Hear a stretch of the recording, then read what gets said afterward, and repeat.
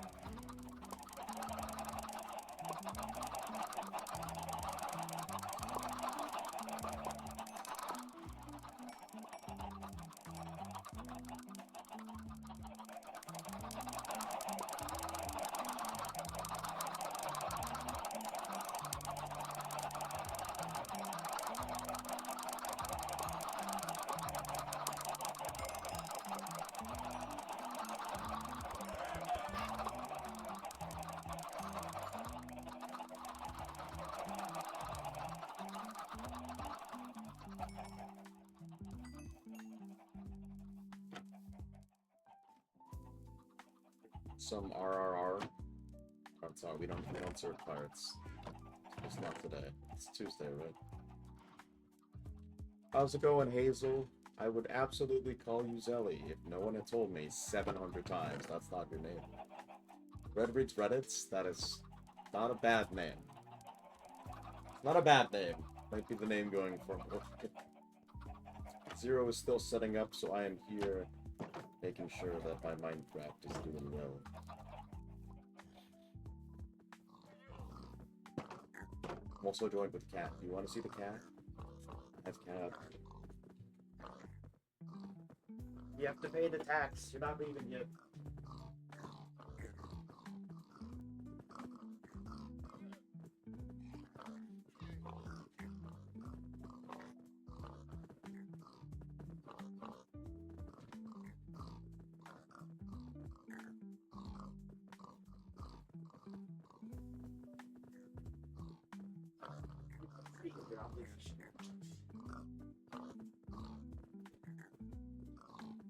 Mandatory cat time. Yeah, I keep a pretty big farm. Just they're here for XP and food. 'Cause as of right now, I'm the only one on the world. But I like stockpiling just in case, because you never know when someone's gonna pay a visit and make a creeper explode on your bridge you work days on.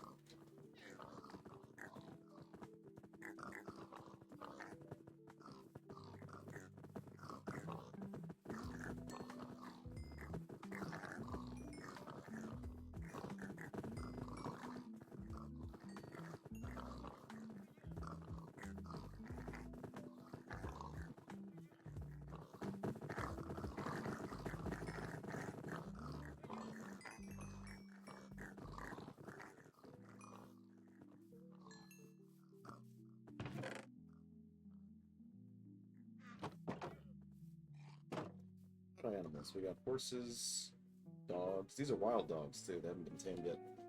Your phone kicked you. You missed the cat. I am so sorry. One cat per stream. Little tiny cat. It's on camera. Sorry. She's got union, so I can't bring her back right now.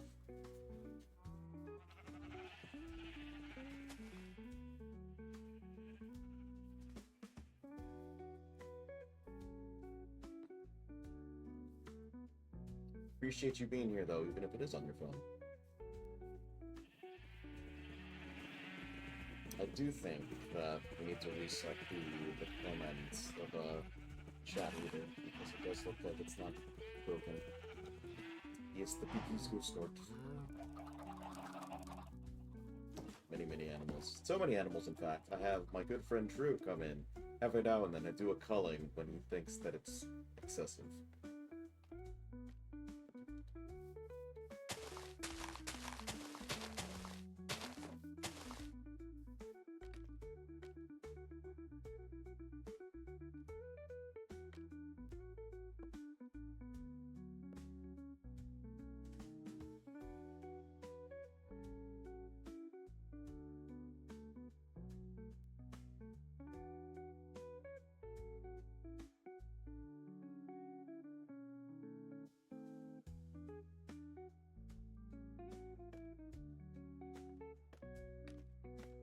Eventually I'll do better.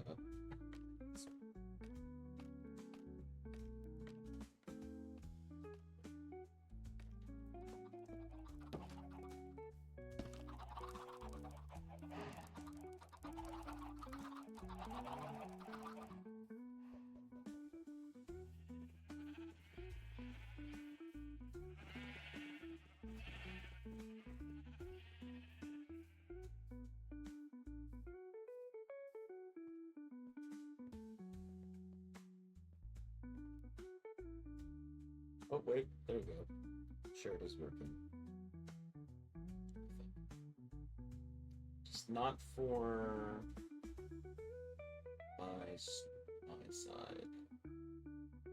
So what the fuck? Oh wait, nope. Share chat started. There we go. We're good. We're good. We're good. We're good. I was gonna restart the stream. You've saved the VOD, Zero. Just because I hadn't started it yet. That's exactly right. You saved the day. Truly, a renowned streamer. The mark of our hero.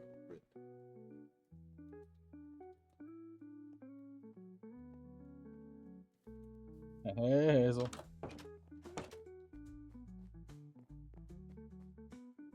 If you like, and this is my roommate. His name is Anthony. Did you name your hand? No, Hamthony. He's Oh, a zombie big man. God. Now, Sabarnar, no, Zero's gotta do adverts and things. It's like waiting for a date with a high schooler, alright? He's gotta do his hair, he's gotta do his makeup, gotta make sure the dress works. No, the hair is all frizzed now, he's gotta redo it. Takes forever to get ready. And actually, I just went to the bathroom. I'm sorry, this is the dude equivalent. He just took a massive shit, bro. I gotta let that air out for a few minutes. Well, more like I took a piss, but yeah. Yeah, bro. So how you feeling? Well, isn't he adorable? Yes. Anthony is adorable. Zero, not so much. Zero is... I wouldn't use the word adorable. Probably not. I think a lot of his constituents use the word sexually charged. Yeah, probably. Yeah.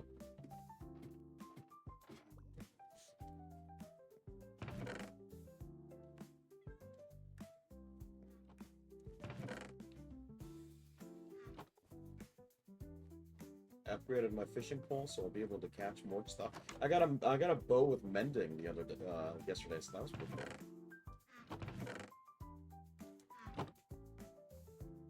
You're welcome. Sharing is important.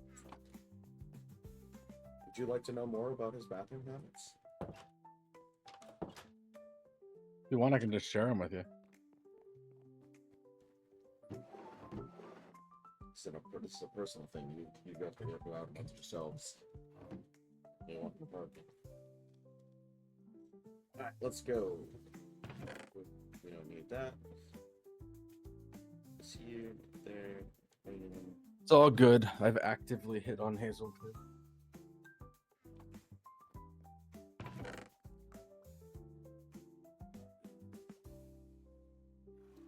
He's a handsome, but this is a bot? Really? You think this is a zero bot?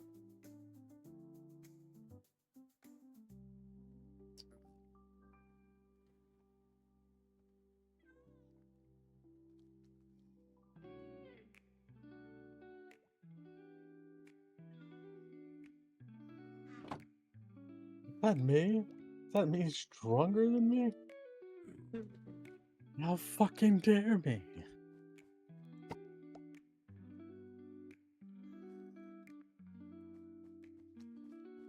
It only required the blood sacrifice of several orphans. Yar.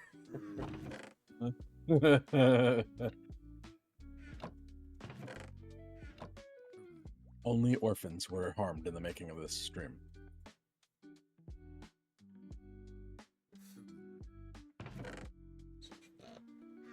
I am totally a bot. Yeah. I don't know, Hazel. You got a good response time for a bot. You need an advance in cybernetics. I mean, ChatGPT's got a good response time for a bot. This is true.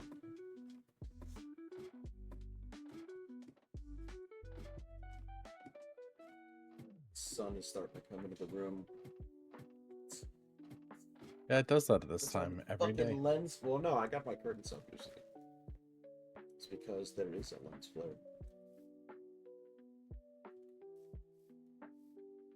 Yarr. Yarr.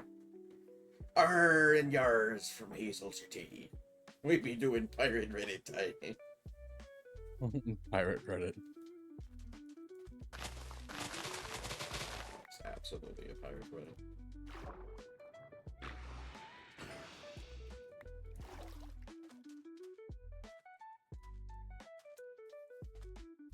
So what are we waiting for? Just killing time for a bit. I am. I assume Playing you're still video. doing setup stuff. Yeah, I got 10 seconds. And then 53 seconds on my ad, but the ad's just an ad.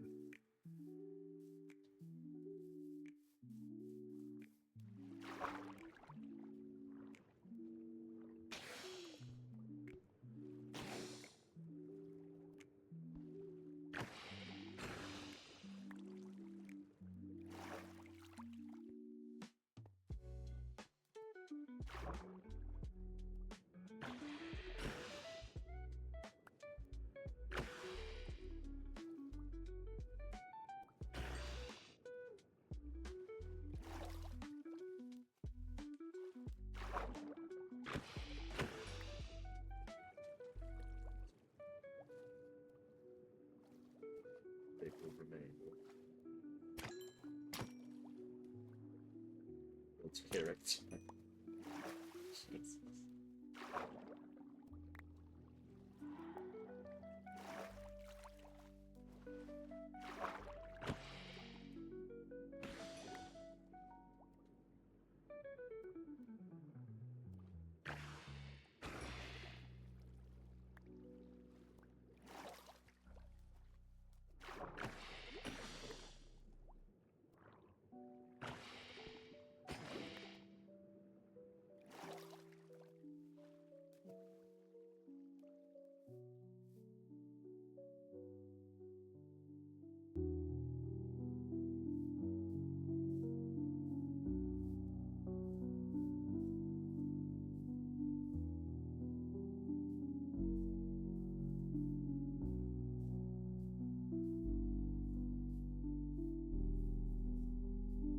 Damn, long ass 10 seconds.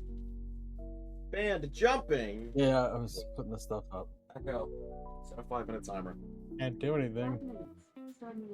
So good to see you, Drew. Glad you could triple your way. There we go. What's up? I want you to know Auto- that doesn't You're- disable what's auto. up? Just I don't know why that didn't work with sound though.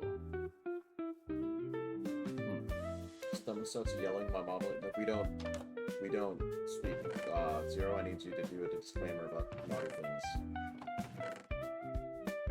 I have my speaker on so I can actually hear both of you. Somebody started yelling at mom here. Please, what naughty things? Who said a naughty thing? Oh no, if her mom hears us say horrible things, we're not accountable. Where is my sword? She's a grown-ass woman. Oh no, where's my sword? Oh no. I just jumped. Echo, reset the timer. True, what have you done?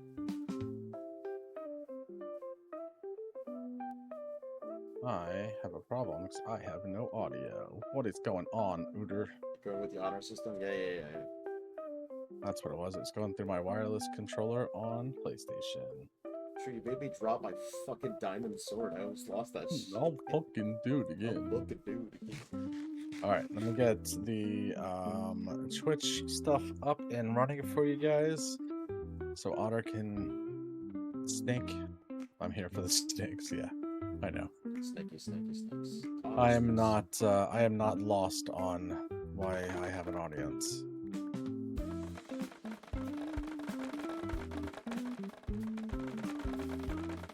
Alrighty, so that's good.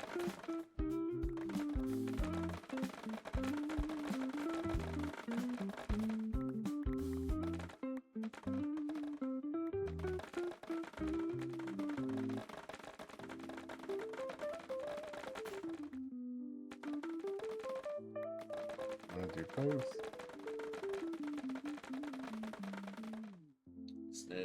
Snakes. Zero is playing hardcore 7 Days to Die. If I am. remember right? Okay. Yes, and one of the integrations he has running in this game is you can spawn snakes or helpful things. Yeah. Helpful things. Helpful things. Yep. Helpful. Like helpful stuff.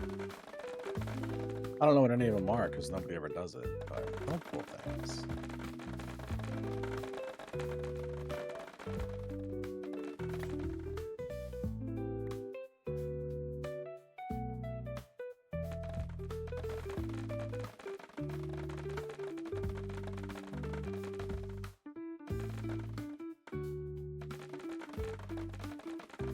People who help get a ton of points. You get 1,500 points if you help instead of do something that's going to hinder. What kind of points, Zero? Pimp points. can't hear Red unless he's talking. If it's in this message. Interesting. You can definitely hear Red. Red's coming through. Cancel. Yeah, that's what I thought. Womp womp. What if instead we got points for harming? Nope. You only get them for helping. Now, if you'll excuse me, I have to go hunting so that I have food. It is. My mom. It's not about the swearing. It's about the horrible context words. Like, I don't know. Now I'm just struggling to think of something horrible to say, and you don't want that. Hazel's mom, we're gonna do inappropriate stuff to your daughter. With Consensually. goats. Bah. Bah. Bah. It just goat noises for 5 minutes. Bah. 18 plus is fine. I'm always intended for mature audiences. It's quite alright, Hazel. It's gonna be 18 plus, I promise. Hazel's mom, you should type too. Gonna do dirty things to your daughter. Or just go out for ice cream, you know. For fun. Definitely gonna be dirty stuff. And she and she gave consent. I give consent. She's asleep. Oh damn. Wake up, wake up, wake up, wake up. Oh my god, the house is on fire! Someone get help! Hazel's mom, quick! Hazel's mom, quick.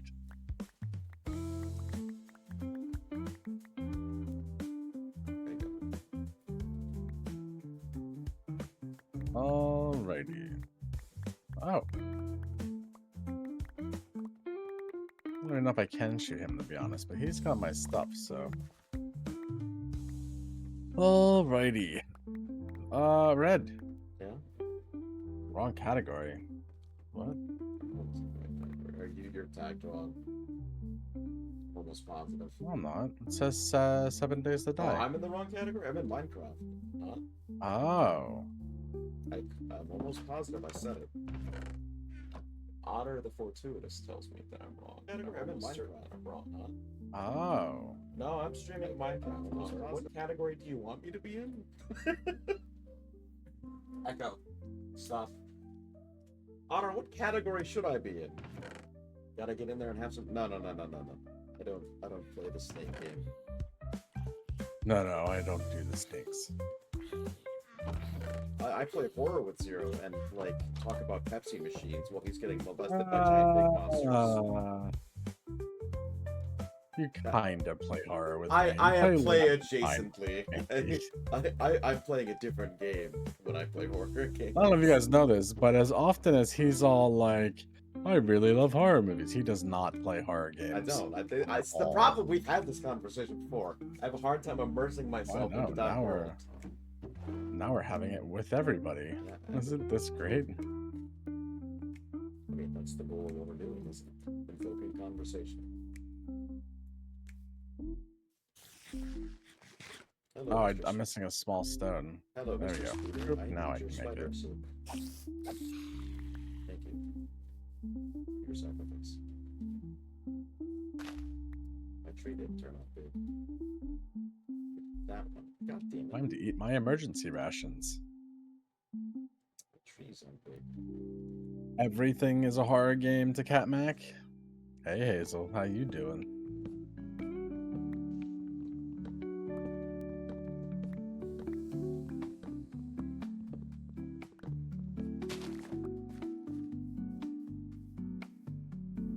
Hey, boo-boo. Hey, Man, I boo-boo. didn't say hey Yogi. Did you know that Justin Timberlake did the voice for Boo Boo in that movie, and he's on immaculate, like, he's a really good voice actor. Justin Cooldown's Timberlake killing you? It's even worse when I'm on quest because you can't do anything. Because hardcore. And after one of my mods yesterday decided that they were just going to give points away. I see your special points there, Otter. Anyway, we've got our first hour, so if you want to do the not the asshole ones, Oh, is that how we're doing? go All right right, all ahead. right. Do the intro. Do the intro. I've done it twice. No, 3 times now. Fuck you. Do an intro. Explain what this is. Hi, everybody. Red's gonna read Reddit now. You know what? He would. He would have read an intro. If an AI would have broken a little script up, he'd have read it verbatim, and I guarantee you that. He's laughing. Red reads Reddit. Yep. He's laughing because he knows I'm right. All right. Let me get to my fishing hole, and then we will start Reddit stories. I am going off of... So we're gonna do random things. I have a bunch of subreddits. If you have submissions, feel free to DMS or message us on social medias. This is the part of the time where I plug because I'm running across the map. So you already have Easier to get a hold of me on Discord, not social media. Unless you want to join a charity, in which case you can reach me on all my social medias. Yeah, do it. Oh, yes, you whore. Do it! Talk about your social...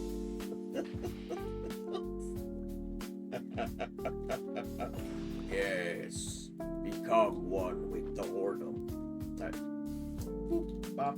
I don't think you really need to convince me. I feel like I'm a poster child. Alright, we're gonna start with one I am the asshole because this one caught my eye as I opened up our Reddit page today.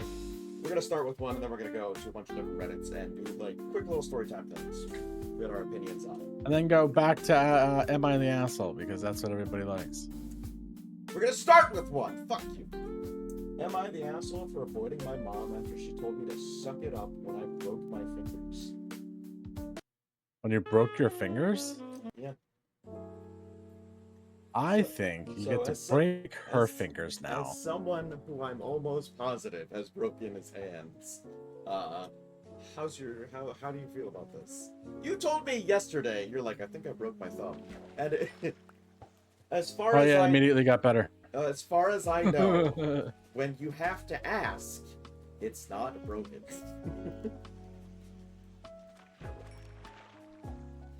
Are you saying that somebody who's definitely broken their hands is me? Yeah, you've broken. Have you broken? Oh, I've fingers? never broken my hands. How about your fingers? No.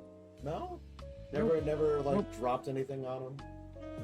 Really? Oh no, and I've punched some stupid shit. Well, I imagine. Right. I got a fishing pole. Cool. Alright. You fractured your pinky? Sorry, you fractured your pinky. Here we go. Am I the asshole for avoiding Aww. Am I the asshole for avoiding my mom after she told me to suck it up when I broke my fingers? I was at the gym. God damn, that's a lot of it. I was at the gym when a heavy weight fell onto 3 of the fingers on my left hand. I was in such severe pain that I thought I was going to pass out. While sobbing, I called my mom, as I am at college and far from home. I told her that I broke my fingers and that I wanted to go to urgent care. My mom has never been empathetic for physical injuries and mental health issues. When she heard me, she told me to suck it up and rest. I figured I would wait for a while. Who knows? She could be right. While waiting, my roommate came in and saw the state I was in. She took one look at my hand and assured me we had to go to urgent care. I didn't want to betray my mom because she always said never to go to ER or urgent care due to our terrible insurance. However, I went and researched the cost of an out-of-pocket x-ray at the nearest urgent care. It's only $200, which I was willing to pay. I told my mom this, and she said, "You better hope your fingers are broken, or else I'm not helping you pay for anything." So I was under a weird circumstance where I hoped my fingers were broken for the sake of saying I told you so to my mom. I finally went to urgent care and got an x-ray. They confirmed both my pointer and middle fingers were broken and may need surgery if not healed properly. When I called my mom back later that day and told her the news, she basically laughed and told me I should be glad that they were broken. 3 weeks have gone by and I haven't spoken to her since. She's texted me and asked for updates on my fingers, but I feel conflicted on why she's suddenly acting like she cares when she clearly didn't in the first place. She's also not someone you can easily share your feelings with, so I'm not sure how to go about our next conversation. Should I just ignore it, or do I bring it up to her? I think you re-roll. Get a new mom. Your mom's a bitch. Get a new one. Yep. In college, there's tons of mommies. You had bad RNG. I'm gonna let you re-roll that one. There's tons of mommies in college. You'll find one, I swear. Yeah. They're in the bed sort of thing. No, mom's a bitch. Mom's a hardcore bitch, and yeah, no. All right. So the next one is from r/legal advice. This isn't Wait, who's the asshole? The mom or the other person? elbow. You broke your fucking hand? Fuck you. You're an asshole. The finger. Really? The finger. For not Wow. Just pull down his Aww. Why you do this? You know why. This next one I'm not sure I should read. It's about human trafficking.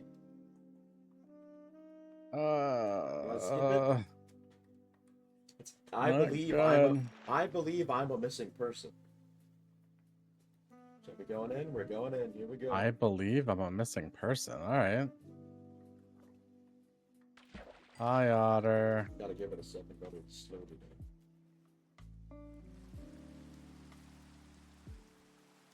It's just not that long. Oh, that's too close not to go to. We're gonna go get that then. This is from LifeBrick7905. I believe I'm a missing person. This is just a story, so take this as you will. I was human trafficked throughout my entire childhood, primarily in Europe, as well as some northern African countries. I have several false birth certificates provided by my traffickers. I vaguely recall having spoken English and coming back to the U.S. A lot has felt familiar. Memories from before are sparse. Memories in general are. I finally made it out a year ago with the help of some friends I now live with. I used the passport name most commonly used by my traffickers to get a flight out of the country I was in at the time. It's hard existing when you legally do not actually exist. So we have been trying to get a birth certificate issued to me. As I do not have any supporting document, it's been more than a bumpy road.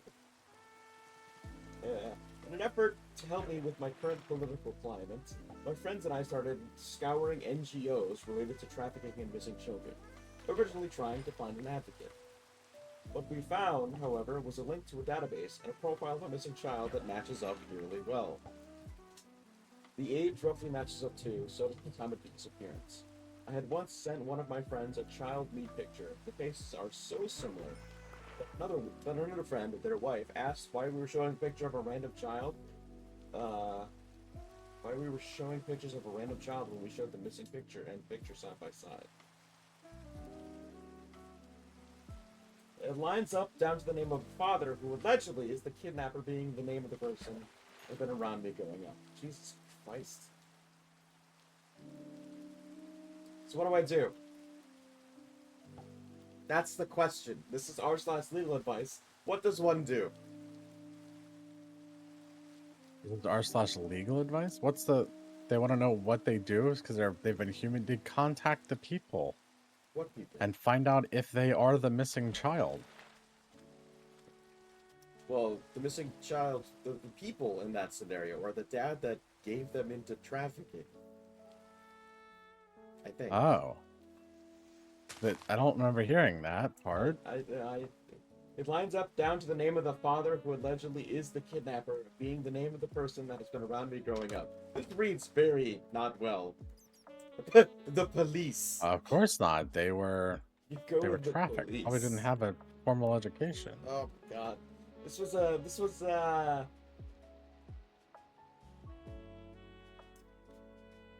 one of the moderators. OP has received advice and too many outsiders are commenting on this post now. What the fuck? Oh, they locked the comments.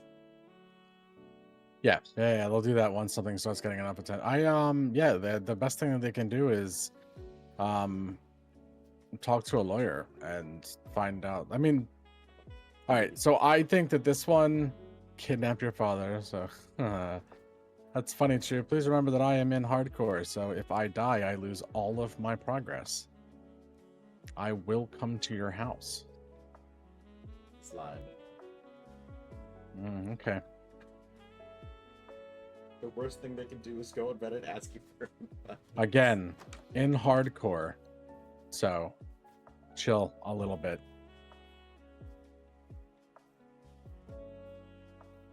My dog. At dinner, my date leaned in and said, "You're in luck tonight because I'm every letter of the alphabet except one." Intrigued, I asked, "What do you mean?" She smirked and All right. said, "I'm not." Is this still legal advice? No. That was a death. I'm not E. I don't know. I don't get it.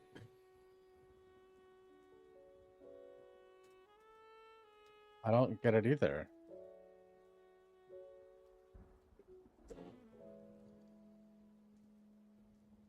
Which Reddit is this? Are we still legal advice? Whiplash. Next one. Tales from Retail. One time in retail, I had an entire company make a new company policy because of me.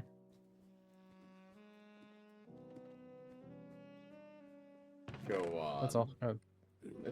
No, you can't do that. You can't go. Story time. One time, I saved the world. All right, let's move on to the next story here. Yes, I can. That's simple. So they moved me out of the position that I was in because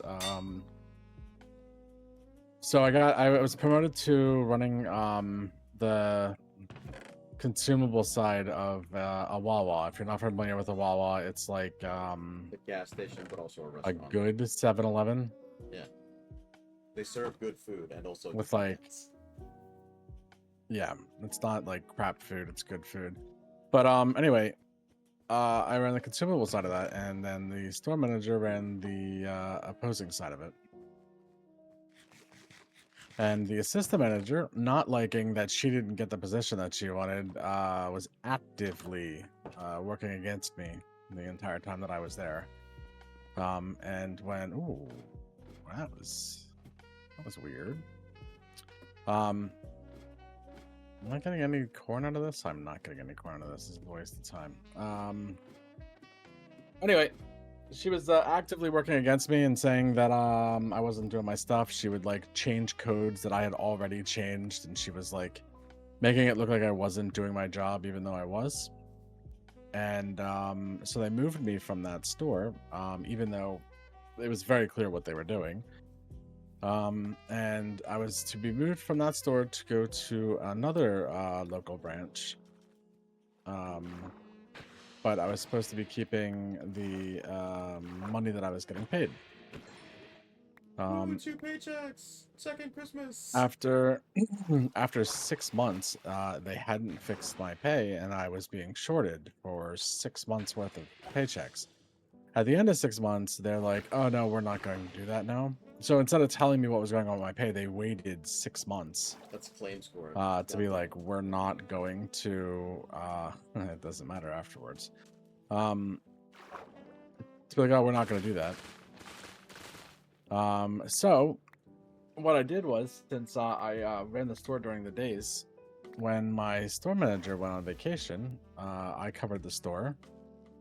The assistant managers also went on vacation. And then, so what happens is, all of the management team, aside from myself, were all out of state. So when that happens and something goes wrong with the store, the area supervisor is required to the area like manager is required to go to the store. So what I did was close the store, and I left them a nice little note about fucking me over. So once the store was closed, well thought out. The area manager. Oh yeah, no, it was something very polite, like you should have just given me my fucking money and not lied to me. It's like written like a serial killer with magazines. Because the store was closed, the area supervisor had to go in, which led to. I gotta find a way. They to were get they were away on like from a here. honeymoon, right? I'm not seeing it. Yeah, the store manager was on his honeymoon, and the area supervisor was telling them that they had to cancel their honeymoon and come back early. To which the store manager started calling me and was like, "You better get your fucking ass back in that store right now, or there's going to be a problem." I was like, "I don't work for you, so this call is a problem. You can't seem to interact. What do you mean? Why can't you interact?" Oh, it's because you have 54 points. You gotta hang out for a while and get more points, Otter. Or you can use your channel points by going into the channel point options and buying points. For exchanging, you try to give yeah, you can exchange your channel points for points for in-game. All you gotta do is just go do your thing. Anyway, after that, they made a policy where managers can't take vacations at the same time, even remotely close together, so that So that the people business don't doesn't shut down. don't do what I did. Yep. God, I'm a big Hazel's fan got of Zero 37. How do you have 3,700? I see. One of the reasons that I feel Fight the that Power Zero. one of the reasons I think me and Otter get along with so well is because we both think the same way. You both have a thorough understanding of bureaucracy. So you have and a to deep hatred for it. give the most helpful stuff within the time frame, and that time frame is going to pop up here in a sec. And then if you were the most helpful, you will get 1,500 points. If you weren't the most helpful, you won't get nothing. Don't get nothing.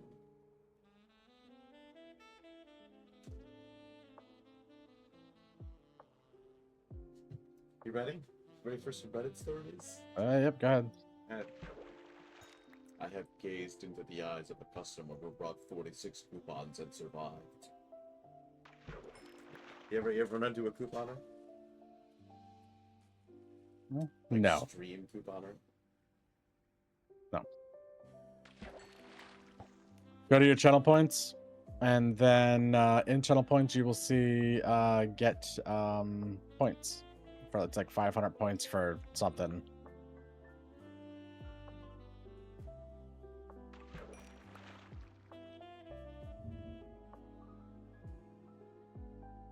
There you go, 500 points. Now you can buy stuff.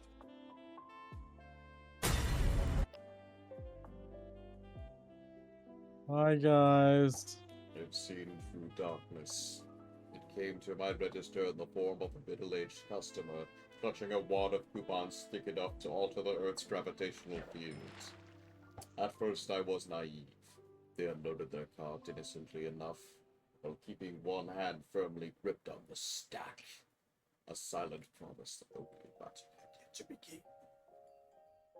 Thus they spoke. I have some coupons. The air shifted. The lights flickered. A distant manager's walkie crackled ominously. I scanned the first one. The system hesitated, as if it knew what was coming. The processing slowed. The computer began to sweat.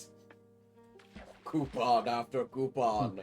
The receipt stretched longer and longer, cascading over the counter like an ancient scroll detailing the fall of civilizations. Customers in line began to mourn their lost time. A child once full of life grew old before my very eyes. Oh. The register screamed in protest. Exceeds coupon limit. Manager override required.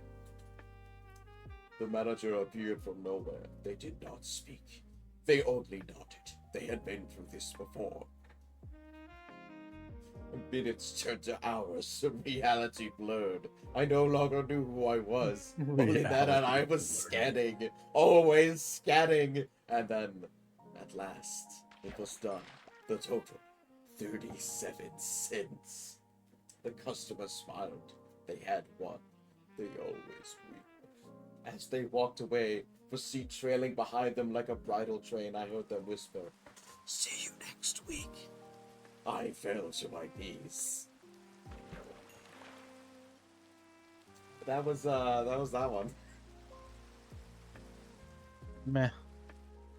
Matt, Meh. you're very critical for someone who doesn't post. Who doesn't post? Yeah. Post what, on Reddit? Yeah. I absolutely post on Reddit. Nothing that we can read, though. It's my dick in a box.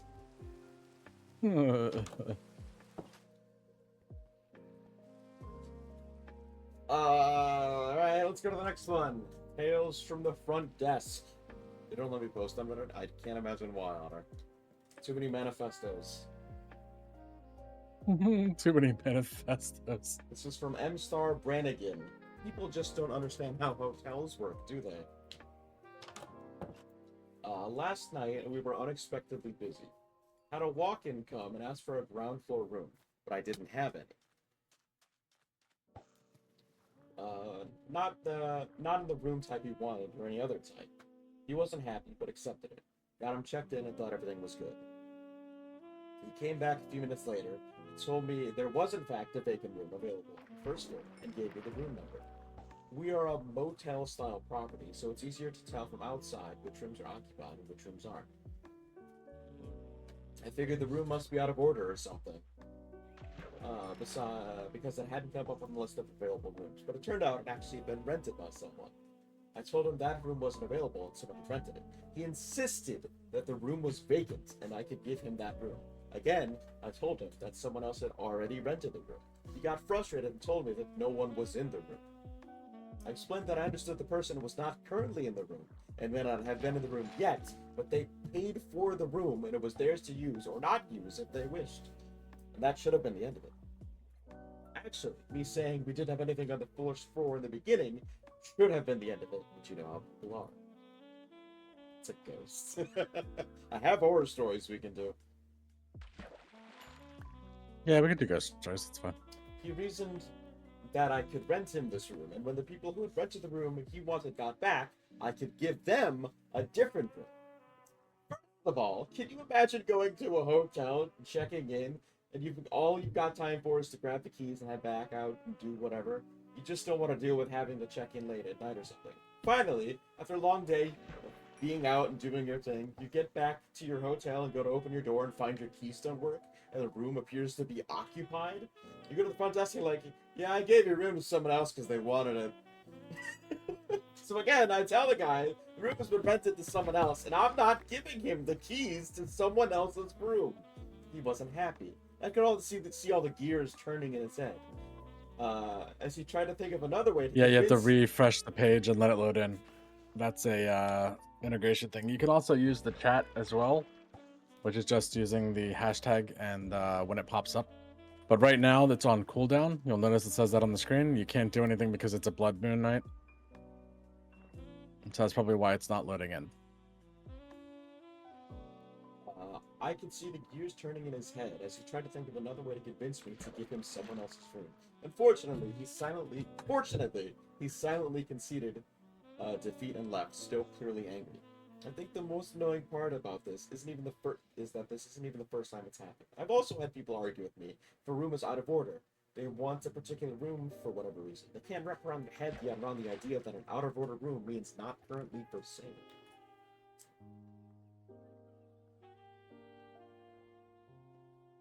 Do you want to do horror, or do you want to do more Tales from the Front Desk? We can do horror.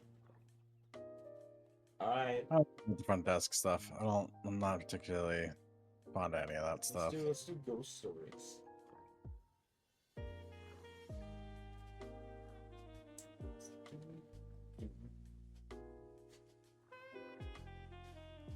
I agree 100%, Otter. Unfortunately, we didn't make it.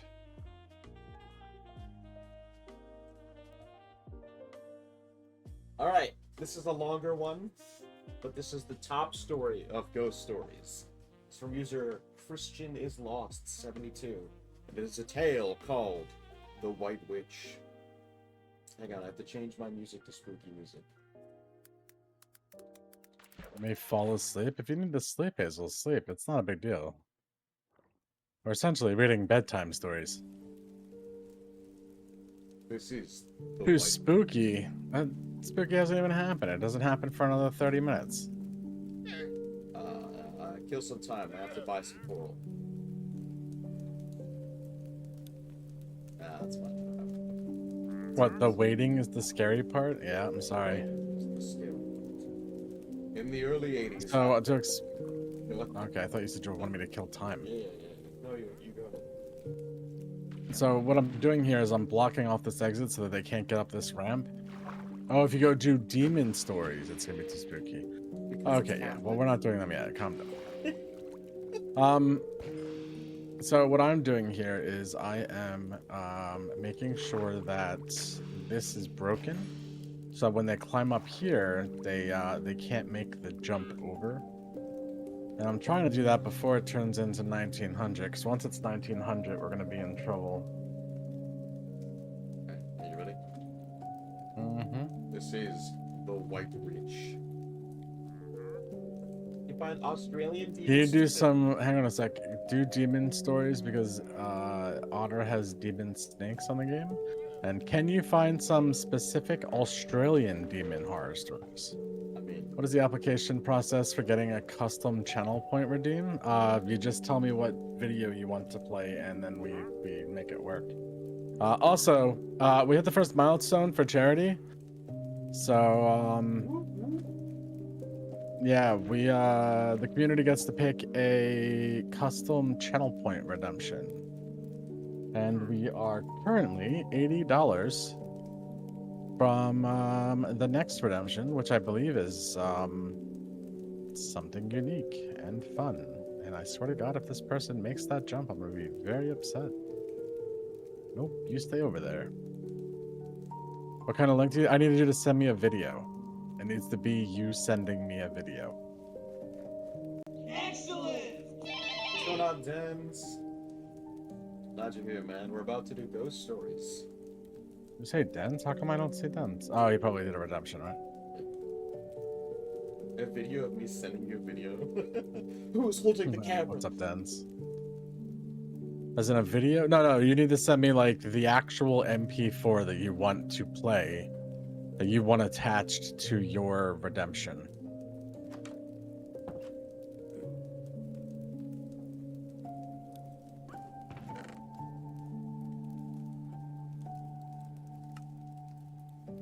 Sounds fun? Oh, Hazel, you can send me an MP4 anytime you want. Not well, The moms. limits? Yeah, the longer the video, the more channel points it's going to cost. And channel point redemption ones are limited for I think it's like 7 seconds. Anything past 7 seconds, if that's what you want, will require bits. You'll need to think. Oh, you take your time, Hazel. Anyway, Brett, go on. Like you motherfucker. Just enough time. All right.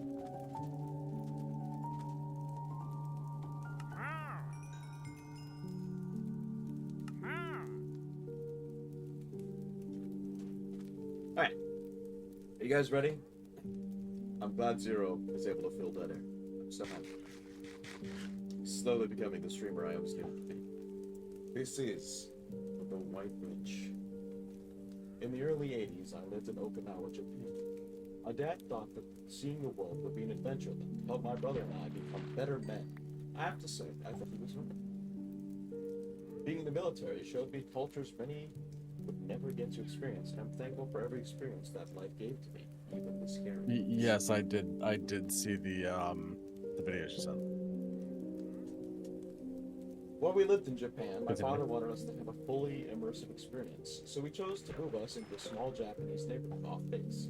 We lived in a little house at the top of an enormous hill, a cul-de-sac that overlooked, I kid you not, part of a huge zoo, and on one side, a fairly large cemetery. Our particular house was set far above the monkey habitats, about a mile downhill. Between us and those habitats was nothing but thick Indiana Jones-style jungle. Jungle, the neighborhood kids and I would tromp through endlessly, ignoring the local warnings about poisonous snakes and ancient untripped mines from World War II. Don't go in the woods, kids. There's bombs in there. We were the only American family living in the cul-de-sac, completely surrounded by Japanese families, and it was amazing. The kids loved us, and although we couldn't communicate through language very well, we understood each other perfectly. Well, most of the time. Opposite us was an older couple with a lush garden surrounding the property. The older woman wanted us to call her Mama-san, and she had us helping her garden whenever she would coax us over with green tea and chocolate/banana cookies. We loved her. She was so welcoming and generous. As was everyone else, actually. We lived in a wonderful neighborhood. The only drawback to Mama-san's house, however, is that she directly overlooked the cemetery. That cemetery was unlike any cemetery I had ever seen before. Because Okinawa was an island, burials don't happen here. Instead, above-ground crypts are built. Many of them built near the sides of hills that make up the island. The crypts are large, made of huge arcs of polished stone, set over a large square of that stone, which is a square insert in the middle of it for the coffin to be placed on the inside. Once inside, the square is inset. It's a fucking crypt. Leaving a kind of shelf on the outside so that offerings could be placed.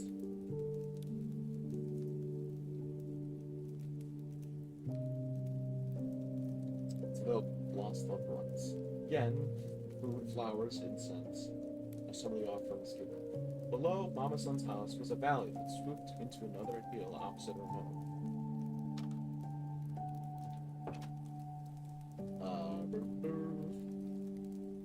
The valley, both the hills were covered with those crypts, spider webbing up and down. Through the crypts were various stone step pathways that were old and badly maintained. It was quite a sight. So just hills and hills of mausoleums and empty. Gene Dyer, you're gonna ban a word while I'm reading a fucking story, Otter? Otter, that's not how this works. That's really clever. Oh, yeah, well, I guess let me hydrate. Fuck everyone else. Fuck you guys. One evening, Mama-san asked me to come visit with her alone. She had something to show me, but it was only for me as older brother. Intrigued and a bit proud, I agreed. She took me back to her garden and sat me on a thick wooden bench. Yeah, this is getting kind of creepy. She sat me on a thick wooden bench. I got something to show you, but it's only for you. We're gonna go over here so I can show it to you. All by ourselves. I'm not allowed to hydrate.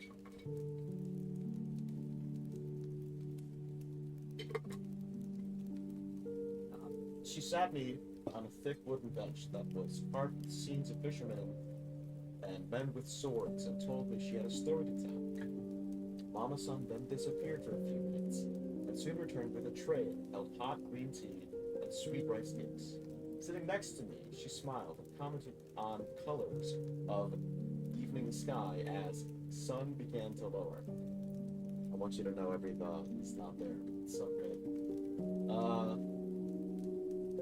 Mama-san said that she had seen me and my brother and some other kids daring each other to follow a stairway path down into cemetery. You have to understand, path from our little home down to the cemetery consisted of hundreds of steps, many broken or cracking, in and out of bushes and at a steep incline. It would be dangerous for anyone. But real test was seeing how long we could take walking through crypts at night. Mama-san wanted to explain why that was a bad idea.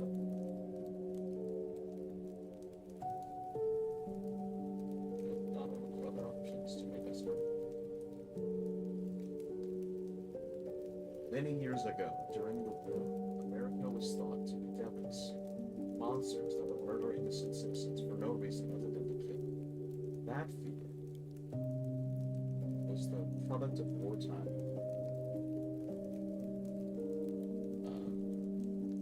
Wartime propaganda used to encourage young men to military service and farmers to fight alongside them. Many didn't. Many ran. Nowhere to go, nowhere to hide. Hundreds of Japanese citizens hurled themselves off a cliffside rather than face tortures at the hands of the perceived enemy. I was terrified of this. I had no idea this had happened. I was mortified and hit with such sadness I started to cry. The sun was setting. The sun was setting, and the sky went from pink into blue to a deep orange and red. Mama-san reached out, held my hand, telling me not to worry. This was in the past, and past is something we must always remember so we never go back. She went on with her story. One young woman had followed through the sacrifice with her 2 children, but she survived the fall. She was in a coma for months. When she did regain consciousness, she was horrified to realize she was not with her children. They had been buried somewhere in the cemetery below, in an unmarked crypt that held many others. The woman would spend days and nights searching the cemetery, crying in pain. The torment of her loss unbearable. Until days she threw herself into ocean to hopefully be reunited with her lost family. But they say she never found her children. Her act of suicide doomed her to purgatory. She would remain tortured for eternity. The sun had disappeared. The cemetery drowned in inky blackness. The main path dotted with dim, broken lights, feebly illuminating small areas. Mama-san continued.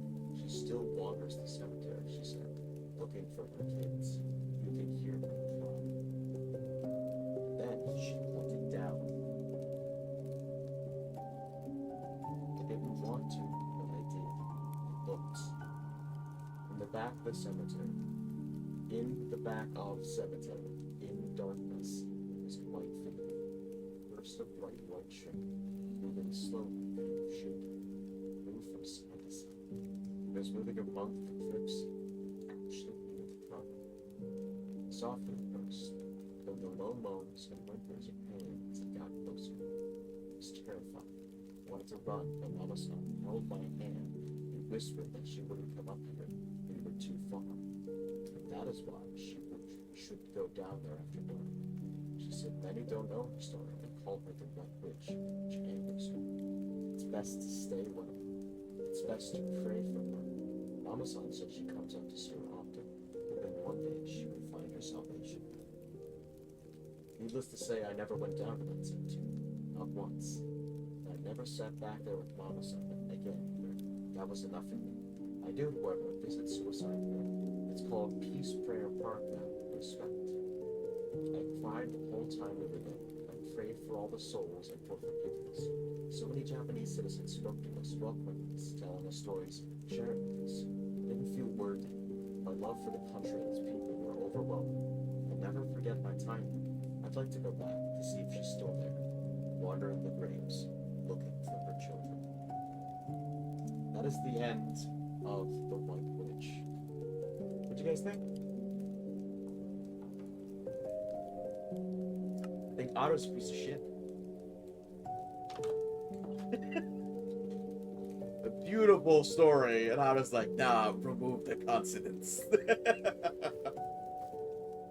You guys still there? Sorry, I didn't unmute. It was alright. I muted so I could talk to chat while you were reading as well, so I wasn't talking over you. How would you have ended it? What do you mean? The story? Yes, that's what they asked. How would you have ended it? I don't know. Some it's people have different. That story has a very grabby vibe to it. Grabby. Come here, little boy. Oh my god!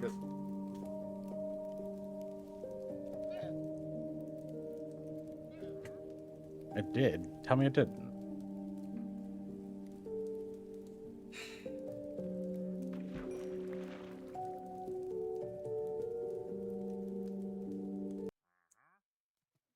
Yep. Has it been an hour yet? Are we an hour in? We're an hour in. It's time for Am I the Asshole yet? As soon as the Blood Night's over, I've only got about 4 hours left. Oh yeah, just. It's about 10 minutes. Another story or so. How would I have ended it? I don't know. I think it wasn't So ghost stories like that are weird because they're not scary, they're just foreboding.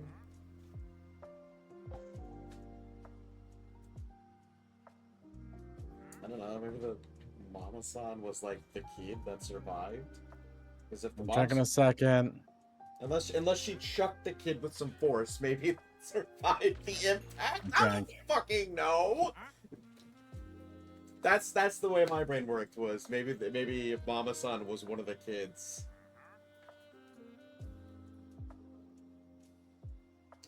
Just whipping children, flapping them out like they're trying to wring out a towel. Come here, little boy. Telling you, man, that story was very grabby. I can tell you didn't have a lot of adult figures in your life. Oh no, I raised myself. I'm familiar with the maternal grandmother figure in fiction. I can disassociate the grabbies. The story was very grabby. That's all.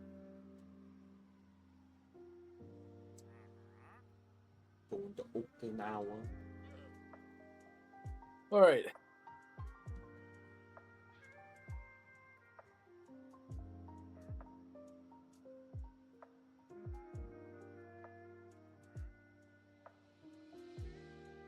You're a tired mommy? Yeah.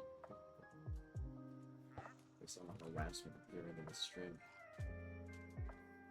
It's not harassment if it's mutual, bro.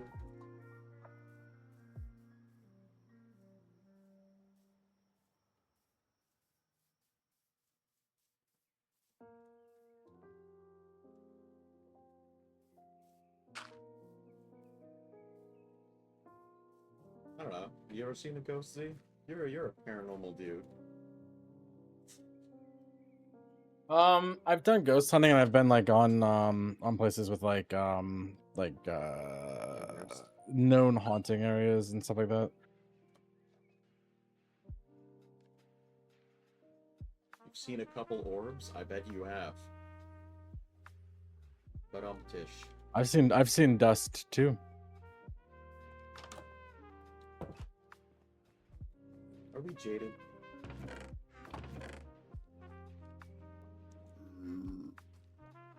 Just because we don't, is it? I think I've talked to you about it before. You said you want to believe. You really do. There's just no evidence. I do absolutely want to believe. The problem is that there's too many people out there that fake and lie and do all that kind of stuff all the time. And yeah, it just ruins it for actual ghosts. Assuming that they were any. I'm ruining it for the real ghosts. You're all haters. I was a ghost before it was cool. Think about it. 170 years from now, there's gonna be a ghost that's just working. Listening to its iPod. Oh my god. I think my problem is or what I was saying, what's this button do? I don't know what any button does. What button you pressing? That gives you points so that you can cause problems. Those problems will happen after the blood moon, though, because right now this is hardcore, and hardcore will completely make me start over if I die. So it is in favor of me, even though everything is active.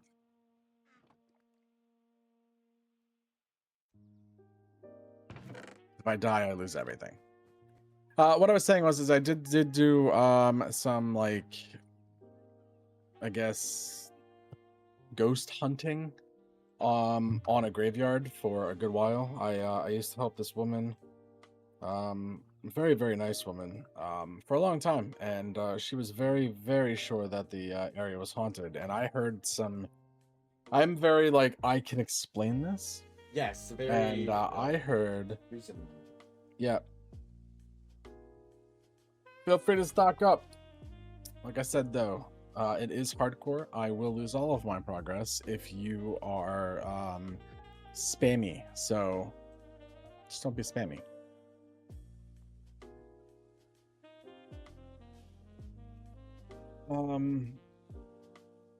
So there was yeah, you can do whatever you want, just don't spam it.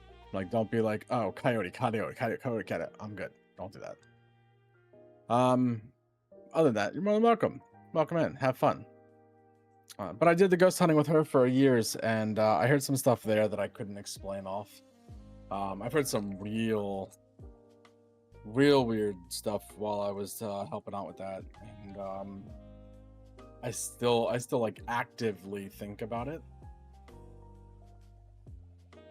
But and there's not a lot of things that like I actively think about like on a normal basis. One of them is that freaking 2-3-year-old that makes himself a full chicken The father's every day.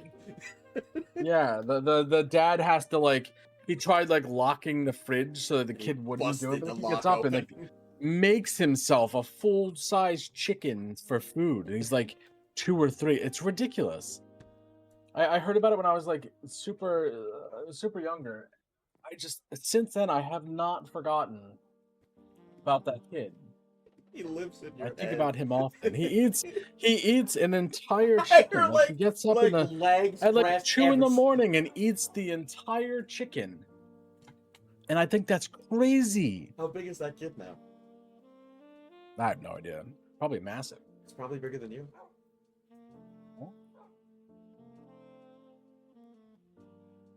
You guys ready for Am I the Asshole? Yep, I'm good for that. Okay, here's the first one. Am I the asshole for telling my parent friend that she needs to cook, and that's why her daughter isn't eating? That's rude, Red? What's rude? What's rude? What's rude? Go on, tell me. I want to know.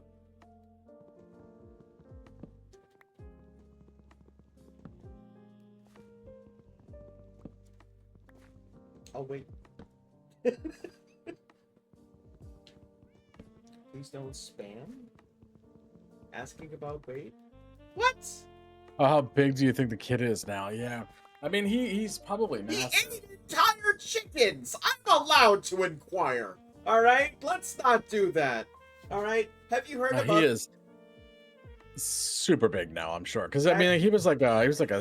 I think the reason that the story was happening was because he was like a 3-year-old, but he weighed like 90 pounds or something like that. He was Yeah. like a big. It's not that he big, was big. fat. He was fucking built. It's just protein. That kid is gonna punt through walls if he fucking feels like it. That kid's a linebacker. Alright? Yep. I am all for people living their life as they fucking want. If you find happiness eating food, fuck yeah. Do I want abs? Absolutely. But I like pizza. Well, by the way, he's not yelling at you. He's So just when- yelling in I'm general. excited because you know what I want to talk about now that we have people listening here? Have you heard about that chick who couldn't get in a lift car? Oh. Do you want to talk about it? We can talk about it if you want. No. No, you don't want to talk about it? Okay. Everyone here who knows that story I heard- wants so- to talk about So I heard that she is a rapper. it. She has a career in music. Um, Yep. That's yeah, what I'm prepared to say. I don't have abs. I like pizza too much. That's what I was saying there. Equality. I'm sure somewhere underneath there are abs, but they are not visible. I forget what the joke was, but Zyrana said that she was like DJ McChicken or Mick Snack Wrap. I forget what she called her. But yeah, it was Let me I don't know. Let me Google it real quick. Fat lift girl. Here we go. First result. maybe don't. That's rude. I mean, I know that she said like she identified as skinny, yeah. and the guy that was doing the interview said you realize that we had to move a booth over here because you couldn't They fit had the to chair, move a right? couch so she could sit down. Yeah, well, no, it was they disassembled a booth, dude. A booth. A booth. They moved a section of a booth. Not a section. It's of also couch. she's like, I don't They say took it fat apart. because I find it offensive. In her rap songs, No. she calls herself fat. It was the F word. Doesn't call herself the F word. Yeah. Identify as rich, but I have 0 pounds. Hell yeah, I don't know. You're rich in personality, and that's Yeah, I mean, kinda.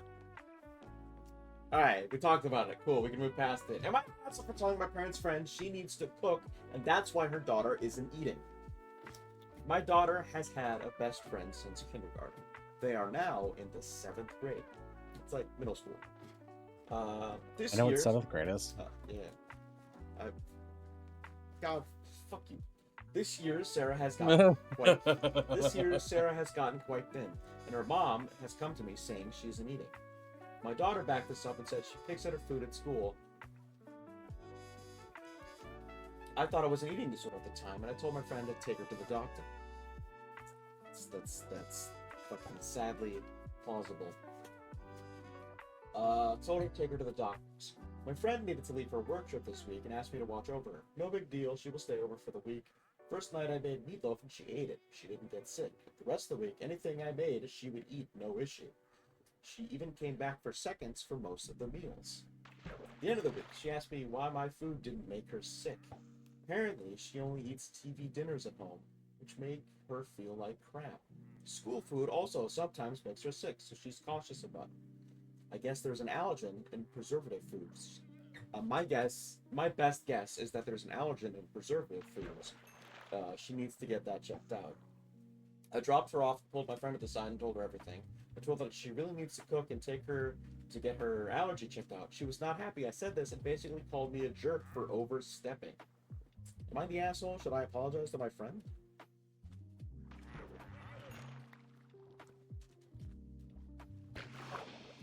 So it depends on how she phrased this, because the person telling the story could have been like, "Hey, all you do is feed your kid TV dinners. You should probably take them to the doctor to make sure it's not killing them." Or like, Yeah, well, I mean that sounds like there could be an allergen or there could be something like that. But I mean, yeah, also if you're not giving your kid like actual food, then meals, yeah, you're definitely part of the problem. Also, yeah, that's child welfare. You're absolutely not the asshole for that. You're looking out for your friend's kid, absolutely. Absolutely. Every kid should get school lunch.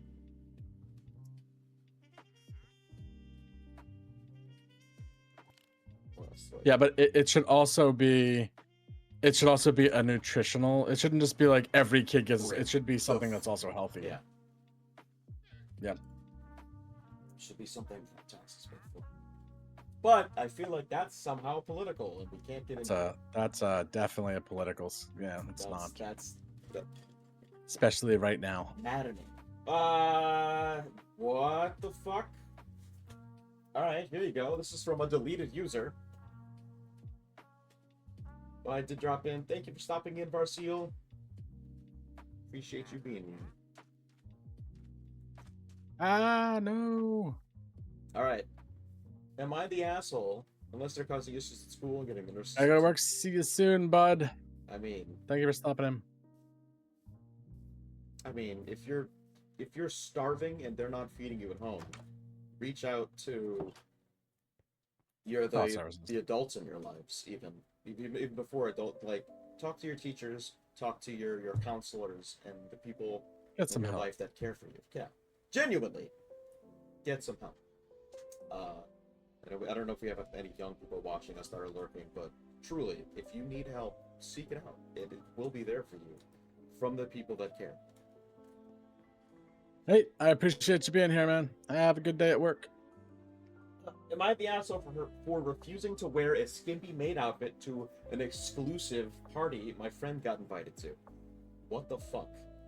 Was it a wear a maid outfit party? So it's it sounds like it. It sounds like you show up, you're wearing this kind of thing. Yeah. I mean, if that's what the party is, then yeah, you're kind of an asshole for not wearing it. No. But like, don't go to the party if you don't want to like take part in it. Now, hang on. I'm gonna avoid reading anything here. What do you think the story is? I feel like the context immediately. I have no idea. Well, fucking make it up then. What do you think the context is? Because my feel is, hey, I'm a young, No attractive idea. woman, and the only way they're gonna let me go to this party is if I dress up. Yeah, no, fuck that party. Yeah, but if you're being invited to a party where everybody's being dressed up as a maid, because it did say I think this exclusive is a- maid costume, right? I think this is a thing where you're being invited as eye candy, and everyone else is just going to a party, and you are the entertainment kind of. That's the vibe. All right, let's. Then I think we just It's need the context. exclusives Let's in find quotes out. that's kind of throwing me for a loop here. This is from deleted user, so they posted this and got the fuck off of Reddit. Probably a good reason. Probably a bunch of people wanted to see what they look like in the maid outfit. I, 22-year-old female, live with my friend, another 22-year-old woman. She recently met a guy at a beach party, so she's pretty much obsessed. You'll be with the pets. That's fine. She's pretty much upset with them because he's come from a well-known, well-off family in the area and has a certain level of status associated with it. She told me they were sort of dating, and obviously I've been supportive through it all. After all, I'm their friend. Sort of dating. Oh, girl, you can get your heart broken. However, I've met him a few times, and I don't exactly hold favorable opinions of him. I didn't tell my friend because I wasn't fully aware of my views yet, and I didn't want to be negative. Anyway, he's throwing a party soon and invited my friend. He asked her to bring me along, too. He said it was a themed party and that everyone would be assigned a character/style to wear. He sent my friend a picture of our outfits, two skimpy as hell maid outfits sprawled on a bed. I immediately told her I would not be wearing that shit, especially not to a party with a bunch of strangers. Initially, she thought I was kidding, but then understood that I'm serious. She said that wearing these fits isn't a big deal at all, and I need to stop being so prudish and serious. I told her that it was humiliating, but this guy thinks it's perfectly fine to request two women to wear that to his party. Like, seriously, you're asking two girls who are clearly not as rich as you to dress up as maids to your party. I asked her if she sees anything wrong with if she seriously sees nothing wrong with it. And she said no. But that he just has weird taste and might be a weird rich people thing. Once I told her again that I will not be wearing some skimpy ass maid costume. Not only is it embarrassing, it is especially disrespectful to me because I don't have any sort of meaningful relationship with the guy, and he thought it's appropriate to include me in this request. I told her that I won't be wearing the clothes, I will be going to the party, and from now on, I'm gonna avoid him altogether. We had a massive argument, and she said that I'm lame, boring, and not being a supportive friend. She said that instead of helping her, I'm ruining everything and being a killjoy. When she fed back to that guy, I'm refusing to participate. He even asked her if getting paid for it would change my mind. That made it even worse. Apparently he told her that I have the right attitude. Apparently he told her that I have the right attitude, which makes no sense as I've been better all this time. That his friends would love to get to know me? The fuck? Getting angry typing this. Pretty upset and told my dad about the situation. The party's tomorrow night. My friend's set to go alone. She's not talking to me right now. Am I the asshole or she? I feel strangely very guilty, even though I'm standing up for my boundaries. Am I the asshole? No. She didn't want to go to a party dressed as a maid, so don't go to a party dressed as a maid. Yeah, I don't see what that problem is. That seems like a very it's real one and done there, and I feel you don't want to go, don't go. Her friend wants me to. I also feel like there's assumptions being made. Like she's assuming that it's because they're not wealthy, and she's assuming that not everybody else is going to be wearing similar clothes, and there's a lot of assumption going on. They're skimpy it's outfits comfort. is more the point. Yeah, and maybe everybody else is also in skimpy outfits. Maybe that's the type of party that it is. I feel like there's a lot of assumptions being made. Is all I'm saying. And if you're not comfortable with it, then all right. don't Let be me phrase it this way: is she right to be outraged at the assumption that outrage? I think is a little much. Well, that's because what I feel like she's outraged. We're assuming. Listen, based off of what she's saying and how she's viewing it, I understand why she's angry. Yeah, is her. However, the way that she's viewing it and the reason for her outrage, I feel, is not founded based off of what she's saying. You think her reaction is overzealous? Is what I'm gathering. So like let's look at Halloween, right? Okay. There's slutty parties for Halloween all the time where people go dressed as slutty versions of absolutely everything. And that's a theme for a party. And if that's the theme and everybody's going in there, okay, then it makes sense. All right. So let's say this dude throws themed parties all the time where he picks out the themes for people randomly. And we're just not being told the random part. Well, this is his sort of. They're not dating either. Her best friend. They're sort of dating, which makes it kind of fucking weird. Like, sex. They're favors. sleeping together. Yeah. Yeah. No, they're just. Okay. First off, It's you can be sleeping with Yes, somebody and it not just I'm- be sex yeah, favors. I get it. My point was, hey, I dress up in this outfit. Also, bring your friend, who you're not like associated Yeah. with in any regard. That's kind of fucking weird, right? No, because let's say But he she knows doesn't that the know if friend is she's a thing. into it. Listen, what I'm saying, man. You can't just ask and then not listen. Listening.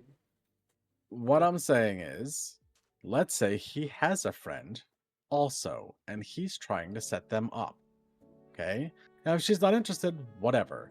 But if he is just being like, hey, here's something for your friend. Here are the outfits for your theme, and I'll see you on Sunday. Maybe it is just as innocent as that. There's a lot of assumption in her story. Okay, now I understand why she would feel uncomfortable. I'm not saying she's wrong for feeling uncomfortable. I'm just saying that it is possible that she's just being uncomfortable. Almost saying, if you're throwing a party and you invite a girl, you do ask for her to bring more friends. The fuck I do. I barely able to ask Normally one take your throwing person. a party. I've never Oh yeah, been well to a you, party. yes. Almost like you gotta bring more chicks. The dick to chick ratio is just out of whack. Elmo with his fucking frat boy hat on. Elmo running Pledge Week is something that's cursed, and it needs to not exist. Really? You would ask? Oh yeah, bring more girls. That's really something that happens? It's not just like I thought. So let's say you're going to a party, all right, and Explain I'm the going ratio. to invite Hazel. All right, Yes. Okay. I'm gonna say, hey, if you're having a girlfriend, you want to bring Brown. I'm gonna have a lot of friends there. Period. End of story. There doesn't need to be any other kind of conversation about it. It's not even being weird. Well, Bring your friends. What is weird about that? it's the introvert in me. First, let's get that out of the way. It's like Again, but that's the being uncomfortable part I'm talking. yeah. Maybe what it I'm was just a saying matter is, of the uncomfort. what I'm saying is, oh, I've invited one person, and then you're just like, oh, you should also bring someone I don't know with you, just to spice things up. Is that the gist of this? Yeah, see, I think that you're looking at this very much from the I think that there's something nefarious going on and there needs to be a No, ratio. not I've nefarious, never but like, once, I as don't somebody know who has this thrown asshole. a lot of parties, right? I have never once thought to myself, we need more women here. Or, Elmo hey, has. there's way too many women here. I've never had those thoughts ever in my life. I've just always said, yeah, bring your friends. So That's it. I Just think- bring I your think- friends and whatever you're going to drink. I think it's very much the delivery of that. Yes, I understand more when it's like, hey, we're throwing a thing. If you want, bring some of your friends too. And that's all it is, It's for how you handle that. When it's just like, bring your friend, put her in the outfit. And Yeah, but see, that's if you weird. feel uncomfortable, or let's say you're not used to going to parties, or let's say you're not used to that social circle, and you're already uncomfortable, when somebody says something like that, you are going to hear it in a more nefarious tone. You're gonna hear it like, I want you to wear this for me. Yeah. Instead of like, yeah, we're doing a theme party. Here's the costumes. I'm sure. So what I would suggest in this is instead of just being like, oh, I'm not going if that's what I have to wear, like ask for a different costume. Like Sexy and if they're like, no, nurse. I want you in that, then yeah, there's absolutely something wrong going on. What's But if they're like, yeah, no problem. Here's So, here's the other costumes that are as still up. far as costumes party go, I'm running this on because I'm running back to my house. As far as context goes, what other costumes complement sexy maid outside of maybe Clue? That's the only one. Have you where ever? So have you everyone's never dressed been fi- to like a You've never been to like a Halloween No. party or get together at all? No. Okay, so there's just sexy versions of everything. But That's that's it. not a theme. Sexy Freddy That's just Krueger, horror. sexy Jason, Horror isn't a just sexy theme. whatever. You So gotta what's the like. command? It's the pound sign, and then it is whatever you want to do. There's also a side thing that you can use for the extension, but right now we're on cooldown because of the blood moon that just happened. And once the cooldown goes away, then you'll be able to do stuff again. But the blood moon just happened, so we're still on cooldown. I think. So yes, I'm aware. Yeah, see, sexy, but like, sexy schoolgirl. unless, like, what are the dudes dressed As I get as? older, sexy schoolgirl seems very it's less you. not as sexy Just as tell it them used you to like. be. Just tell them that you like skirts. Just say that, all right? Yeah. Just like, yeah, I like how you look in the skirt. And then she's like, oh, okay, we'll do that. And then it can be an actual outfit, not just put on the uniform. You just nodded. Oh, that's gross. Assume position. It's more sexy secretary than sexy schoolgirl now. Absolutely. Or librarian. Yeah. Absolutely. Alright, we ready for the next one? Yeah, it's fine. Go on. Ooh. Ooh. This one's rough. Am I the asshole for accepting money from my parents for my wedding and then eloping? What is eloping? I don't know what the exact timer is. It'll just it'll kick on here once it's out. What's eloping? Because we just went through. Hang on a sec, dude. Because we just went through the blood moon. I think probably, if I had to guess, I'd say like in the next 5 minutes or so.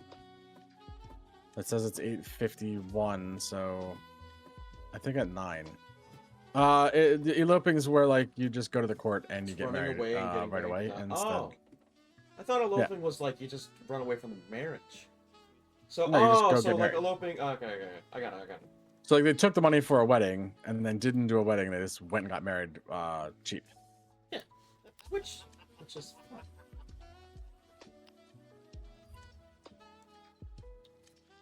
Dude, this does seem really long, doesn't it?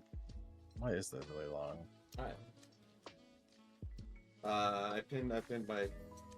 I accidentally pinned "It's Getting Married Secretly" instead of my fucking YouTube link.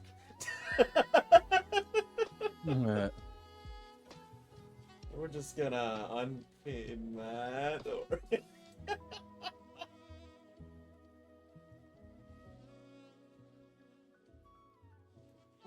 I need to find food very badly. Yeah, we are gonna run longer today. We moved lunch back just for you guys. We're gonna do Reddit stories a little longer. About like an hour, I think, is what we said. Extra hour. We'll see how it goes. We'll just see. If we get hungry, we go. Am I the asshole for accepting money from my parents for my wedding and then eloping? Probably.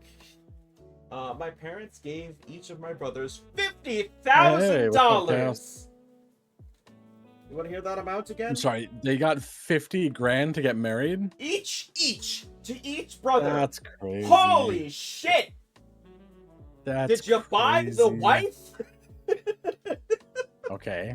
First off, I'm pretty sure that costs more. But let's not talk about buying people. Let's be Italian. Son, be up which brother? Goddamn right. Holy shit. Really? It's 50 grand. Elbows. Why are you also... So hang on. Zero values his marriage certificate a lot more than $50,000. What's your price? 50 grand? What's your price? Like who's Elbows on board? Elbows over here. I will sign the paperwork. You know how quickly 50 grand goes away? You know how many castles I could buy for $50,000? 50 grand doesn't even doesn't even cover let's just say like a medium to high-end vehicle anymore. Like, value yourselves a little bit better. Come on.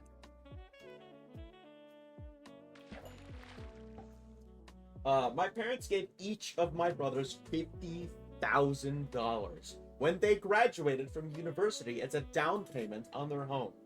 When I graduated, they did not do the same for me.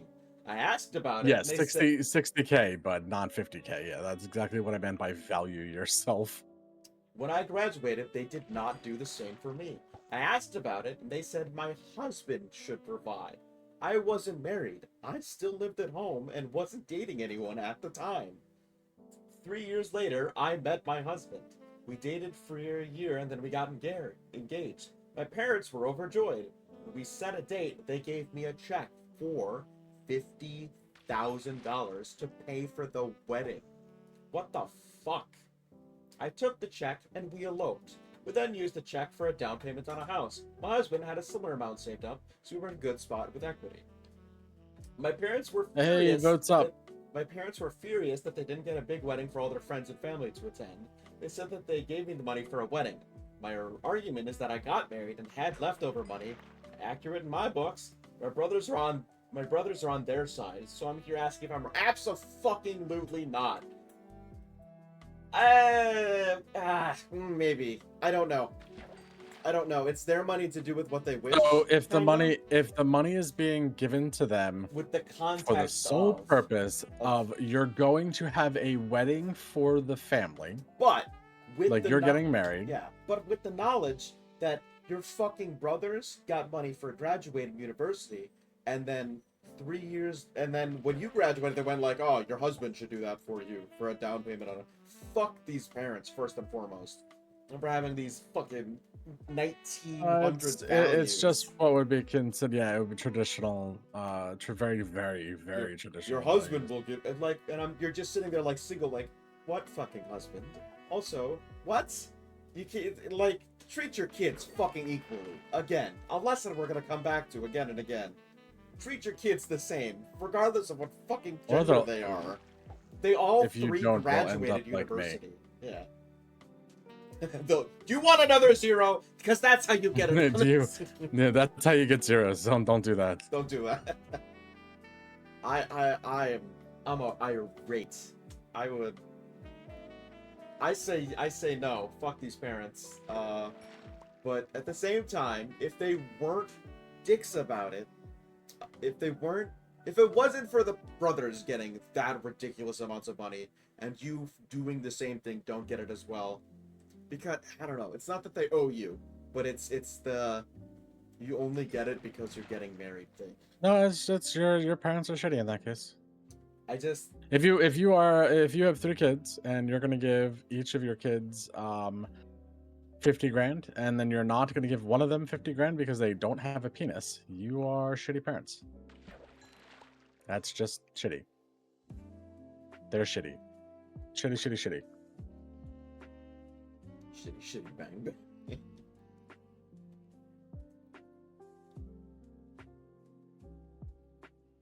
How dare you not have a penis? Here's one Zero's gonna enjoy. Am I the asshole for always putting my boobs on the table? Sorry, what? Am I the asshole for always putting my boobs on the table? I'm gonna say no immediately, but that's because I'm okay with boobs. But go on. Yes, more please. Was that it? That's I guess what just happened. Yeah.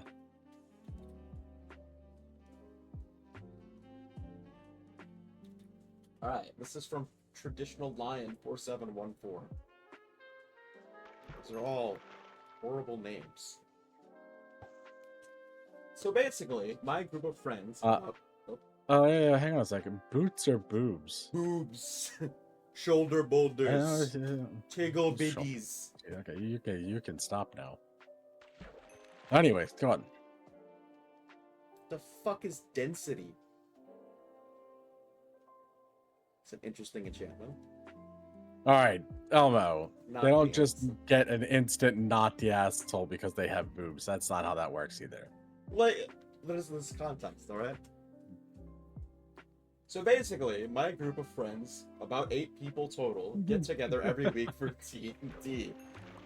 There are only 2 women in our group, including myself. It's always at friend A's house because he's the DM and has his fancy table and his whole setup there. We keep all of our cardboard in that guy's house. You should see, by the way, you should see the amount of cardboard that is in my house for D&D because of Red. I make all my dungeons by hand. And every time Zero and everyone else like looks at tables with like screens on them, I'm like, it's not worth it. They're like, shut up, it's totally worth it. It has little shelves you can put your miniatures in. And it's like $10,000 for a table. Only $6,000. He's got it wish listed. It's in a cart right now. $6,000. We have a nice table already. It's just made of wood and not LCD screens.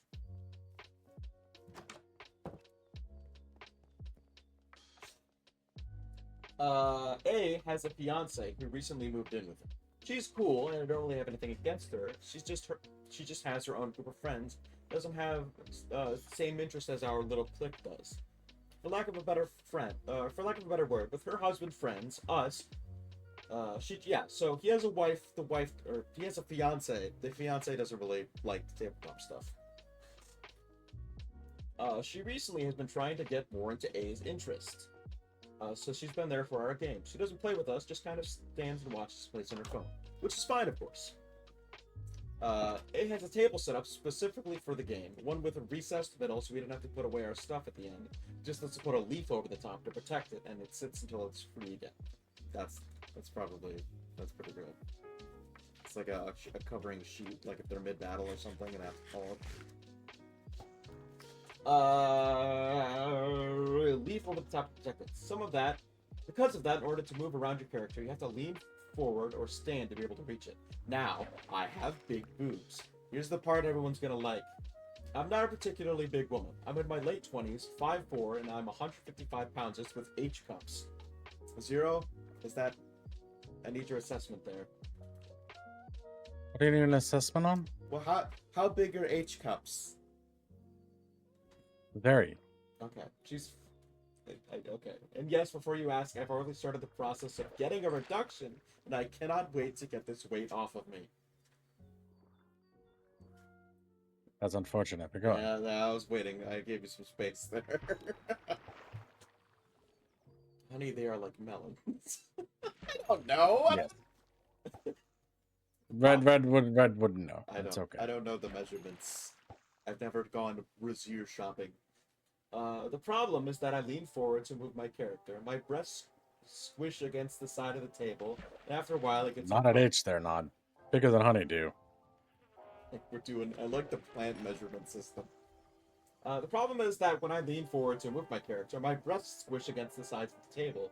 After a while, it gets uncomfortable and painful. So I've taken to lifting up a little and settling my breasts sitting on the edge of the table. It doesn't push them up or call attention to them, to be honest. I don't even think it's noticeable. With the height of the chairs, I can still sit normally, them there, and lean forward without hurting my boobs. I've been doing this for months, and no one has said anything.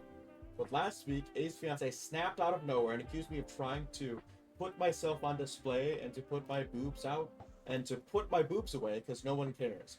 I was shocked and didn't know what she was talking about at first, neither did anyone else, until she pointed at my boobs and called attention to what I was doing.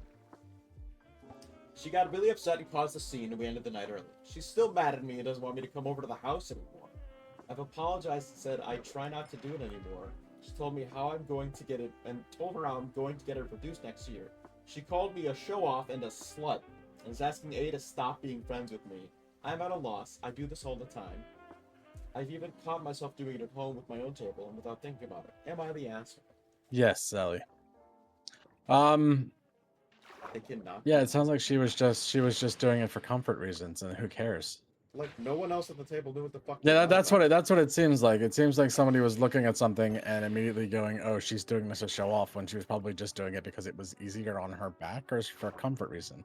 With D&D, you're sitting in a single fucking place for a long time. Everyone's back hurts when we're like it gets super uncomfortable we have, just sitting there. So we if have you're sitting there with like 20 pounds also on your chest on each side, yeah, you're probably fucking hurting after a while. We have smokers in that group, and even then, we take active breaks so people can get up and stretch. You know, Walk. yeah. You're sitting there deliberating. Is this dragon gonna wake up? You get a little tense sometimes. It's sitting down for hours, yeah. But for months for this chick to be sitting there molding of just shove your tits off to these nerds. This is my nerd. No one touch her but me. It's the other woman that kicked off. It was the other woman who was saying something about it.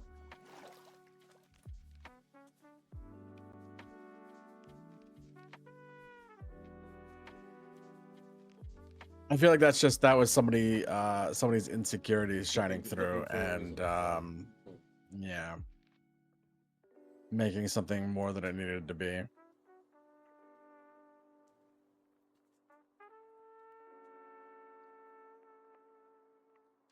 Boob jealousy, then. I don't even know that it's jealousy from the boobs, just like jealousy about a person in general.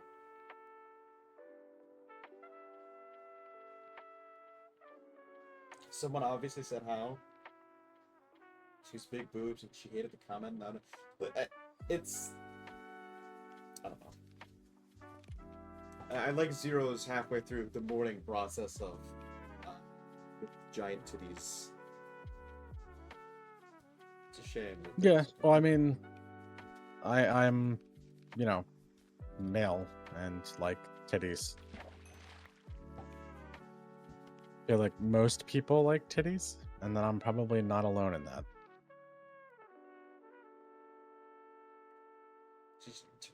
She should turn up anyway. Take a friend that's sexy. Yeah, alright. Hey, look, Hazel likes titties too. I'm not alone in that, and we know that Delmo does. Alright. Am I the asshole for refusing to push my obese cousin around in a wheelchair for a day? You're partial. Biased. He has a pair that he really likes. I have several pairs that I really like. My cousin is approaching 600 pounds. God damn! That's a big boy! Oh, that's a big boy.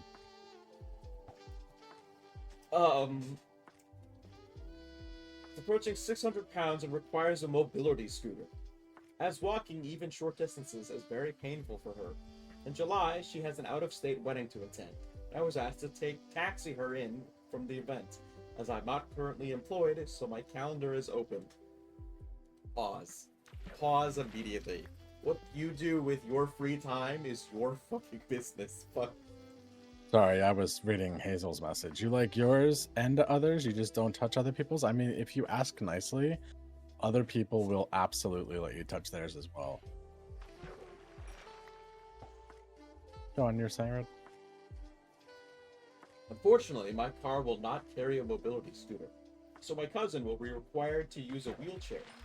The problem is that this event is being held in a public park, so I can barely push a wheelchair on paved surface, let alone grass and dirt. I tried contacting a couple rental agencies in the area, but they would not lease scooters in this case because of the off-road use.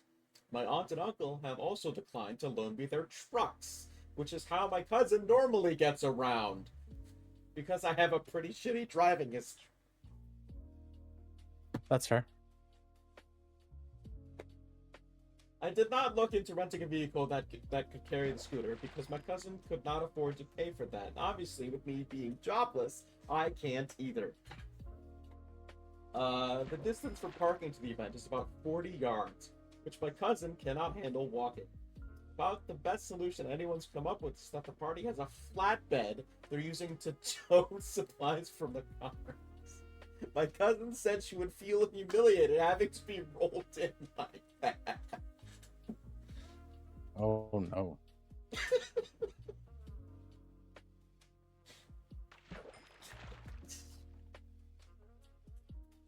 Bring her in! You're good, I'm bud? not good.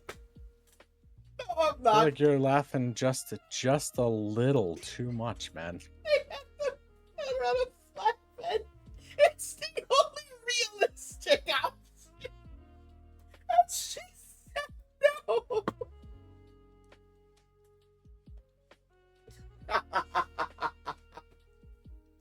Alright, let's keep going. Died? Having a moment, it's okay. My cousin is furious with me. I'm saying I'm shaming her by saying I cannot push her. I feel like it's the honest truth, though. Like 100%, the thin wheels of the wheelchair are gonna dig into the ground, and I'm not strong enough to handle that. My cousin has done a lot for me in the past, so I do feel bad saying no, but I feel like I've looked into every other option. Am I the asshole? Oh, I got kicked from my game. Am I the asshole for not being willing to just go and give it the old college try? Also, please don't degrade my cousin. I know I can't stop you, but it's all been said before. Please and thank you. There's an edit and an update. Please discuss. Discuss. I don't. Is he the asshole for saying no? I'm for saying no to what? Pushing her? Yes, he can't do it. Okay. And then she's like, "You fat shamed me." I don't know. What do you mean you don't know? What's the edit? I don't know.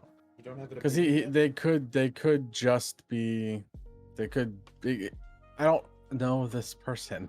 They have an option. They can put her on the flatbed, but she said no. That would hurt her feelings.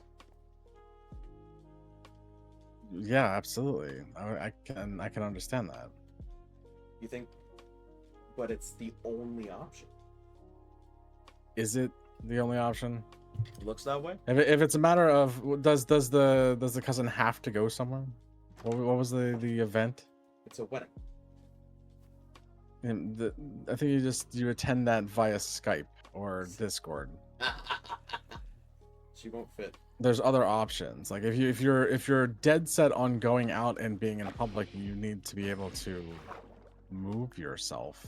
Should get a job so he's busy I'm saying this as somebody who has struggled with weight their Absolutely. entire fucking life, by the way.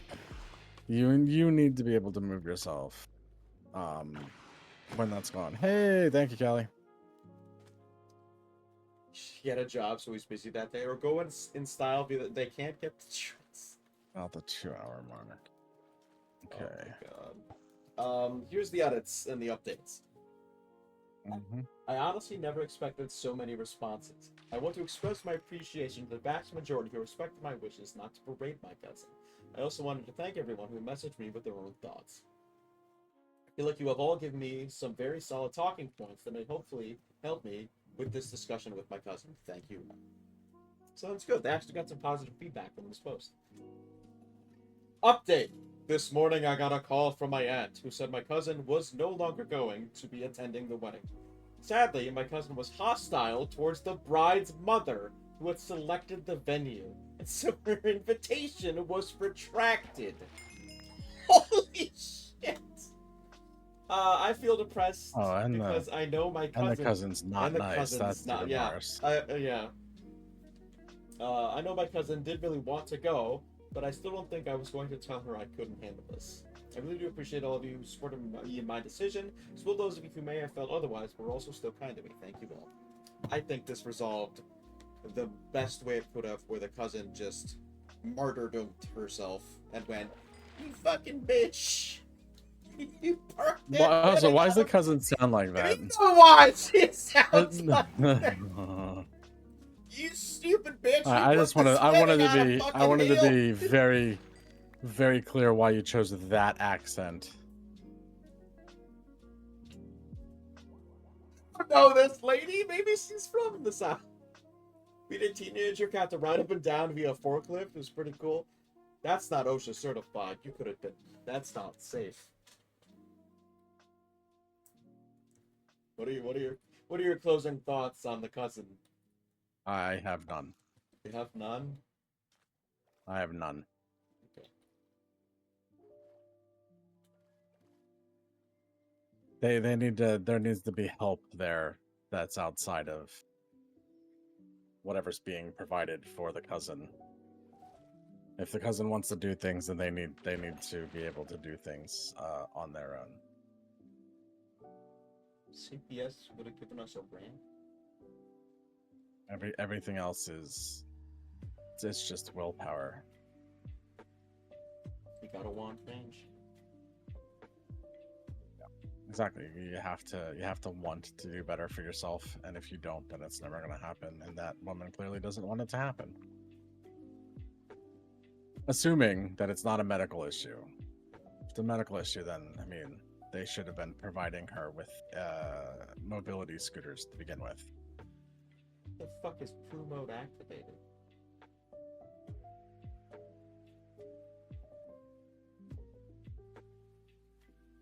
Alright, here's one we don't know, but we're gonna read this anyway. Am I the asshole for accidentally ruining my autistic boyfriend's safe food?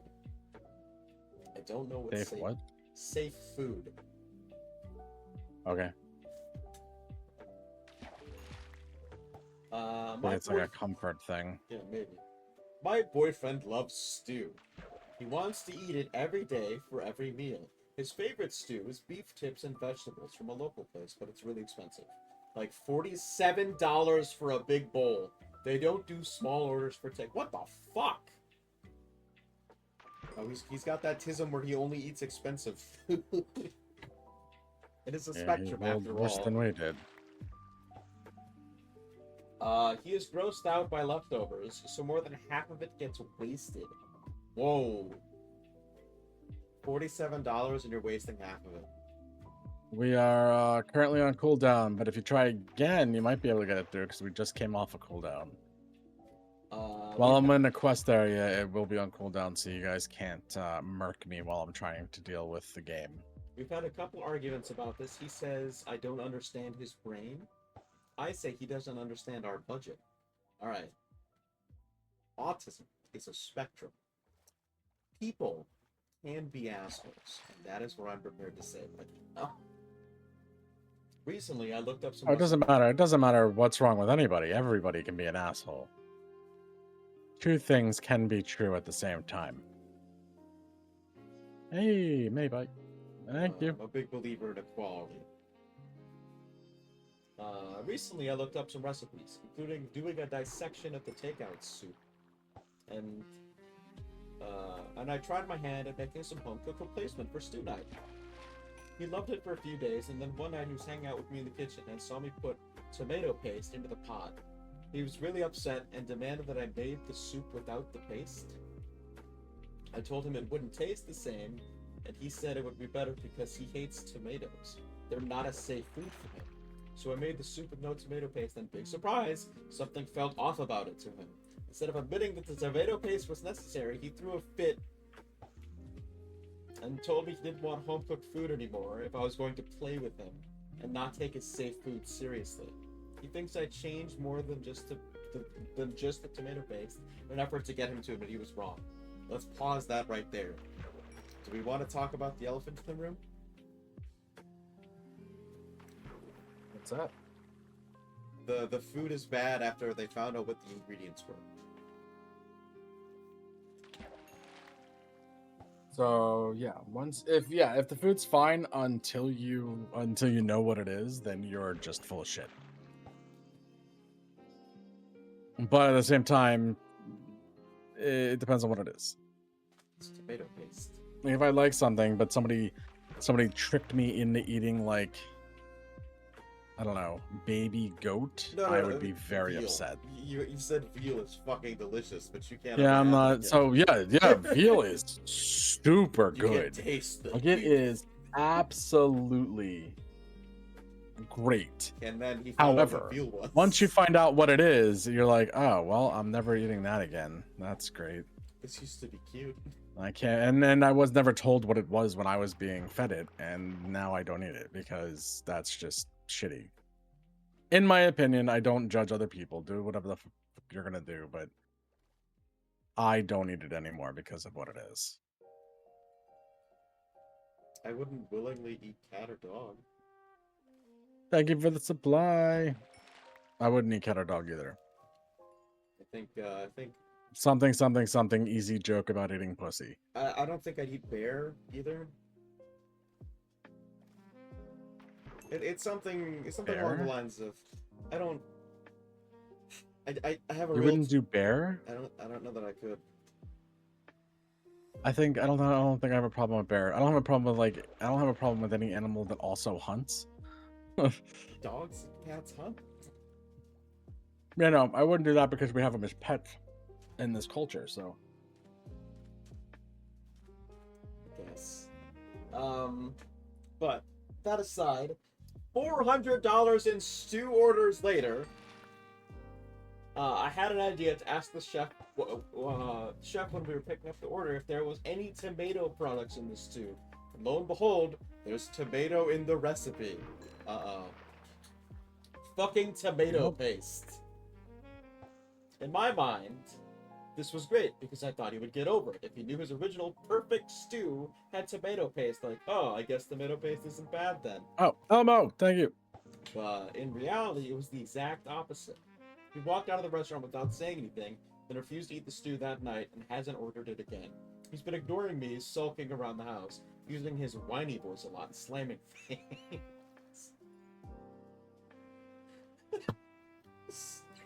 Yeah, it just sounds like he. I don't know. I feel like he got called out and doesn't like He being doesn't called out like being more than called it out, was okay. anything else.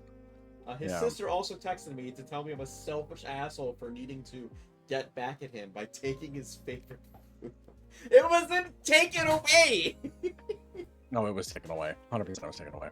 Oh, this. I literally just wanted to stop spending insane amounts of money on stew. I wasn't trying to hurt him or ruin his life. I'm not autistic. I can't really wrap around my head caring this much about a single ingredient.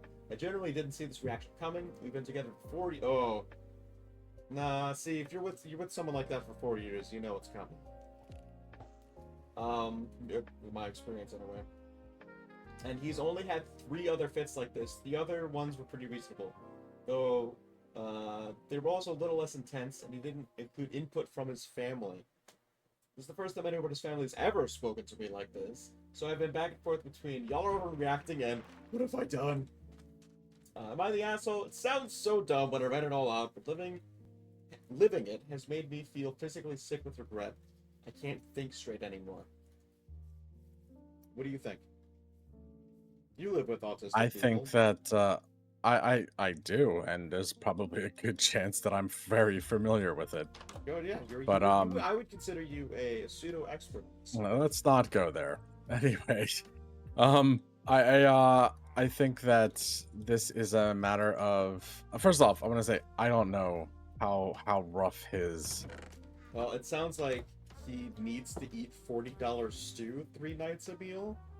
I feel like he's being catered to, and that's what that comes off as. This entire thing is what it feels like he's being catered to. Again, though, I do not know how bad it is for him. Maybe it is something where he really liked something, and that was a way that he could deal, and it was taken away from him, and maybe that is what happened. However, I've also seen way too many people be catered to, and way too many people Spoiled. take advantage. Yeah, with that So, situation where they're like, I meet so very few people that Go on. I find to be good people, and sometimes when people are catered to like that, it's Spoils rough. them. It's rough, is what I'll say. I'll give you the pass. Do you want the card? No. It's an autistic man. Fuck Yeah, this go guy. ahead, let's hear your side of this. Fuck this guy. Fuck this guy. Fuck this guy. You not only is the fact that I understand the need to have a safe food. I like things, and if I found out one of them was ruined, it would make me sad. But If you could never have pizza again. yeah, that's what I'm saying. Like, oh, it's unethically sourced, and like children get decapitated by the pizza machine so they put their souls. Yeah, in it. there's not like children in the pizza, but a child has to Yeah, be they killed every have time a over it pizza's like a made. sacrificial ritual to imbue it with the pizza essence. And you can have pizza bread. That's not. Congrats on your PP. I Enjoy understand it. that. However, depending on the severity of the tism, you need to man the fuck up. Is really what that comes down to. You have a girlfriend who is actively telling you, honey, we can't spend $200 a month on fucking stew. You need to cut back. I think my problem with this as well is like no names, of course, but we've had people in the community that I know for a fact are okay with something on Monday, and then it's a problem. Yeah. It's a problem on Wednesday, and it's like I don't think that that's how that works, and I've seen it all become very hypocritical, and I think that that's my hang up on all of this is Anime Tuesday, not on Thursday. Yeah, no, I think for I don't know, cause this is gonna come out. This is one of those risky statements I'm gonna make. If it's severe, if his capacity is severe enough that he can't willingly disassociate his own needs, wants, and desires from the wants of someone he's dating, that guy should justify, I shouldn't be dating someone. If you can't balance that out, dating's not for you, bud. You can't do that to another person. It's something that even a child understands, you know?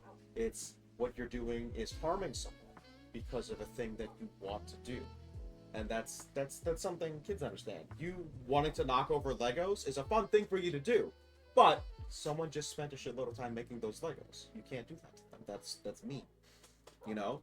And if they can't comprehend that on a human level, then you don't get to have that girlfriend. Your brain hurts? Why does your brain hurt? I think that was a pretty good explanation, right? Or step on them? Absolutely. I think, yes. I think my metaphor went across really well. Sometimes I have good metaphors. Sometimes they're really bad. You're thinking too hard? About what? What? I mean, you don't even have to be autistic to have a comfort food, but that guy got called out twice, and just eat your fucking tomato paste. I really hated corn. Guess what? It's just a water vegetable. Get the fuck over it. Don't eat it. Anyways, that was a fun one. I like that one. I like that story. Can I upvote that one? I can. I like equality. I like calling disabled people out when they're genuinely assholes. I think that's an odd thing to say, but all right. Right? I feel bad saying it, but I do. I do, genuinely. When someone with a disability is being a fuckhead, call them the fuck out on it. Again, he's saying this as somebody who is in that situation. Oh yeah. Double disclaimer. Red has been severe.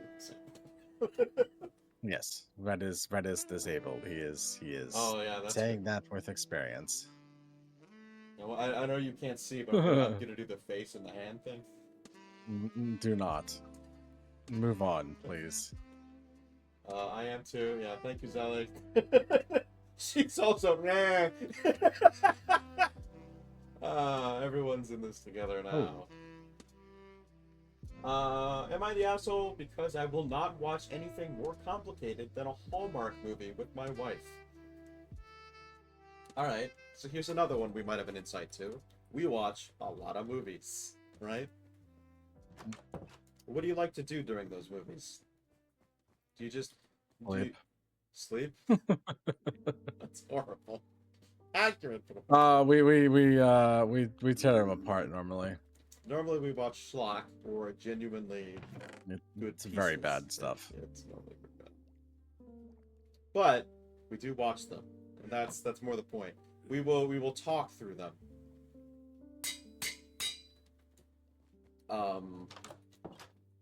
But some people are bad about it. I haven't met anyone about like this specifically, but my biggest fear is running into someone who's like doesn't watch the movie and wants you to explain the scene that's happening throughout the entirety of the film. Have you ever met anyone like that? You've had a broader experience. You went to like movie theaters where people were yelling at the screen. I have never had that. I usually watch alone. Oh God, yeah. I absolutely love going to the theaters with people who yell at the screen. It is so much fun. It's a life But experience. what I was gonna say is I think that one of my biggest pet peeves actually is people who go, what is that? What is that? Oh, yeah, What's don't going understand. on? What is that? Or constantly ask about what's going on instead of just waiting the 14 seconds for it to. Thanks for the shout out in Discord earlier. Yeah, no worries, man. Of course. I hope you had a good stream. Instead of just waiting the 14 seconds to find out what's about to happen. Like they just don't want to watch it. They just want to know what's going on. Like they can't handle suspense. Yeah. I think mine's like the twin to that, where it's they just explained what the fuck is happening 2 minutes earlier, and now they're doing the thing about it. They're like, why are they doing that? Like, were you? So if they're watching the film? movie, I don't mind that. Like if they're watching it actively, then I don't mind that. Like maybe they missed something or maybe they didn't understand it. That's whatever. You're If they're like playing on their phone, yeah, nah, I was gonna fuck say 'em. the phone thing where they're just next to you, not paying attention. You're like, well, if you weren't fucking. Wait, what's texting, going on? Yeah, no. Okay. The movie was happening. That's what's going on. The movie wasn't important enough to watch, so it's not important enough for me to reiterate. All right. So let's get. I think that's. At What the same time, you know what? Like a huge green flag for me, like something that like you will get fucking bonus points if I introduce you to something that I like. Just let's say like Doctor Who, yeah. And like the person that I'm watching it with is like actively involved, and then they're picking out things that like I didn't pick out at first because they're like that interested. Yeah. Oh my fucking god! We are best You get friends now. so many points from me. Oh my god! It's like yes, thank you. I am now in love with you. That is amazing. Continue being around. More thinking, please. All right. I think Or that's especially when they want to deep dive. Oh, it's so good. So rub my good. frontal cortex. I think that's what this is.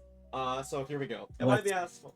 Let's have a conversation about how Mary Poppins is a Time Lord. Let's do that, please and thank you. All right, anyway, go on. So here it is. Am I the asshole because I will not watch anything more than complicated than a Hallmark movie with my wife? I love my wife. It. She's off the bat. I get it. I get it. I mean, it'd be something different, but no. Yeah. I understand not wanting to have to watch stuff that's like going to cause issues in one way or another with a significant other. I get it. Hold that thought. I have to kill some raiders. Can you give me an example of a time that's happened? Every time. Every time. Every time. Every time. There's not a specific example. That's happened almost every time I've ever been with a significant other. It's they want you to, in my experience, they want you to see things the way that they see them, and how dare you have a different opinion? How dare you, really? How dare you? Oh, dare. Alright, thank you. I had to kill some villagers. I love my wife. She's intelligent, sweet, she's beautiful inside and out. She teaches high school English and social studies. She loves novels and usually has several on the go. Good for her. Read more. I need to read more. But bad about that. That was one of my New Year's resolutions was to read more. Bad read. It However, is still just the beginning of the year. It's only February. I'm trying my best. However, she Willpower, bud. well, more time management than anything else. Willpower. I like reading. I just need to know when to do it. However, she cannot follow the plot of a movie to save her life.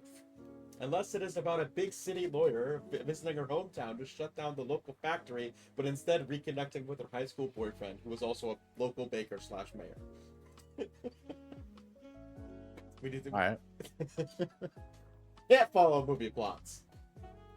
I've He noticed has a specific interest, and she's just not interested in things outside of that. Go on. I've known this about her for years, but I've accepted it. I just like vegging with her, so I'm happy to see white people to rediscover the magic of Christmas, or whatever.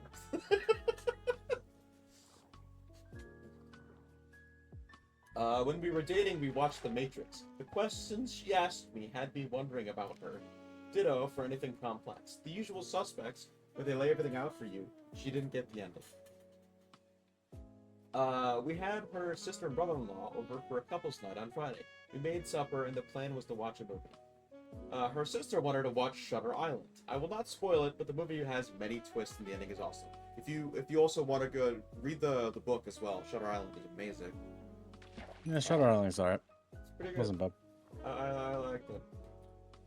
I tried my best to suggest anything else. The new Laura Dern movie where she bangs the kid from Hunger Games. They all ganged up on me and said we were watching Shutter Island. My wife proceeded to embarrass herself by not understanding the ending and asking questions that were not great. Her sister and her husband were looking at my wife like she was Simple Jack. I tried my best to cover for her, or telling her I would explain it later. She got mad at me for not answering her questions. After they left, she started in on me. Just that she noticed that we always watch a certain kind of movie, and that she thought I enjoyed them. I said I did because we got to spend time together, and that got me happy. She said that she was not an idiot, and she just didn't concentrate on movies. She recited the plots of several novels to prove her point. I said that I never commented on her intelligence, and that she was smarter than me. She said that I'm the jerk for not watching movies I enjoy with her. Ooh, so I agree, and we watched Memento today. I think her head almost exploded from Bond asking questions. I saw her on a Wikipedia reading the plot. Am I the asshole for not intentionally watching complicated movies with my wife? This is probably the most nebulous post I've seen on here. I would say he's not an asshole, but he's flirting the line. I don't know how I feel about this. His wife is genuinely going to making the effort, but it's the effort that is draining, and I don't know.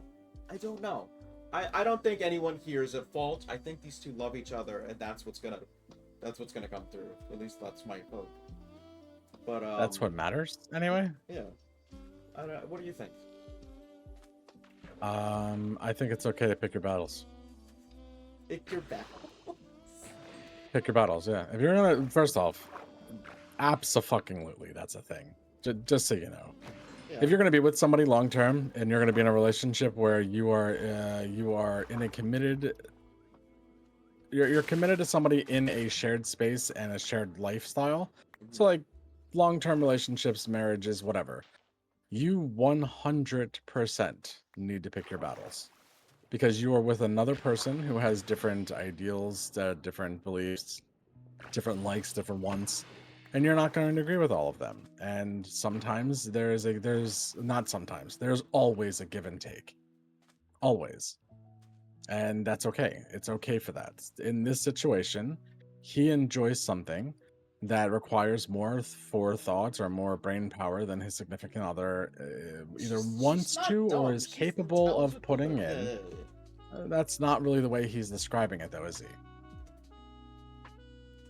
I think he is not doing a good job at painting a good picture of his, that she just isn't wife. Captivated by movies.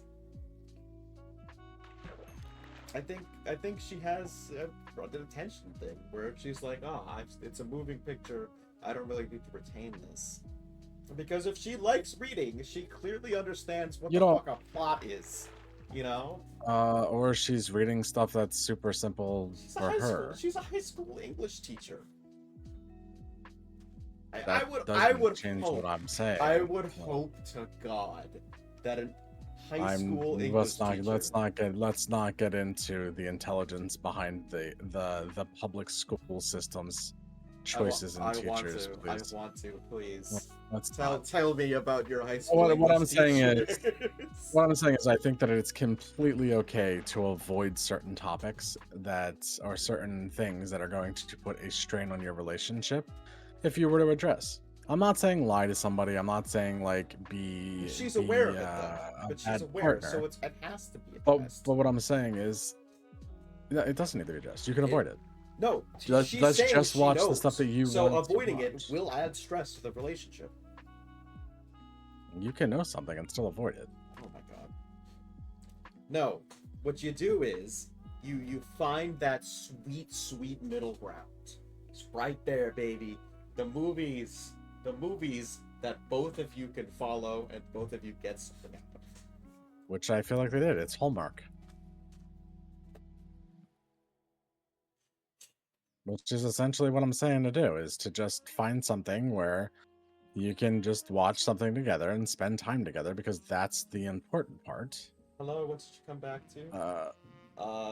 The story is a guy likes watching movies, but his wife doesn't understand like super narrative. His wife is unable mechanisms. to, and yeah, she's not able to follow the movies that he enjoys watching. But she And actively what I'm saying wants is, to try. it's okay that she doesn't, and they can just watch the movies that she likes.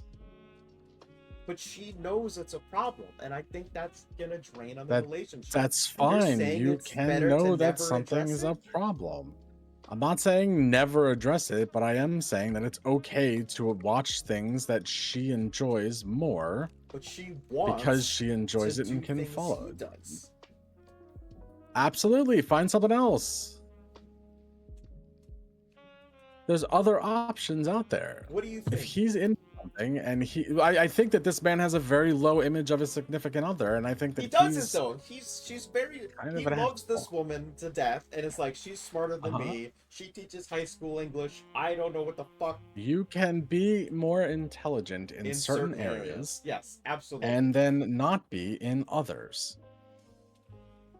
Okay, she's not good at following movies. That's fine. Don't watch those movies. Watch stuff that she does enjoy and that she can wants follow. to, and you need to understand that, and not just. I go, understand that she wants to, but obviously it's a problem for him, right?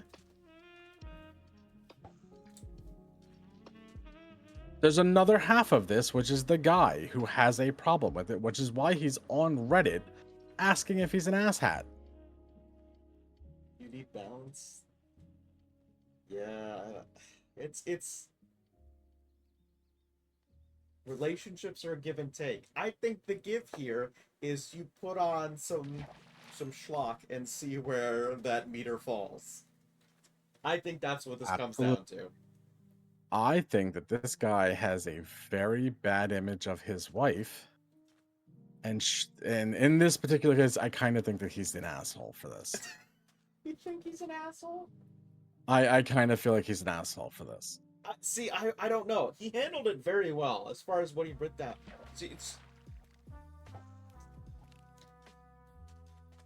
You think it's better to not address the Man's wife, yeah. situation and just let her live? I'm not saying don't address it. I'm saying that it is okay to just do the things that both people can do, and there's no issues, instead of going on the internet and being like, my wife is dull.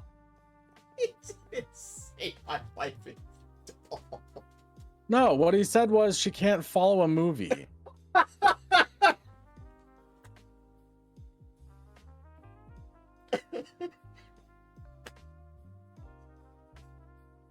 My wife is dumb. How does fix?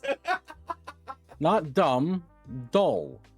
She's not capable of following what sounds like very simple movies. I think that he has a very bad view of his wife. That's what I think. I'm sorry. I'm sorry if you don't like that.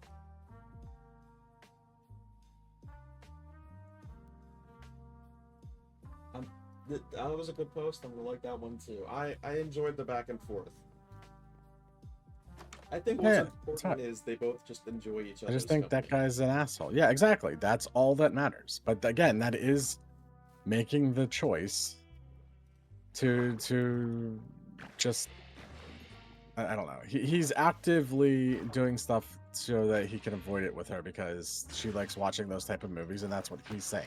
But she noticed that he's doing it, and so you need to address it. You can. It was addressed by the sounds of it. They tried watching other movies, and he said, She "Was it quote bad at her it. head exploded or something?" Like he has a bad view of his wife.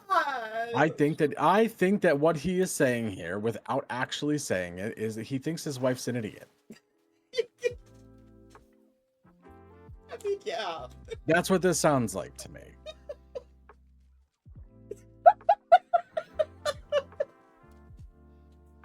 What he's saying here is his wife is. It's so. That's what it comes off so as. It comes off blunt. as he's saying that his wife is an idiot.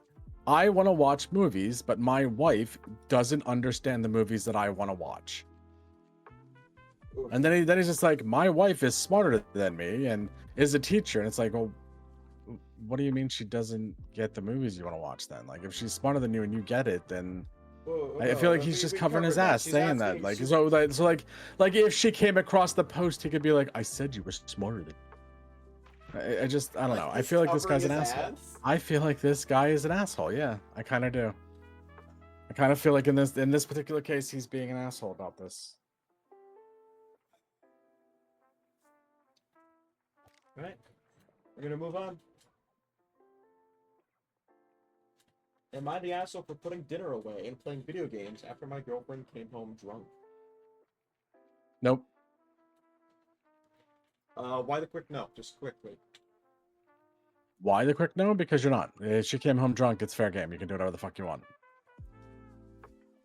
She came home intoxicated. She has a skewed version of everything, and she's gonna take everything as being drunk. And yeah, nope.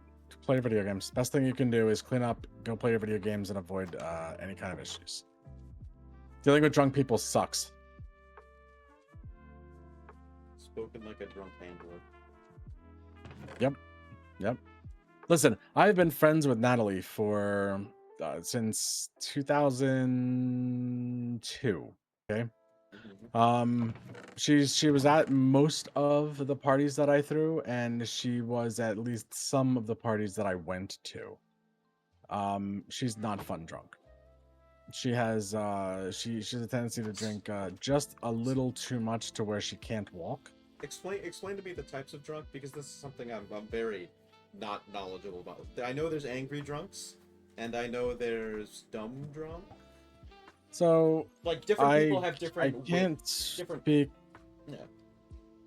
I can't speak for everybody because I have never really experienced. Like some people are like, oh, if I drink whiskey, I get mad, and it's like I've never. I think there's different flavors to the drunk. Like you feel a little bit different if you. I don't know what those are. Like, I think. Whoa, what was that? Why are you guys inside here? Big you Mama guys shouldn't be attack inside just here. Yep, hang on a sec. I'm working on it. I think a lot of things.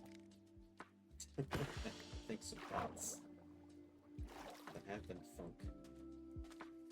I think in like the best. Anyway, it's just sloppy drunk is what it is. You're drink so much that you start losing the ability to walk, or you get overly emotional. Some people do get angry. Some people like threaten to do stupid shit, or it's just each individual is different depending on different drinks and moods. See, yeah, that's what I thought. Hazel's got a breakdown here. There's emotional drunk. It's like a Dr. or Seuss like there's emotional drunk. most of the people that I drink with. Yeah, most of the people that I drink with are cocky.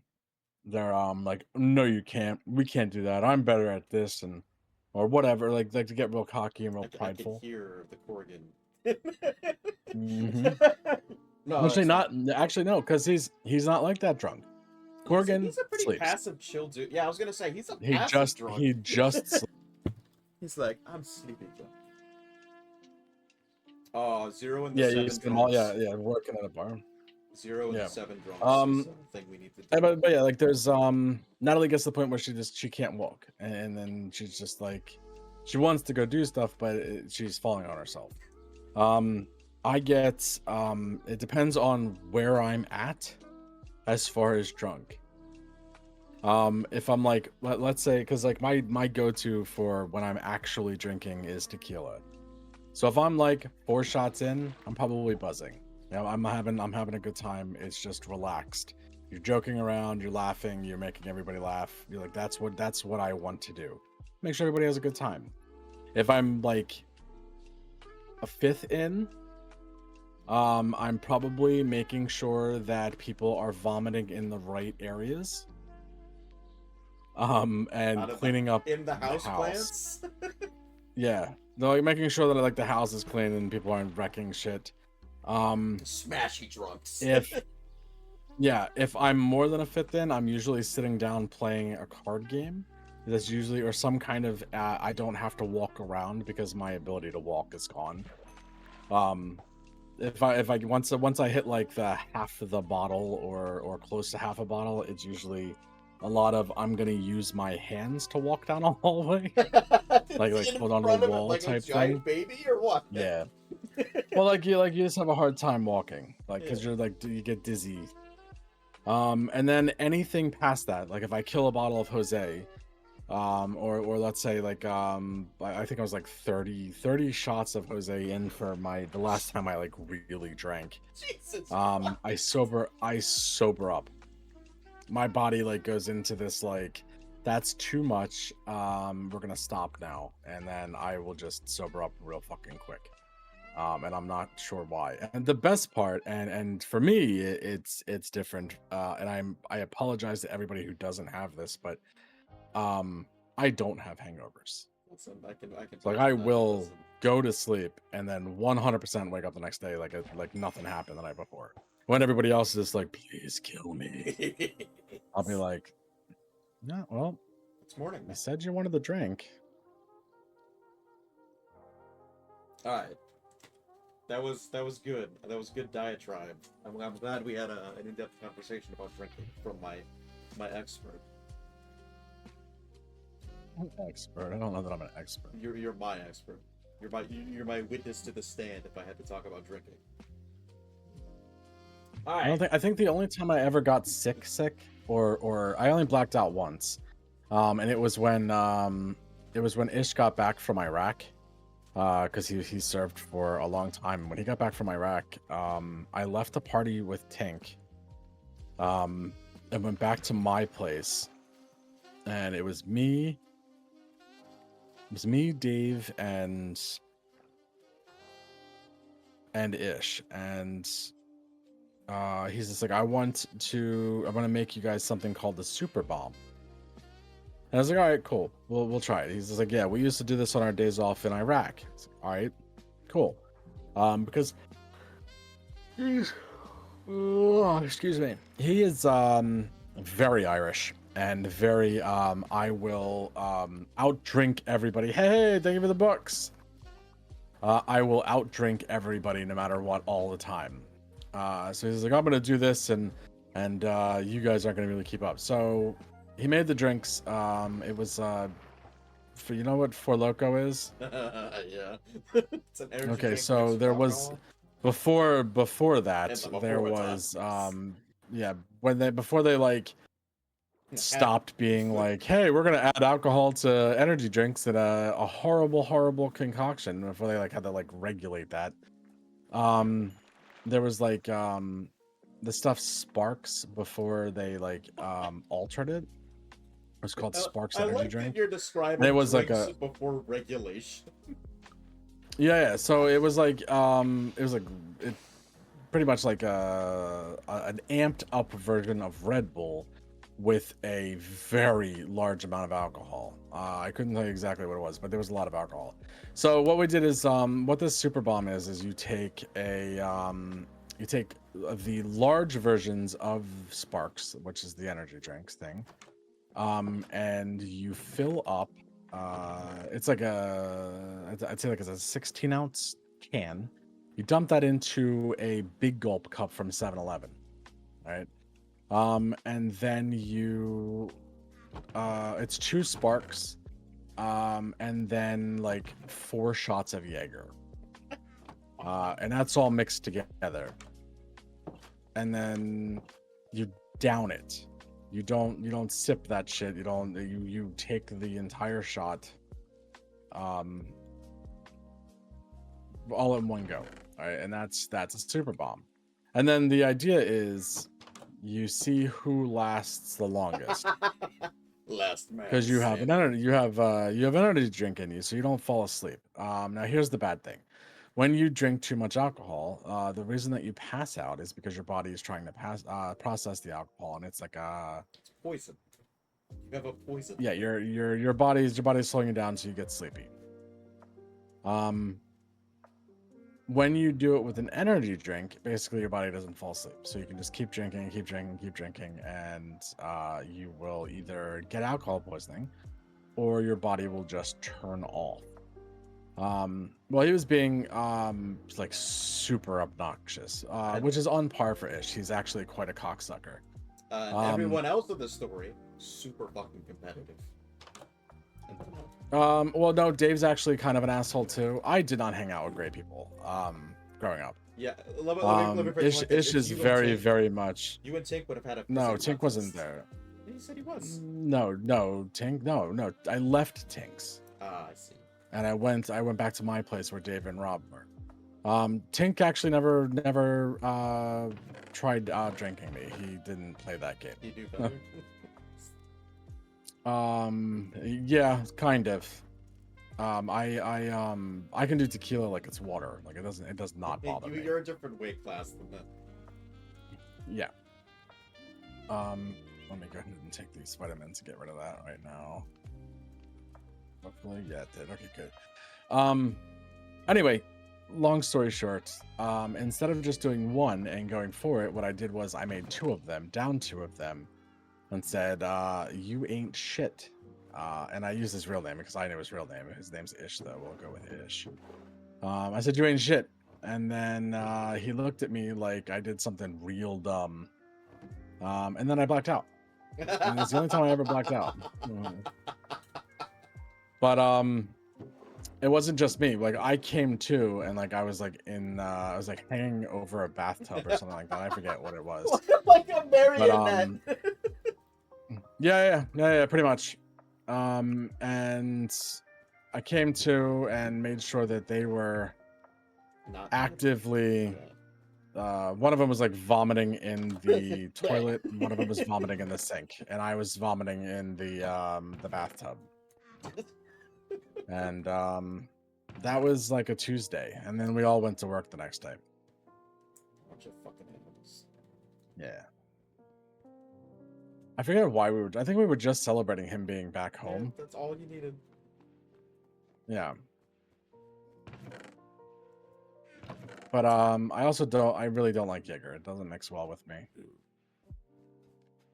Tequila, however, I will drink tequila. I'll drink tequila right now.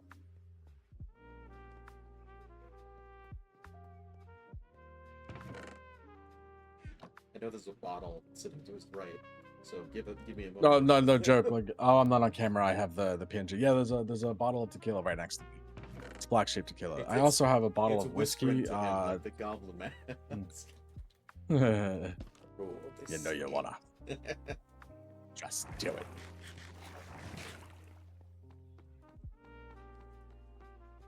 Love liquor. I'll drink that. You drink tequila because I can't stand that shit. I love tequila. Tequila is so good. I've had more fun on drinking tequila with people than any other liquor out there. Because I feel like a lot of times people are like, "Oh, I'm not gonna touch tequila," because a lot of people joke around. And it's like, "Oh, You do 4 shots of tequila, and you'll be on the floor. Ha ha ha. And while, yeah, there's probably some truth to that. You have a lot of fun getting to the floor. And slowly dancing as you go down. It's true. You have a lot of fun going to the floor. Like, so. I might be going to Take the that as you floor, but will. I'm not going alone. And in a lot of cases, you're not too, man. People get very, very friendly on tequila. uh, all right. That You was drink Jaeger straight from the freezer in a whiskey glass. Yeah, a lot of people do. It's a very common thing. So like my go-to for like if I want to like sip something, I really like Knobs. It's excuse me, it's a whiskey. I like Calico Jack Captain Morgan for spiced rum. I'll do Jose. Like I'm a cheap bitch when it comes to tequila. I like Jose. bottom shelf. Yep. If I want to sip on something, like I'm just gonna like sit with somebody and like I'm just drinking something in a whiskey glass, some ice, it'll be something like Di Serono or an Amaretto. Because I get that people really like whiskey and like sipping on whiskey and like doing that thing. I do not. I think that whiskey tastes like garbage. And I'll drink it occasionally, like with people, but I would rather be drinking something that tastes good. Like if it doesn't taste good, I'm not putting it in my mouth. Jeez. To the quote That's the room! truth. Yeah, Do you want more Reddit stories? keep going. All right, here we go. Back to it. Thank you. That was a lovely story. I especially like the synchronized barfing at the end. Yeah, no joke. It was like in the tub, in the toilet, and in the sink all at the same time. Bleh. Now, like the benefit here is like he knew what he was getting into, so he was better prepared for it. He actually got up like 3 hours before everybody else and like managed to find his way home because he didn't drive at the time. Good. And he lived 20 minutes away, which by the way, I made that drive in 5 minutes one day. That's a whole nother Oh, story. we're not We'll talk getting into about that right now. We need to change names. But he actually went home and painted his entire apartment before going to work the next day, which I always thought was kind of cool. But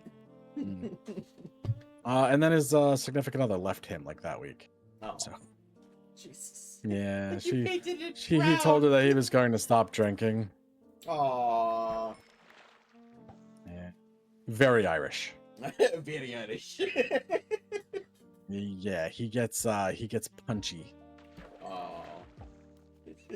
He's like one of the 3 people in the entire time that I've been me. The only people that I've ever had to punch in the face, there's only ever been 3 of them, and he's one of them. And this was a punch to like restrain him, right? Oh no, he was being a cocksucker, and I put him down, and then he was just out for a while. He was drunk, so I mean, like, it was just bye. And then he just woke up. He's like, "Did you hit me?" I was like, "No, dude, I would never hit you." Now wipe my. Fuck that guy. Now wipe your teeth off my knuckles. Yeah. All right. Am I the asshole for putting dinner away and playing video games after my girlfriend came home drunk? My girlfriend and I live together. I'm 29, she's 26. They always give the fucking ages on this. It's so weird. We lived together for 6 months. I've been very busy at work and with life, so yesterday I was really looking forward to cooking dinner for my girlfriend and we could relax. We had this planned all weekend. My girlfriend is more of a social butterfly than I am, so she had plans yesterday morning with her friends. She had brunch at 11, and I was planning on having dinner ready by 6:30. I expected her to have a few mimosas at breakfast, but nothing too crazy. Maybe she'd get home and take a nappy nap before dinner. Basically, brunch turned into going into one more bar after, around 1 p.m., which turned into more bars, which basically became bar hopping all day. She was texting me insisting that she would be home in time for dinner, but by the way she was talking, I could tell she was drunk. I started making the pasta around 5 p.m. Around 5:30, I saw on her Snap story she was doing shots at a bar in a completely different neighborhood of Chicago. I didn't want to be a boyfriend who nags, so I let it go. I was getting seriously annoyed because I was thinking, oh great, she's gonna be hammered for our nice night we had planned. At 6:30, she was not home yet. I saw on her location she was now at a different bar from where they were taking shots at. I ate and asked my friends if they wanted to play PlayStation. So I packed up the food, put it in the fridge, and hopped on PlayStation with the boys. Girlfriend arrived home around 7:15 p.m., clearly drunk. She asked what the fuck I was doing and what about dinner. I said she was late. Dinner was done, but it's in the fridge. She can heat some up if she wants. She apologized for being a little bit late, basically gave me a half-assed laughing apology saying, "You never know what to expect when the girl gang goes to brunch." I said that's fine, but I have other plans. She called me rude and went to bed. We haven't talked much about it today, but I can tell she's being passive-aggressive. So am I the asshole? Nope, she was drunk. So That's it. Like, I mean, that's all there is to it. She was drunk. That's on her. She So, chose to do when that. did they plan having dinner? She's half an hour late. That's not terribly late. Half an hour is really not bad. That's not that bad. We plan on having dinner at 6:30. She shows up at 7:15. I mean, I'm not too mad about that. I mean, yeah, it's already cold though. So, and then not knowing when they're actually coming home is another I thing guess, too. yeah. So I don't know. I think she doesn't really have a foot to stand on as far as being pissy with him. You're the one who ruined the plans. He was there. Yeah, I just. There is a follow-up. Edit. Oh, and she also went and said my dinner didn't look very good, so she DoorDashed Taco Bell. Aww. No. Update, my girlfriend and I talked. We are okay for the most part. She did sincerely apologize and admitted to her fucking up. She said she wished I came when she invited me though, after she learned it might be longer than like 2 p.m. This started another issue, or I think we need to figure out in our relationship. She opened up and said she wished sometimes I was more outgoing and social. She wishes I wasn't fine just sitting around in the apartment all the time. People are social in different ways, but That is that's a mixed match, and yeah, if somebody is an introvert and somebody is an extrovert. I mean, it's fine to a point, you know. I think I'm absolutely fine with that.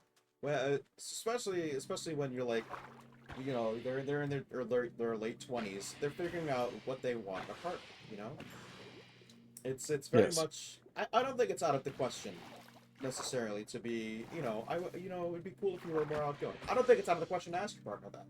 And it's human. It's healthy to try and do new things as long as, you know, your partner, your safety net is aware that you're kind of not on super into this, but they got your back. They're like, all right, this didn't really work out. Let's try something else, or let's go back to what you were comfortable doing. And that's what makes a healthy relationship. It's if we're gonna keep doing Reddit stuff in the mornings, it's gonna come up a lot, but it comes down to just being able to communicate with your partner. Because a lot of times people who think that they're introverts aren't actually introvert.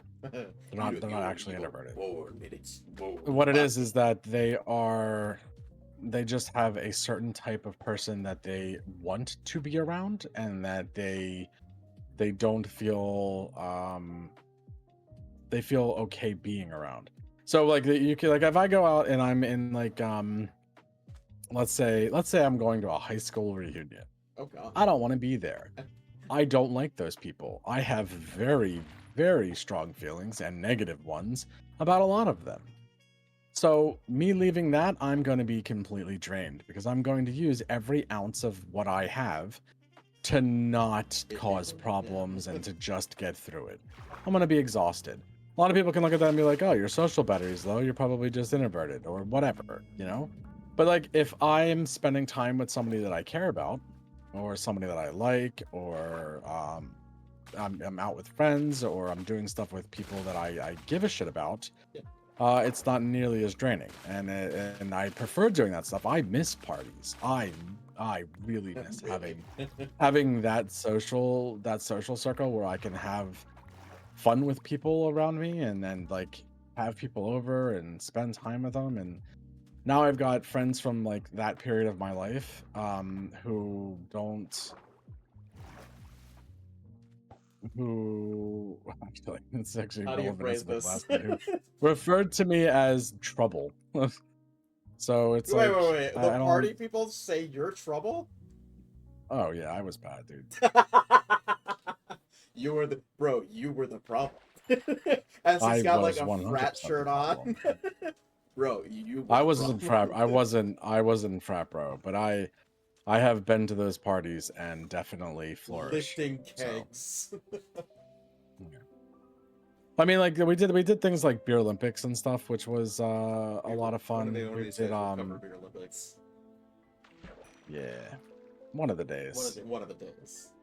That's all I'll promise. One of the days.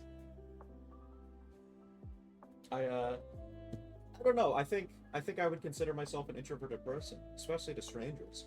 I know for a fact when I came down here and there was new people in the house I'd never had a beat on, I was very much reserved and just a closed shell of a person. Time goes on and eventually You know, I get it. they hear me raise my voice for the first time and someone asks, "Is Red okay?" And they're like, "Yeah, he just does that." And Yeah. it's odd, the kind of Well, the entire situation still here is odd because like for instance, my brother doesn't really know me outside of like we are siblings and we didn't really have like in time growing up. So there's a lot of stuff that we're still learning about each other and like that's just going to be a thing. Like, it just happens when you're around people that you didn't really get like that kind of in time with. Um, but it changes, I guess. I think that goes into what I'm saying about he wasn't an asshole for what he did. How are you? I don't know that he's an asshole for going to Reddit. It's anonymity is really the thing there. You can ask other people's opinions while it's entirely, you know. Oh, so with me anyway, I am very much in the mind of if you have some kind of significant other, or you have some kind of deeper relationship that's outside of like I'm your friend, um, that is a one-on-one thing. Yeah. Period. There is no outside. You don't pollute that with outside. You handle it together. Well, is it wrong to seek someone's opinion on something you might not be knowledgeable in if it's about a relationship? Did you already talk to your significant other? Well, that's it though. What if it's about the significant other? Like maybe Why I, aren't you I wouldn't talking to them about I it then? wouldn't be immediately Because getting others' dismissive of. opinions before talking to somebody about your issue, your opinion can go into. Hang on a sec. Weenus, what is up? How are you doing, bud? It's got bot in the name. You just so about. No, they're fine. They're all good. I No, because getting others' opinions before talking to somebody about the issue, then your opinion and how you're going to discuss it is screwed by Reddit users. That's what I'm saying. Yeah. By talking to anybody, by going outside of that one-to-one before dealing or talking to anything else, or going any other route, before having the conversation, before working it through, for any of it, you are potentially going into a conversation with a skewed perception because somebody else is jaded. Like I know that I'm jaded, but I actively tell people when I say anything about like relationships or dating or any of that stuff, I always say, but understand that I am jaded and that's just how I view it. Why can't I get up here? This is dumb. Thank you for the follow. You didn't come in at a bad time. We were discussing Reddit stuff for relationships. Cucum. Also, what did I join? I feel like no, not at all. We're just we're talking about Reddit stuff. We're good. Yeah. It's I feel like you talk to your partner first, and then if you and your partner are in the kind of relationship where you could be like, all right, well, I think I may get an outside opinion of this, and it's whatever, then it's whatever. But I feel like you talk to your partner first, and then go out. That's why I was like the dude that I think that guy went on the. I don't think that his wife knows that he did that. No. I think the guy earlier was 100%. The more I think about it, actually, the more I feel like that guy was an asshole. I don't Anyway, know that sorry. Go ahead. I don't know that I immediately like dismiss the opinions of outsiders on a relationship. I don't think You don't need to dismiss it. They could offer absolutely like sage solid advice. insight. Yeah, 100%. it's more just You should talk to your partner absolutely first. yes. I don't know. I think it's lack of experience as far as that goes. Just Eh, communication's key. That's all I'm saying. It's going to be a common thing when you're dealing. Oh, I have a bike. What am I doing? all right. We'll move on to the next story here.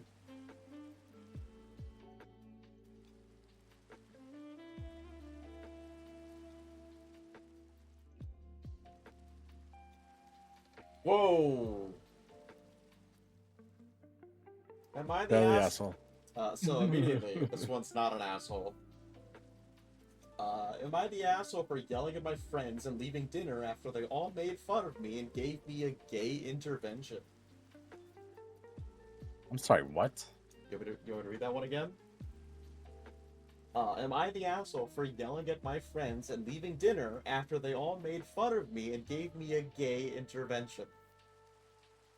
What do you think a gay intervention? I think I just wrote this title. Well, right now this all sounds extremely homophobic. It So does. Do you want to skip it?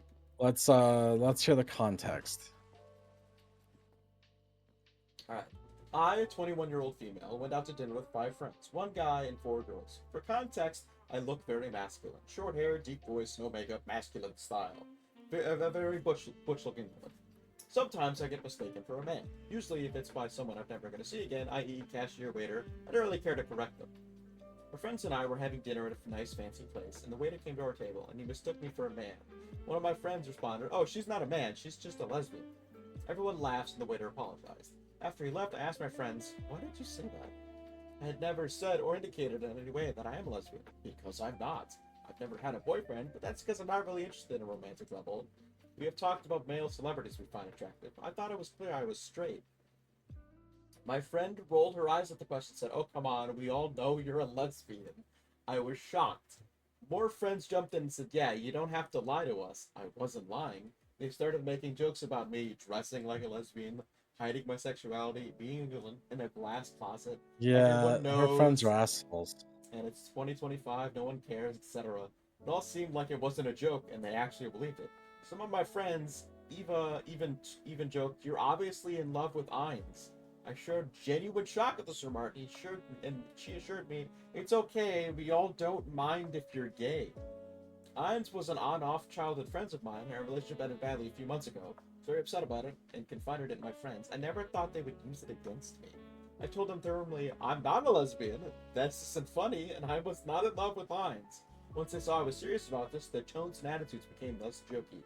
They started lecturing me on self-acceptance, being in denial, internalized homophobia, I'm not homophobic, heteronormativity, compulsory heterosexuality, etc. It's like some sort of gay intervention. I found it absolutely ridiculous. I yelled at them for being bad friends because I couldn't even dress how I want or talk to them about my troubles, and I left the restaurant. It's the morning after, and I have serious regret. I don't know what to say to them and what to do. Am I the asshole? No, don't have No! regret. Their What the friends are the fuck? asshole Your there. friends suck. Get new friends. Like, the fact That's that it's dumb. immediately not like, "Oh, this isn't a joking matter anymore. Sorry. Our bad for being jackasses." What the fuck? Thank you for making me get rid of the bike that I've had for 12 seconds, Elmo. I appreciate you. Yeah, no, that one was pretty cut and dry. What's the next one? Moving on.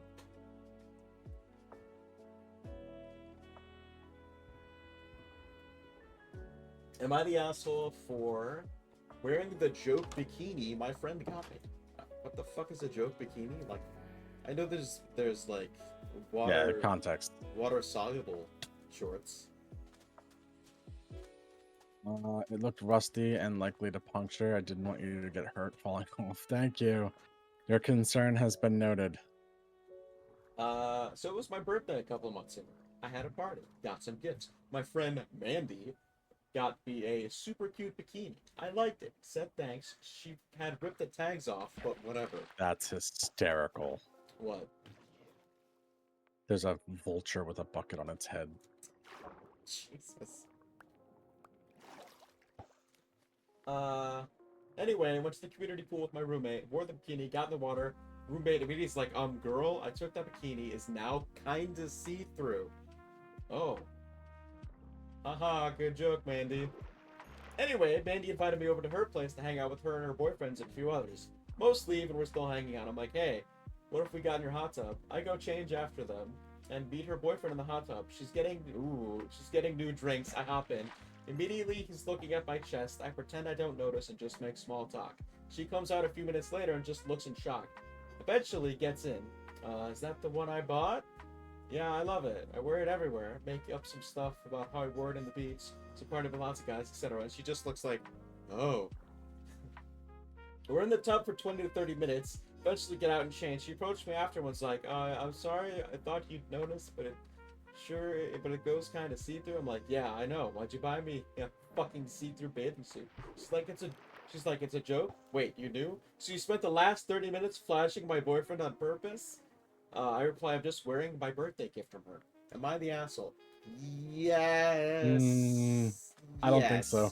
Yes. I think she's getting exactly what she deserves there. Why'd she buy it for? I don't know. We don't know.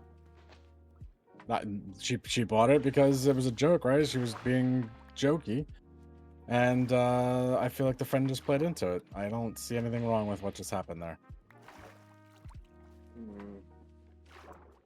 I don't think that's an okay joke to begin with. Why? Because she was what if she's in a public fucking space? I think she was when the joke happened. Haha, great. Public nudity. Yeah. Public indecency. I don't Okay, know. well, so my I have a different. I don't care about nudity. That doesn't bother me. Yeah, you're being biased because tits. Yeah, nudity doesn't bother me in the slightest. But if somebody's going, I feel like somebody tried to make a joke there and it backfired on them. Is what happened. I guess, but like it's the fact that the boyfriend now has to deal with that. That's I don't know. Is the boyfriend not capable of looking at boobs? Well, I don't know. I don't know.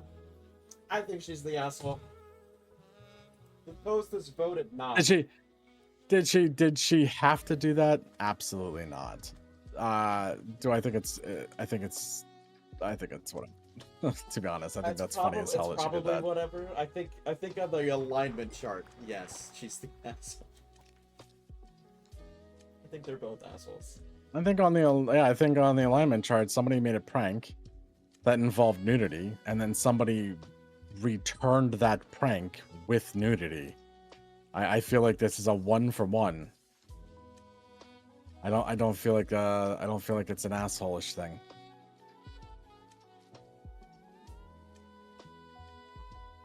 I think if you're gonna buy something for somebody that's going to show their tits, and then they wear this thing that's going to show their tits, that's just a return. I don't feel like there's anything asshole-ish about the entire thing at all.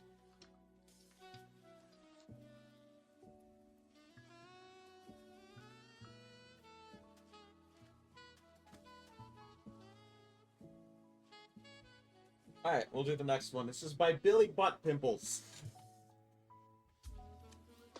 Okay. 21-year-old guy. Hello, Billy. I live with my childhood best friend, who's also a guy, and have done so for 2 years now. Up until last week, things were perfect between us. Recently, he got a new girlfriend. And she honestly seems absolutely great, except for one thing. She seemingly has a complete aversion to knocking. She and I have quite a lot in common, and I actually like spending time with her. However, it bugs the hell out of me when she barges into my room without knocking first. Now, she's never walked in on me doing anything untoward. I'm usually just sitting in my bed or sitting at my desk. However, at least 7 separate occasions, she's done it first thing in the morning to ask if I want coffee. I sleep naked.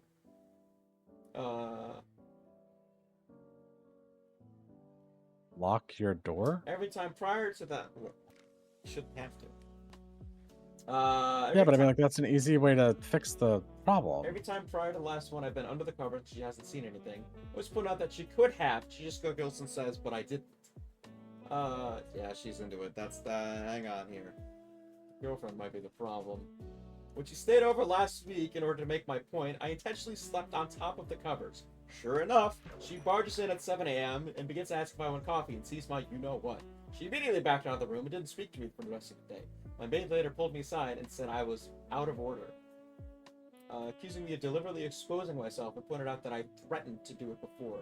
Lady just said, okay, but what if I had no covers and you saw everything? Now I'm framing this to others that I'm some sick creep who intentionally got naked and lay in wait for her, because that's how I get my rocks off, and I'm kind of seeing how it came off that way. Am I the asshole? Alright, we're roommates. You're in your space. We're roommates. Let's have this You're discussion. in your space. You're in their space. But, okay. Okay. If you are barging in to Yes. their space, barging, Yes. you deserve to see whatever the fuck you're gonna see. I think my problem is there were better ways to rectify the situation. Like you said, just get a fucking knock on your door. But like, Yeah, absolutely. the fact that he knew she was gonna do it makes it kind of malicious. Like she didn't ask for that. Should she be fucking walking without knocking? No, absolutely not. But like, he knew she was. So gonna come in, is the problem. did he address it with her first? Did he say, "Hey, knock before you come in"? Yes, he did. Then fair game. I think so. I think so. I 100%. I feel like So that's fair game. Elmo's If got you're the gonna, if opposite. you're, Elmo says the fact he was waiting What? like that, knowing it would happen, he is an asshole. It's the fact he's that an asshole. If you tell somebody, "Hey, don't barge into my room you because guys see my I balls, sleep please." nude," Yeah. and then you continue to barge in the room, you really think he's still an asshole for that? It's the fact that like. Now, him doing it deliberately, She's not. I feel like. So hang on, yeah. So it's not like she's doing something to intentionally be malicious. She's knocking and asking if he wants coffee. Her entire Yeah, life. but once you have said, "Hey, I sleep in the nude, don't do this," I don't they're know. both. It's They're both, but it doesn't. No, yeah, I can agree with that. That's fine. Yeah, He could have addressed it again, or just locked This- the door. I'd say it's an overstep on his part, and she just consistently broke his what's the term? Boundaries. Yeah, boundaries. And yeah, that situation sucks.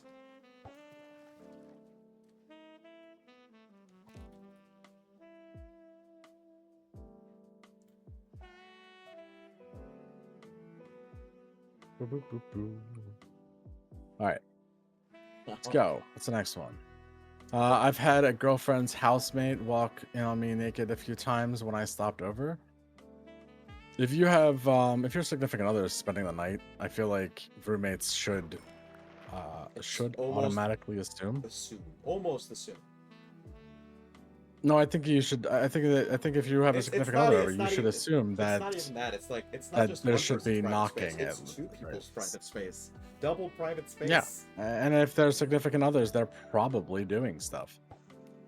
I think you should assume. It was a different situation because the only way to the bathroom was through my girlfriend's bedroom. But when I woke up, and her mate stood staring at me. Oh, she just stared at you. I mean, It's a not to stare at. I don't fucking like longingly, or I want some of that felt. yeah, some of that felt.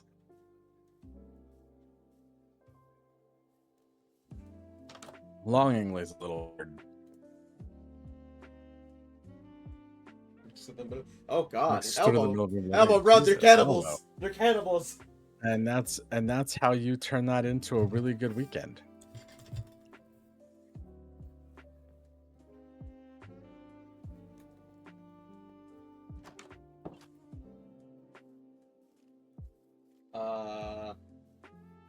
Am I the asshole for switching to regular milk to prove my lactose intolerant roommate keeps stealing from me? Alright.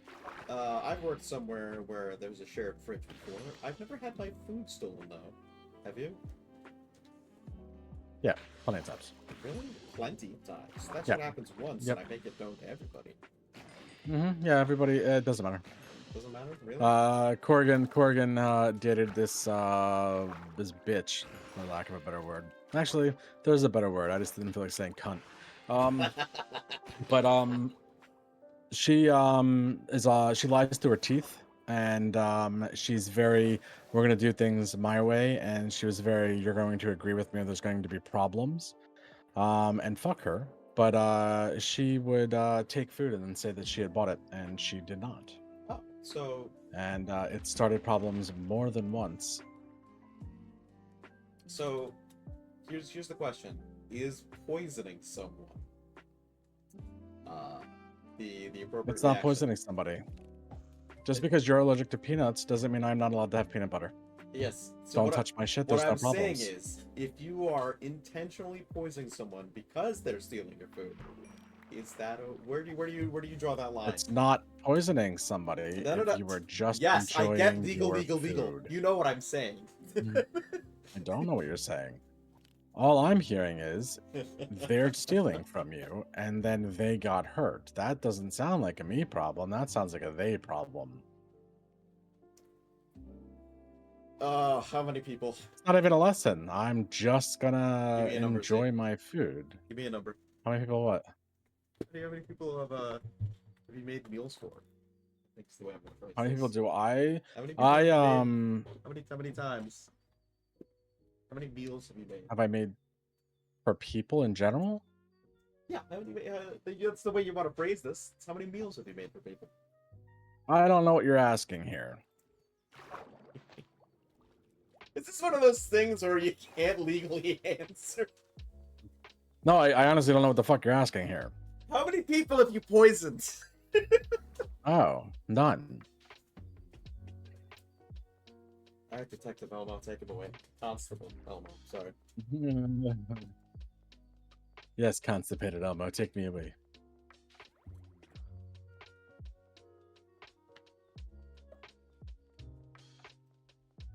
He's gonna be asking about allergies to the barbecue. Is he gonna make the meal specifically? He might be. I know he said he wants to. The only thing that's actively being done when we go to the barbecue is barbecue. That's it. There'll be burgers, hot dogs, brat, steak, that kind of stuff. But if Maybe. you're allergic to that kind of stuff, then bring your own food. But like, if you have a peanut allergy, don't touch my peanut butter. Or ask people, does this have peanut butter in it? Or if you have like an egg allergy, be like, hey, does this have egg in it?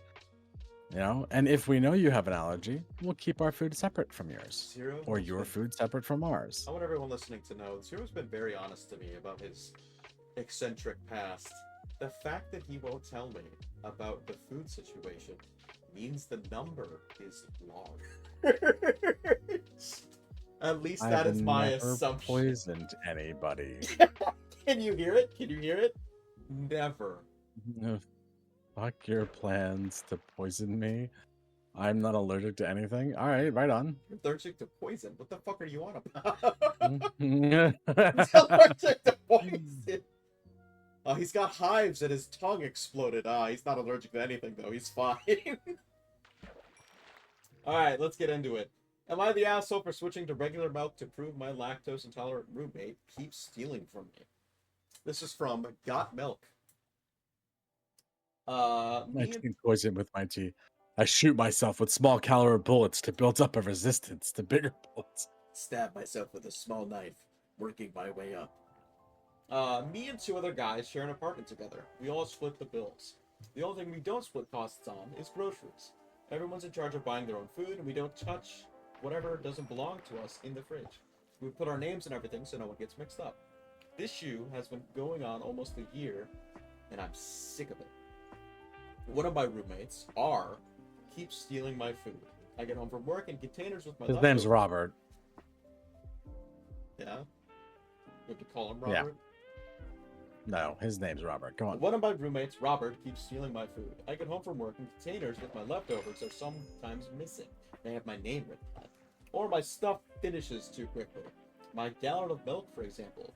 I buy almond milk because I like the taste. And it seems to finish There you after go, a week, Callie. though Enjoy I've your only pee-pee. drank once or twice. I confronted Robert about this lots of times, and that's caused lots of arguments. He outright denies it and tells me I'm crazy, even though it's so obvious. It's gaslighting. My other roommate and I carpool together because we both work the same early morning shifts, run the same area, so I know it's not him. It's always after we get home and Robert's already left for work when I notice my food's gone. My roommate also had a similar problem, but not as often as I do. I'm guessing because Robert doesn't like he buys. The funny thing is, Robert buys a lot for himself and is even more stingy about his food. He would literally point out what's his, and when he comes back from grocery shopping and tells us not to touch it. Last week, my milk was nearly empty again, and I got fed up. I went to the liquor store and bought regular dairy milk. I drank what was left of my almond milk and refilled the gallon with the one I bought. This was to catch/prove Robert is the one stealing since he's lactose intolerant. The next day, Saturday, we get back from work and Robert is pissed. He yelled at me that he was stuck in the bathroom for 40 minutes with diarrhea because of my milk. He was using it to make a shake. I only responded with, "So then you're the one who's been stealing." He's freaking exploded. That's the end of the story. No, he freaking exploded. Yeah, he admitted he was sometimes drinking my milk and eating my food, but he was more mad that I switched milks than the fact that he was caught. I told him I wouldn't have done that if he just stopped taking my stuff from the fridge, or at least told the truth instead of trying to make it seem like I was making it up. My roommate backed me up and thought it was kind of funny he got payback for stealing from us. It's a little tense right now. My roommate told me Robert is trying to convince him to agree to kick me out. Little does he know we're both looking to move somewhere else because we're sick of his shit. I told my buddies what happened, and if you think I was an asshole for that, I feel like I'm not in the wrong here, and he was taking my food, not even owning up to it. I want to prove it. Does that make me the asshole? So he did poison somebody, It's but I don't feel like he's an asshole. I feel like the other guy wouldn't have been poisoned if he wasn't being a thief. just making a shake. Both get stolen. We used Yeah, to do cool. something. Did you have stuff to make the shake? No. So you're not making the shake. You don't get shakes, yeah. You don't get shakes if you don't got shake stuff. Like, that's just how that works.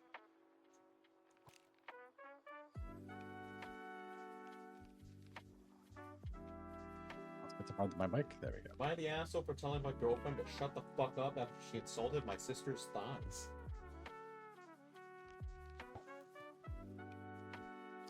I'm 30, and my 12-year-old sister is living with me right now because mom and pop are vulnerable, so it made more sense for me to take care of my sister for the time being. Alright. She's a really great kid, to be honest. I feel like in a lot of ways she's my own kid because my mom and dad don't speak English. So I kind of had to raise my sister in ways that they couldn't. Hard to explain, but I'm sure anyone with a secondary culture will get what I mean. My mom and dad are great parents, but having an English-speaking person to guide you through shit when you live in an English-speaking country is invaluable in my opinion, and my sister trusts me with stuff she wouldn't necessarily trust my parents with. Understandable, it's harder to do, complex things. Yeah, go on. Anyways, my girlfriend was FaceTiming me. My sister walks past in shorts and a t-shirt because it's fucking hot. My girlfriend waited until my sister had left the area, but not the room, and made a face that said, "Maybe feed her less. Her thighs are getting kind of chunky." I saw red and told her to shut the fuck up, and immediately ended the call. And my sister's a bit chubby, but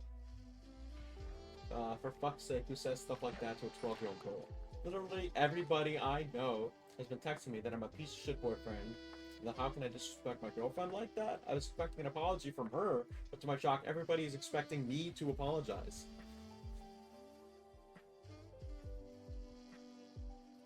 That's they're expecting. No, I don't. How is it? It's a girlfriend, not how. It's girlfriend. Oof. God, what do you think? I think it's a child, and nobody should be commenting on a child's thighs. I think the girlfriend's weird here. Is the boyfriend the asshole? Also, it is no. I don't think he's an asshole. I think that he was defending his family and defending somebody that he's taking care of. and it's weird that his girlfriend was commenting on his 12-year-old sister's thighs. That's gross and weird.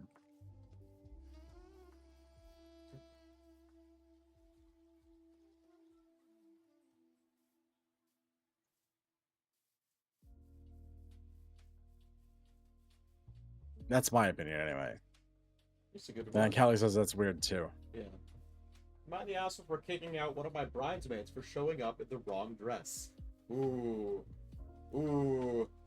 Yeah, I'm not commenting on this. I don't know that we have enough women So, points to do this here's- one. No, but here's my stance on that.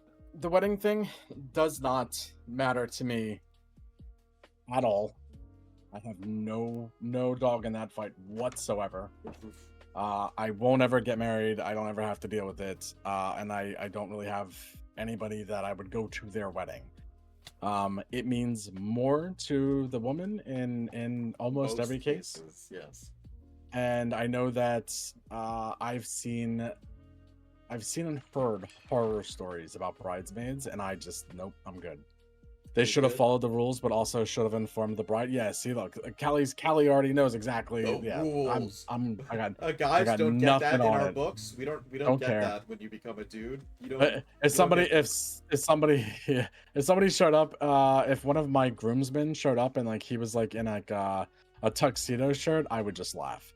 Like that means nothing to me. I do not care. I'd be like, ha, that's funny. Jeans. I don't really Yeah, care. like I don't. It doesn't matter. Yeah, know see, that- guys don't See, care. we don't Yeah, care. okay. We don't give a shit. Yeah, move on to the next one, please. All right, no, this one is unsafe. We have too many balls to do this.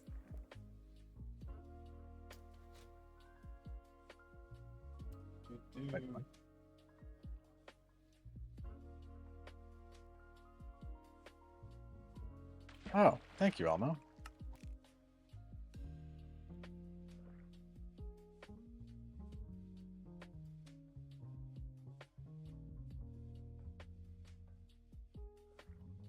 Have another wedding one.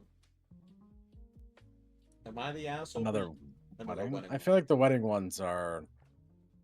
I'm not gonna have like anything to. I'm missing the chassis for this mini bike still, and that's gonna take forever. Yeah, the wedding ones, I don't think I'm gonna have anything to really add to it. So unless it's like, my mom set fire to my bride, I don't really have Am I the asshole for not bringing it anything. up? Yeah, am I the asshole for laughing?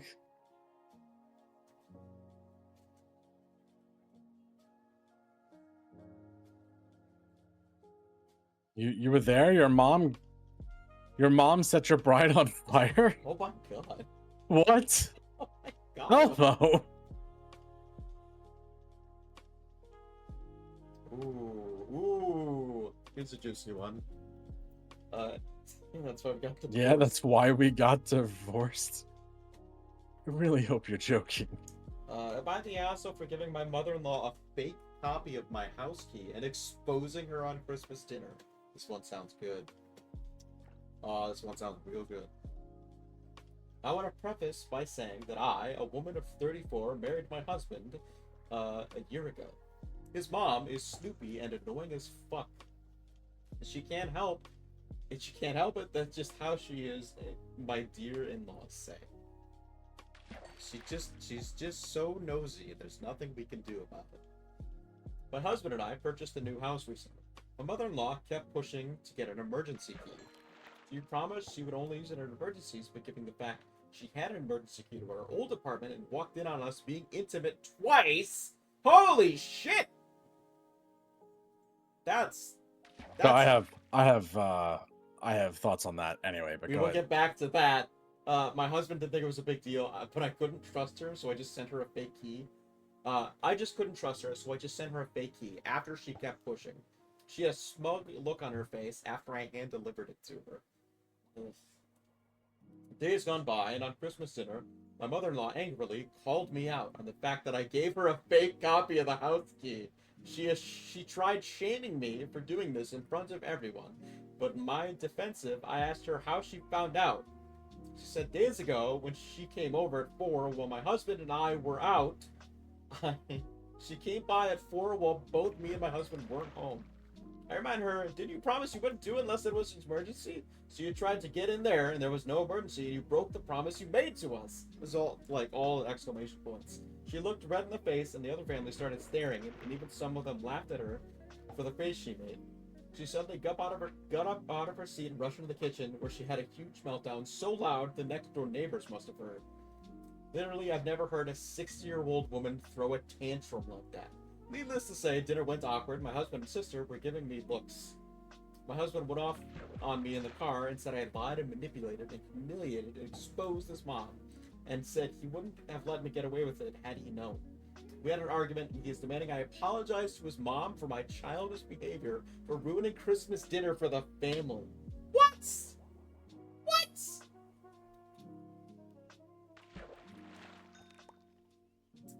Oh, all right, I need to hear your opinion. Go ahead. All right. So So? there's two problems here. Okay. One, she did ruin Christmas for everybody. I mean, not So everyone that- has to be involved in that. There nobody is having the rest of that day without thinking of that woman crying. Yeah. Now, like, she did ruin Christmas. That is just something that happened. So that's the first thing. So I can understand being upset that your significant other did that. I get it. The second one is that woman shouldn't have a key to anybody's house. No. She got caught, and that's just it's over. Like Everyone you are- else is you like, are we're gonna need part of that the those problem. house keys back. Yep, Everyone everybody else else is like, should. it seems like someone keeps breaking in. Yep. That's- Should be put in the hands. Yep, he should be dealing with his mom, and that's the way that should have been. Yeah, absolutely. Also, as far as like walking in, Yeah, I on, wanted to like hear if your somebody thoughts on walks in that. on you, if somebody walks in on you while you're doing stuff with your significant other, I don't give a fuck who it is. Yeah, you're After the real first gross about time, it. if they are continuing to like invade your privacy, no, I'm not stopping. You are volunteering to see what you're volunteering to see, and That's it is no so- longer my that's concern. So gross.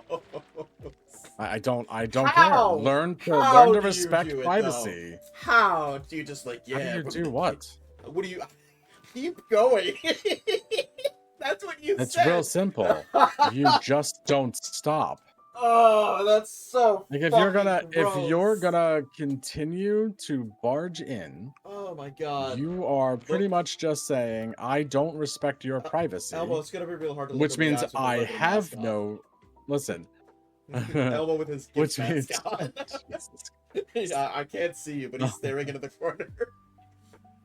What they're saying is I don't respect your privacy. I don't value it, which means you have no privacy. And if I have no privacy, it means that I have to do these acts out in public, and that's just what I'm going to do.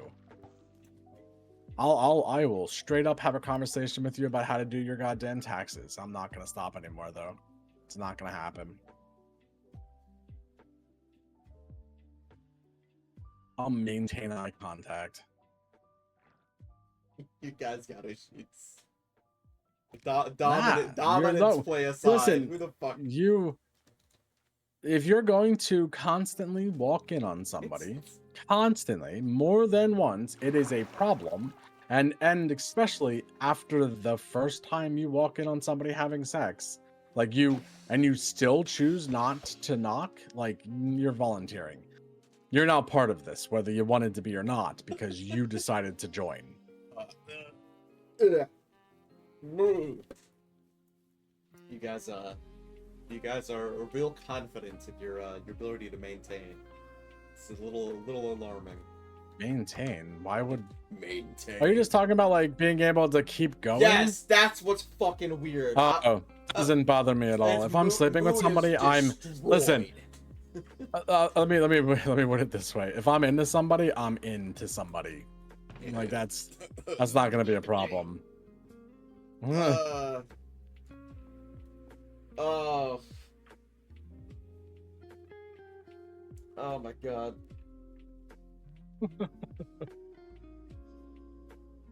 I'm sorry that bothers you. Knock. It's completely avoidable. Just knock. Like that's the entire answer to this. Is just knock. Have respect for people. You know, if you're not trying to be a part of something and you're not trying to see things that you don't want to see, don't be in the areas where those things take place. I don't know. Maybe it's just me. Maybe it's just me. I don't know.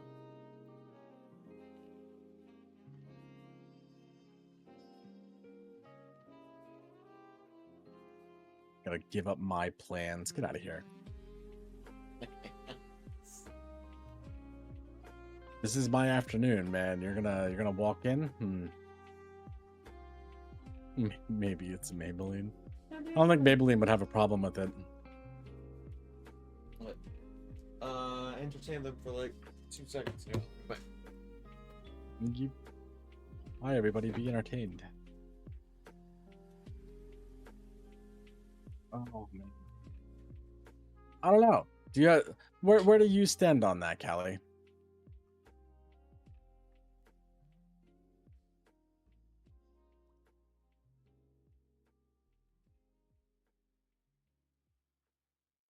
Or Elmo, you're here. You just kind of agreed. I don't think that I don't think I'm gonna put up with it. I think I'm going to do me by doing them. You don't like people randomly? No, but I'm talking about like specifically somebody's walked in on you and your significant other going at it. All right? Like you're in it. All right? Or it's in you, however you want to look at it. And it's more than once. Are you just gonna start stopping because somebody's walking in? Or are you having sex? That's what it was. You and your significant other are like balls deep. And you have somebody who's more than one time walked in on you, and has continued to do so. Do you stop or do you keep going? Continue going. Exactly. Like you're gonna walk the hell in. You are now part of this. You know, you chose, knowing what happens in this room, you chose to come in. It's absolutely normal in my opinion. Maybe not normal, but I completely agree. I'd mention to my partner next time it happens, I will continue so that they know that's the case. And they shouldn't jump up and continue. Yeah. I think that Absolutely. Is this still about breaking and entering or just sex in front of strangers? No, this is just first of all, I don't care about that either. I could give 2 fucks about that. But it's about somebody not having respect for you and your significant other. Like if they're gonna walk in, then not learn from it, then no, you're openly trying to at that point.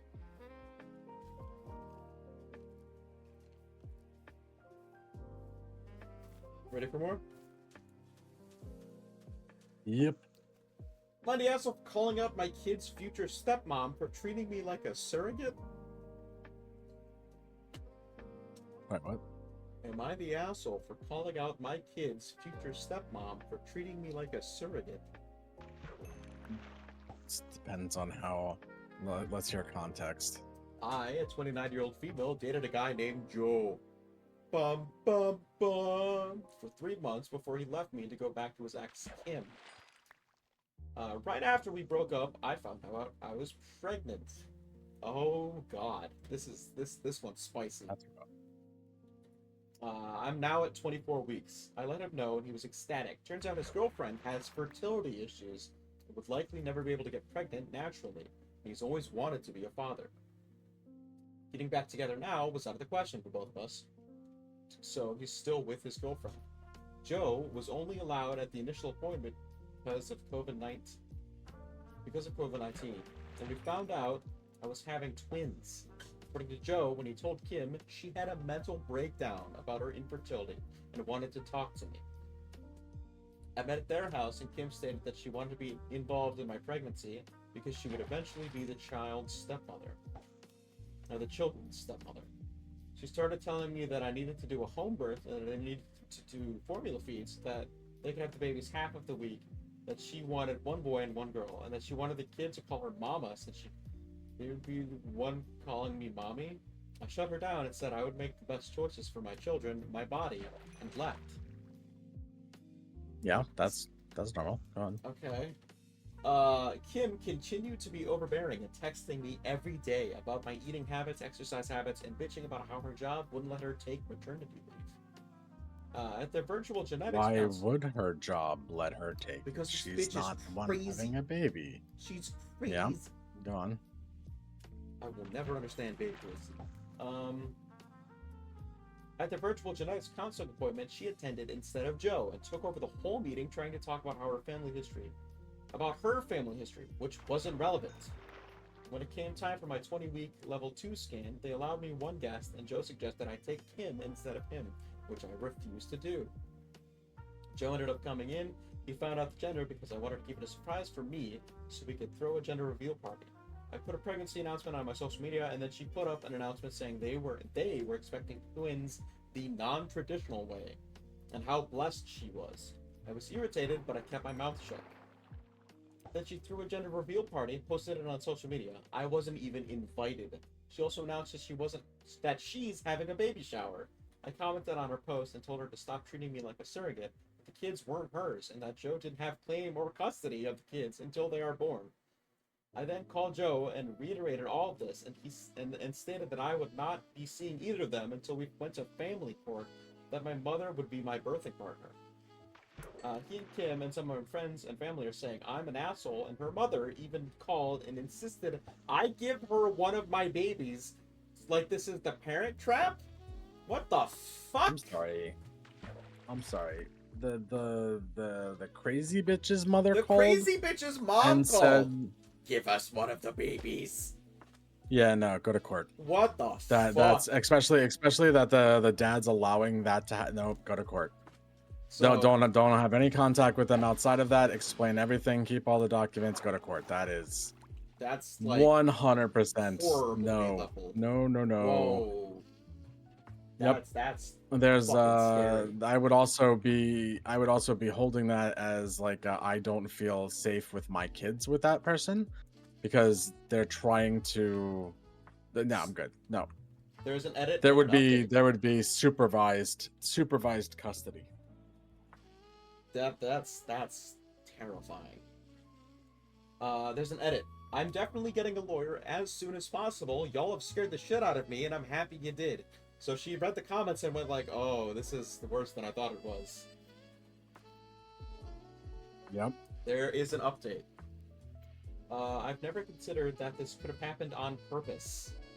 Oh God. We used condoms because I do not react. Yo. Yeah. Like he was deliberately just using her for her. Yep. Oh. Yeah. I mean, that's crazy. Crazy and plausible, which is too. That's what I appreciate about Reddit is that like fucking straight out of fucking nowhere thinking that makes sense. That's the Reddit I like. What are your thoughts immediately? The fact I heard it dawn on you and it's disturbingly possible. Crazy. Yo, but like real. No, yeah, no, like completely plausible. Like I understand why that's crazy though. I mean, that's like it keeps going. Like it's one thing to have a surrogate. Yeah. Like that's fine. Like for instance, you're heading to bed, bud. All right. Thank you for stopping by, Dens. I appreciate you, man. Thank you for stopping by, Dens. Appreciate you. It's one thing to like have a surrogate. Like some people can't have children. All right, that's fine. Something you can do. But to go out and like I'm gonna knock somebody up so that we have the children through untraditional. That's crazy. Also, throwing a gender reveal party without the person is also like that is crazy. The update has more. Do you want me to keep going?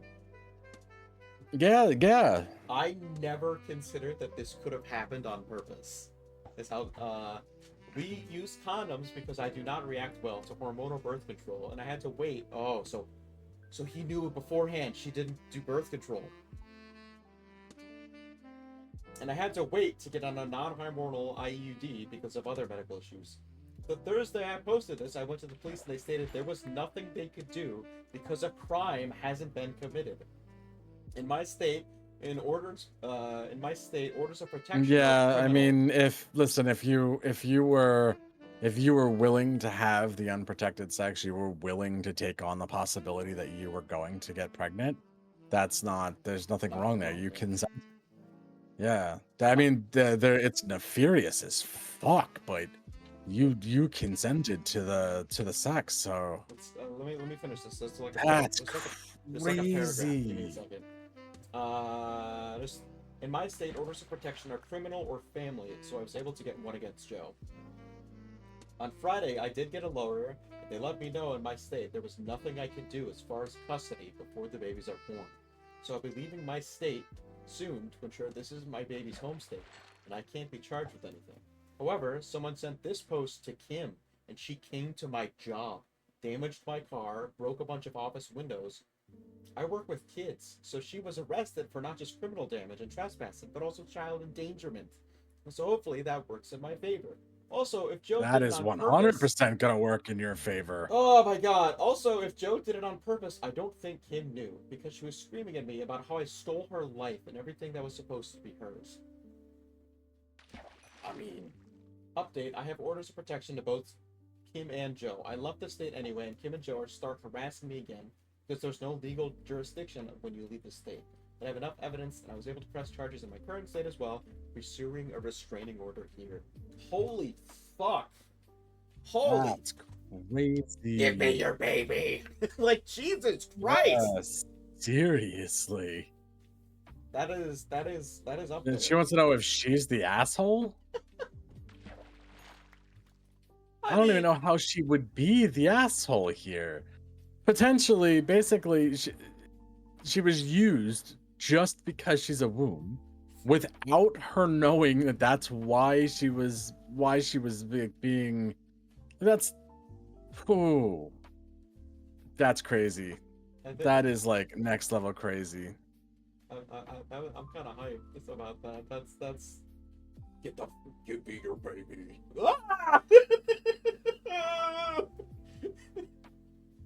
I'm gonna go ahead and save that one. That one was really good.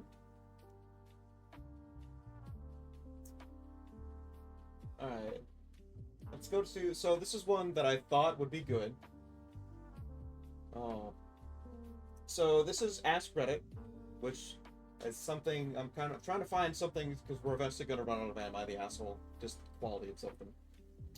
So we're gonna Ask Reddit. That we're going to hot right now. This is something provoke conversation. You would chat as well. If sex is not an option, what activity creates the strongest emotional bond? Trauma. Would you consider trauma an activity? Yes. Don't like the way you're phrasing this. I'm sorry you don't like the answer, but trauma. Holy fuck. Yeah. Let's handle this in a more lighthearted manner then. What activity do you think creates the strongest trauma? That's how you fucking say that. Yeah. Trauma. Can I like go to the responses at least before you just go trauma? What activity outside of You know what the top result is sexual right now? is sexual You is know what the top result is what? right now? Trauma. 5 hours ago. Have you tried almost dying together? The next one is going through something difficult together, like almost dying. Oh. One of the passengers on the Delta aircraft crashed. No! This is why Sandra Bullock and Keanu Reeves got together on Speed, because they were in the bus station and they fell in love. Because trauma. Trauma bonding. Trauma war. Trauma bonding is why. Oh my god. I'm sorry that actually turned out to be the answer. Crime. Drugs. Holy fuck, Zero. Trauma. Listen, it is sex and trauma. They're the two things that'll Oh my bond God. you. Yeah, especially good sex. Trauma sex. Oh, my No, grandma. no. My grandma. I don't think you should ever say those things again. My grandma just died. Let's let's make sure that's That's actually a go-to for a lot of people. Oh, that's they go to funerals to pick up chicks. No. Not like Are we going to related? funerals for that, but Probably. like Let's go. bad stuff will happen and they just use sex as a coping mechanism. Oh my god. What based on a true story movie is not true at all? Texas Chainsaw Massacre. For several reasons. The number one result is Bohemian Rhapsody. It's more of Bohemian Rhapsody was The pilot, the thing yeah. about Freddie Mercury. Yep. Also, what's the other one that wasn't true at all? Amityville Horror. It's another one that they tried saying was a true story that was not.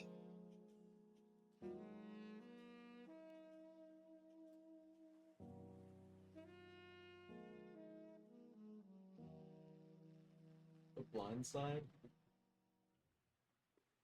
Oh, it's not as fun. What do you think? I'm was- sorry that trauma ended up being the answer, but Oh, it's all right. It's all right. Oh, you might have a response to this one. Police officers of Reddit. What's the most corrupt no. officer you've ever seen?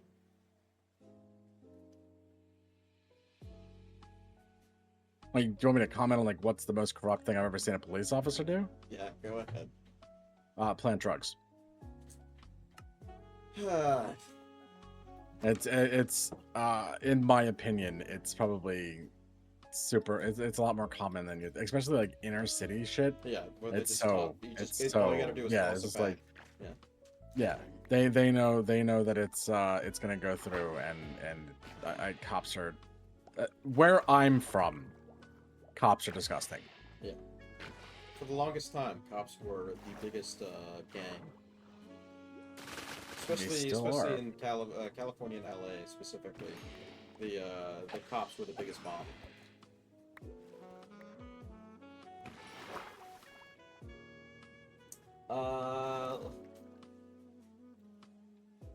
None of these have really stories attached to them. London police has an officer who's nicknamed by his peer as the Rapist. He has a criminal Oh. record of exposing himself at McDonald's. When a woman, oh my god! Oh my god! Ah! Oh, we're leaving. We're leaving Ask Reddit. Get the fuck out of here.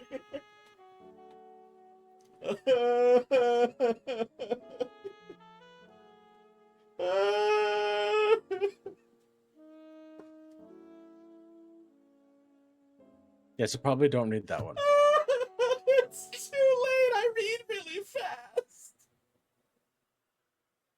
I meant out loud. I guess I'm just gonna. Let's Yes. skip that one and move Yeah, on. we're going to Tales from Tech Support. Everybody, yay, tech support! I know a lot of people that worked in IT. I used to work in IT. I know Zero did. Remember, if you're having a problem, turn it off and back on again Before you call anybody else. before you call anybody else. Don't make your problem somebody What else's is the problems. second thing you do? Make sure it's plugged in. You- First. First. All right. It's not turning on. You need to make sure it's plugged in. I mean, All right. This is a longer one, longer than we usually do. Google it before you phones. Yep. One of the Alright. best sites out there, by the way, is called Let Me Google That For You. And what it does is it brings up a website where there's Google. And then you type in the search. So you look it up for somebody, you go like, my computer won't turn on and it's giving me this error. And then it'll give you a link that you send that person, and then it will show them how to Google it themselves. Which is absolutely incredible. All right, you ready? This is tech support story. So we're gonna Yeah, go yeah, I'm good. back in time. This is called the Hugbird Around the Company. I was thrust a laptop by an angry executive early this morning with him complaining that his laptop had locked up again. Normally, we have a ticketing system in place for any and all tech issues. However, when an executive wants something, he bypasses the system because of a RHIP. That's something. So I go through the normal routine of diagnosis, and through my efforts, I see that the issue is simply bad RAM. I replace the RAM and take the unit back to the executive. He tells me he refuses to take the unit unless I have made 100% sure that everything that was wrong with it is now fixed. Internally, I wanted to punch this man, but I held it in and simply asked him what other issues he was having. Pull out our notepad. He ran through a load of issues that all screamed, just run fucking cleaner to me, and I took his unit back to my desk. Going through cleaning out bullshit installed programs used literally once and never again, and cleaning out junk data. Found a folder in his roaming was reading 12 gigabytes, but was hidden. I log in with my credentials and enable viewing hidden or protected files, and I see that hidden folder was from 2014. Basically, it was just a bunch of pictures and looked to be a temporary folder created by one of the old programs I removed. Some kind of picture manager or some such. Normally, when we see personal pictures in the machines, we're supposed to delete them immediately. Now, no one ever does this, as we are not... Now, no one ever does this, as we are not that big of dicks in the IT department. So the company's procedure is, you see a picture, fucking delete it. But we're not dicks here in the RDP department. Plus, this guy was one of the executives, so I decided to just move the pictures to his desktop under a folder I created called Old Pictures. I took the laptop to him and informed him of the pics, telling him I left it up to him if he wanted them deleted or not. He thanked me for my time and went back to work. After about an hour later, him and his wife, who had come to join him for lunch, came over to my desk and they seemed very happy, and she was crying. Now, normally, when I have done nothing, have nothing to do when a boss comes over, I stand up to greet them. Just the way I was raised, I guess. I was not prepared for what followed and was totally shocked by the outcome. This lady wanted to thank me for finding the pictures, and the executive reached out to shake my hand, thanking me profusely before pulling me into a hug in front of the entire IT department. I awkwardly hugged him back, and he let me go embarrassed. My eyes were wide and flabbergasted, and totally unprepared for this extremely out-of-character moment from this guy. Barely able to hold back tears, his wife tells me that the pictures I recovered were thought to be lost.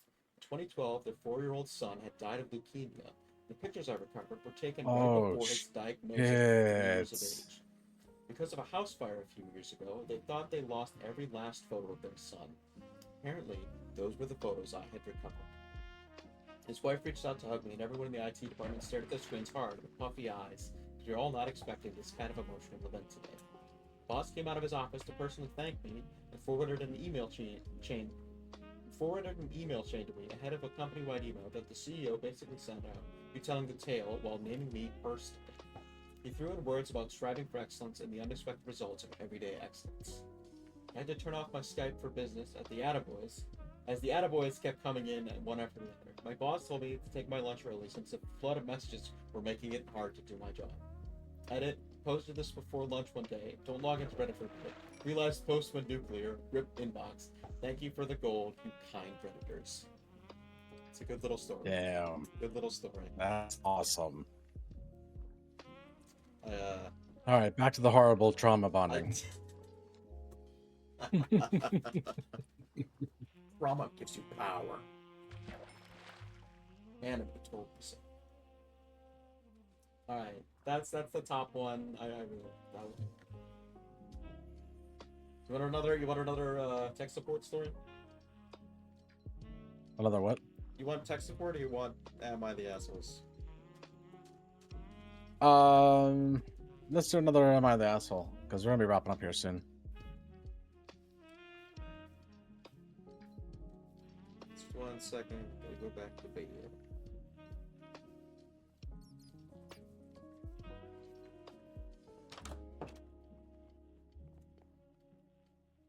Let's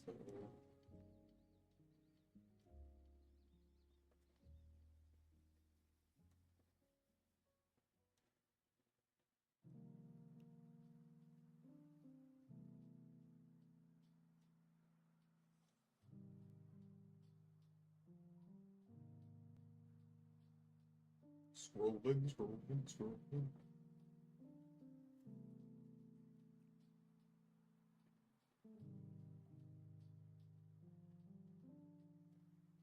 Scrolling, scrolling, scrolling.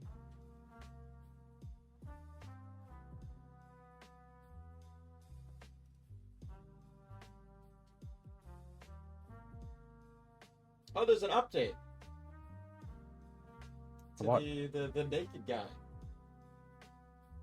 Which one? We talked about several. The naked guy who slept on top of his covers. There's an update. Oh, okay. You want to hear it? Yeah. Okay. Is he dating that person now? She liked my dick. uh, they reminded her of home. Oh no. I'm sorry, I couldn't. Trauma sex. Hi everyone, I wanted to give an update on the situation since a lot of people were really concerned for me. After the whole debacle, I purchased a wedge for under my door from Walmart. It worked, and I didn't have any more issues with waking up. That's the best thing. Carry on. I didn't purchase the wedge. Have any more issues with people waking up in my face. I used the excuse that it was to keep our cat from opening my door at night. That is not the same. Wait, person. did they? That I don't is- think that's the same story, but Hang on. I'm going. There's an original post. All right. This is about this. This is a different naked story. Okay. Scrub the last Oh. one. Okay. So this is the OP is an 18-year-old woman. Okay. Okay. My All right. mom and I live in a crummy apartment complex in New York City. Our apartment itself isn't crummy. Our apartment itself isn't crummy though. We've taken a lot of pride in making the inside of our apartment look nicer than it really is. And the truth be told, the building is crummy. So much so that the radiator in my room is broken, and I get heat every day of the year, even in the summer. Holy shit! These fire codes, man. Okay. I prefer not to open my windows during summer, as well as because all types of questionable, creepy crawlies like to come through the windows. So we usually sleep on top of the covers or without pants. Last night it was too hot, so I slept without a shirt or bra. I have pretty huge boobs. It's no secret. But I was in the comfort of my bedroom, and I keep my door closed when I sleep.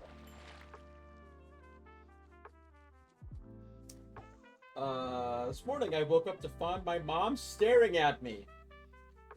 She scared me shitless, especially because I have a loft bed, was making direct eye contact with her as soon as I opened my eyes. She stood there and screamed at me for 20 minutes, telling me to put a shirt on and calling me a ruthless whore for sleeping without a shirt while her boyfriend was here. I put a pillow in front of my body, closed my eyes to go back to sleep. But this wasn't good enough. She ripped a pillow from my arms and told me to put on some clothes before her boyfriend came in and saw me like this. I told her I keep my door closed for a reason, and if she's worried about her boyfriend bothering me, that's more telling of her boyfriend, not me. She was absolutely seething, and told me I'm to live under her rules while I'm in her house. And that includes me being trashy and sleeping with some clothes on. I figured that she was being ridiculous, but her boyfriend heard the commotion and ended up coming into my room to get her! Without knocking, mind you. Left me flailing to find a sheet to cover with. He was kind of eyeing me and told me my mom was right and I need to sleep with clothes on. I'm having a hard time understanding. Am I really the asshole here? There's an additional edit, and a follow-up. This sounds fucking terrifying. so this is so like I get the it is the mother's house, so if the rules are the rules, then that's what the rules are, period. The reason for calling your daughter a ruthless whore, your boyfriend shouldn't be in her room. That is crazy. Ammo crafting. Edit, no, I can't lock my orange. door. She won't allow me to replace the doorknob with one that comes with a lock. Additional edit, please stop fucking messaging me asking to see my breasts. People are asking me what mentioning the size of my boobs has to do with the post. was one of the arguments my mother made for me to wear a shirt. In hindsight, it doesn't come into play, but I was annoyed when I wrote the post rethinking the situation. Just calling this fake, saying I die under the conditions I'm describing to. Just get the window screen. It doesn't help that the heat outside is so thick and gross, it's extra hot here. Not to mention unpredictable rainstorms have constantly closed my window away. Phobia bugs. Thank you everyone for the helpful tips. It's hard to respond to everyone, but I see and appreciate your help. I'll be purchasing a doorstop soon, as well as find time to discuss with my mom what her blow-up was about. We had a pretty decent relationship outside of this, which is why this was a shock to me and had me confused as to whether I was not wrong or not. Alright, now, back to the follow-up. So that was fucking weird.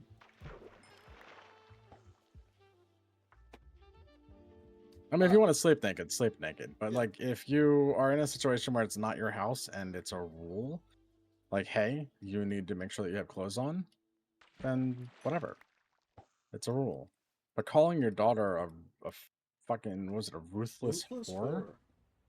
Maybe your significant other shouldn't be walking in your 18-year-old daughter's room with, especially unannounced, and when the door was shut.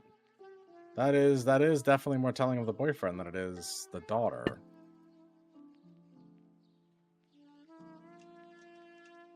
Let's go. I don't know. Do we have any women in chat that want to chime in?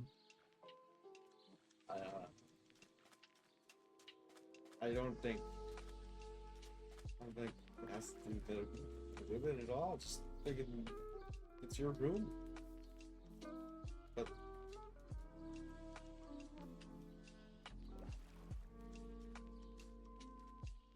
alright, here's the follow-up.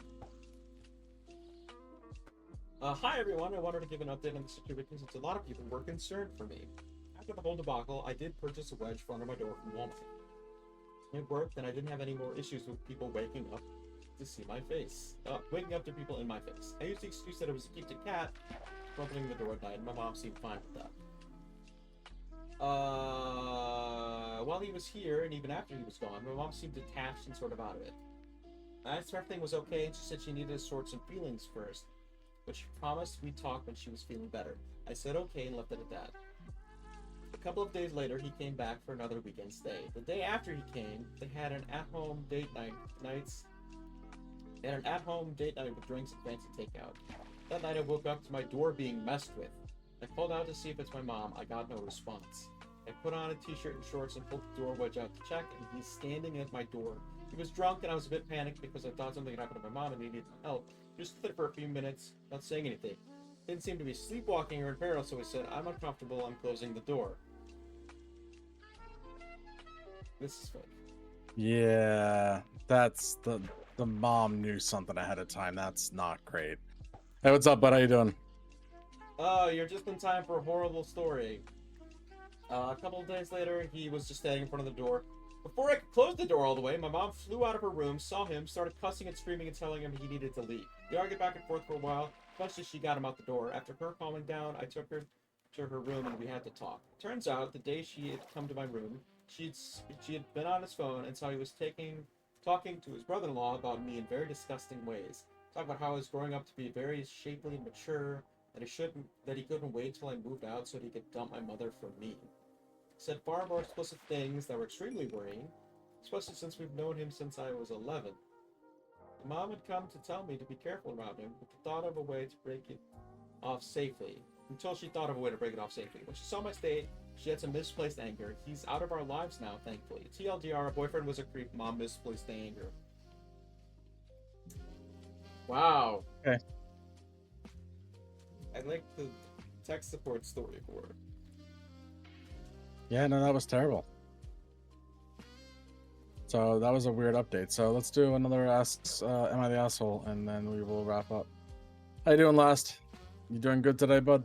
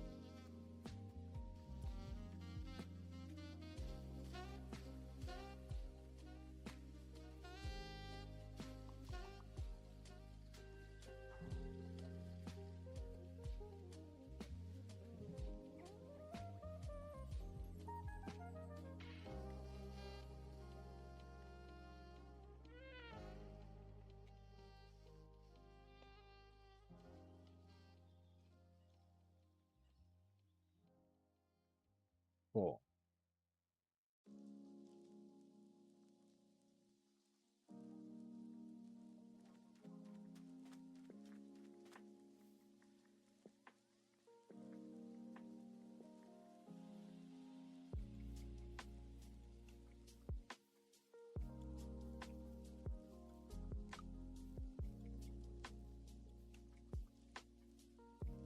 What's up, Yep, Zelda? yep, not a problem. Don't do that.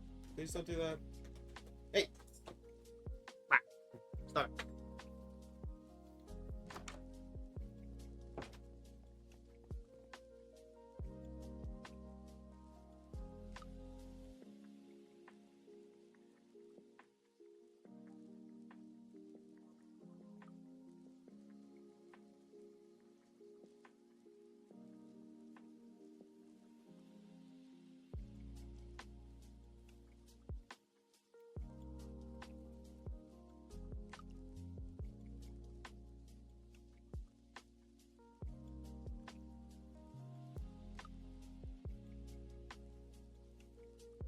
It just get worse and worse. Pick one. Just any of them. Yeah. What's the number one of all time? But we already did it. Oh, what's the number one of this year? This year, I mean, we've done. I sort my top. Top all time, we did it. Top this year.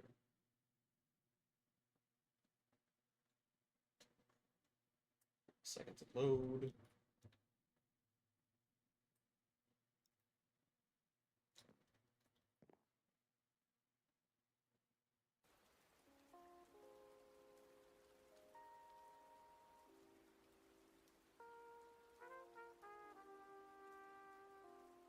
That was the European dad drinking one is this year's top. This month? Maybe? Yeah, try this month.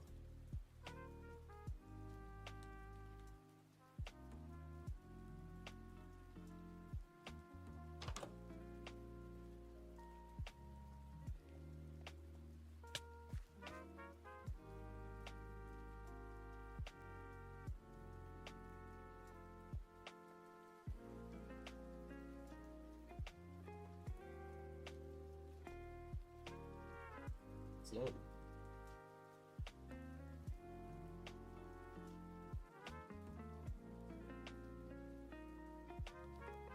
Sorry. The other top is Rehome the Cat. Second top.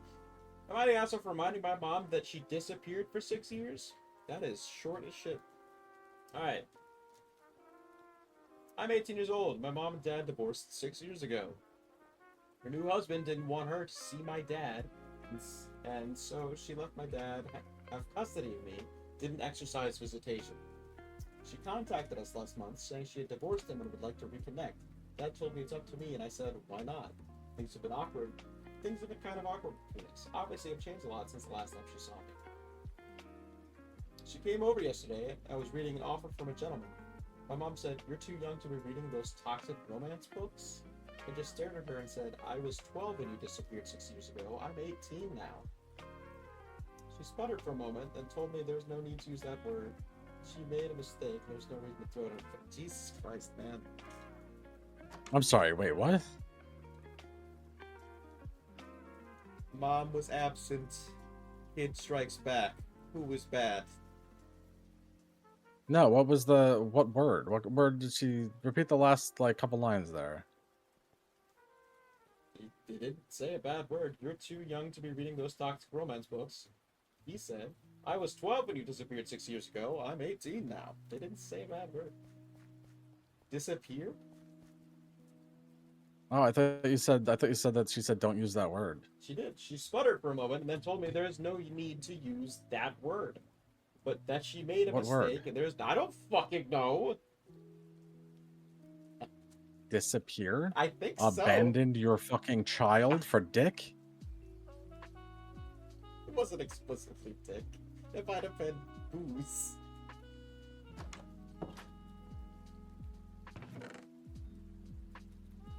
I want to end on something nice. I'm gonna go back to.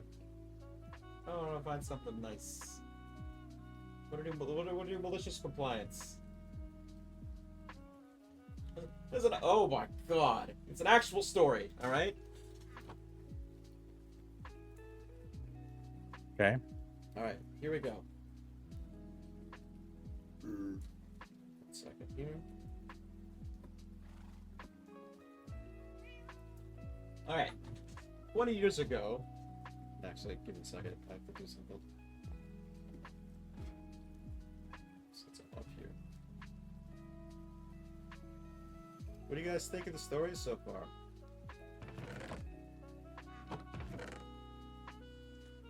Yeah, we're running though. We're gonna wrap up here in like a couple minutes. That's what I was saying. Just find a good one that we end on. Alright. Gotta get back to my fishing pool. 1 sec. Dump truck delivery. This is from Malicious Compliance.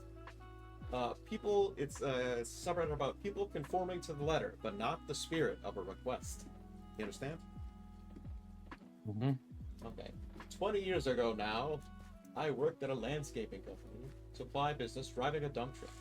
I've been a software engineer for most of the time since, but at the time, well, mistakes were made and I spent a few years driving a truck. These were single axle trucks, 26,000 pounds gross. We often overloaded them by about a ton. Waskatoa was on the edge of the area we often delivered to, and we occasionally took rock or mulch to the high school there. Arrived one day with probably 4 or 5 tons of topsoil. If I recall, I had to drive around the school and find someone. I suspect I had been instructed on where to meet people, and those people weren't there. Asked after the name I had on the delivery ticket. It was written on. They're like, I should know who they were. When I found someone behind the school and was informed that it was a math or physics, I don't recall anything about something STEM related teacher I was looking for. I think I asked that person if they could find the teacher for me. Eventually, I met the teacher and 3 or 4 students in the front of the school. I didn't know any of them. I might have still been 19 or 20 at the time, and I looked young. It wasn't rare to be forced to find people for delivery, and everything was normal so far. I go to the truck and was told that the dirt was to be dumped into a planter they had been assembling into decorative blocks around the sign of the high school. It was out maybe 50 feet into the grass, 50 inches? Feet? Into the grass behind the road in the parking lot in front of the school. I hesitated. I might have managed to say before being interrupted. I was going to say that the truck would leave marks in the grass. The truck, 12,000 pounds empty, was heavy enough that it would compress the dirt even though the grass would only be flattened. And they would trail where the truck was. The truck would be conspicuous. I don't recall if I got more than 1 syllable out before I was interrupted with a condescending tone, initially from the teacher and then from 1 or 2 of the students. I tried to speak again. I was met with a mix of disbelief that I didn't understand the instructions. A further attempt to explain what they wanted me to do, as though I was 5 years old or didn't speak English. This is the last one, Hazel. We're wrapping up right now. I attempted to speak 2 or 3 times before giving up. The truck is gonna fuck up your school. I shouldn't dump here. They're like, no, you're dumb. Do it.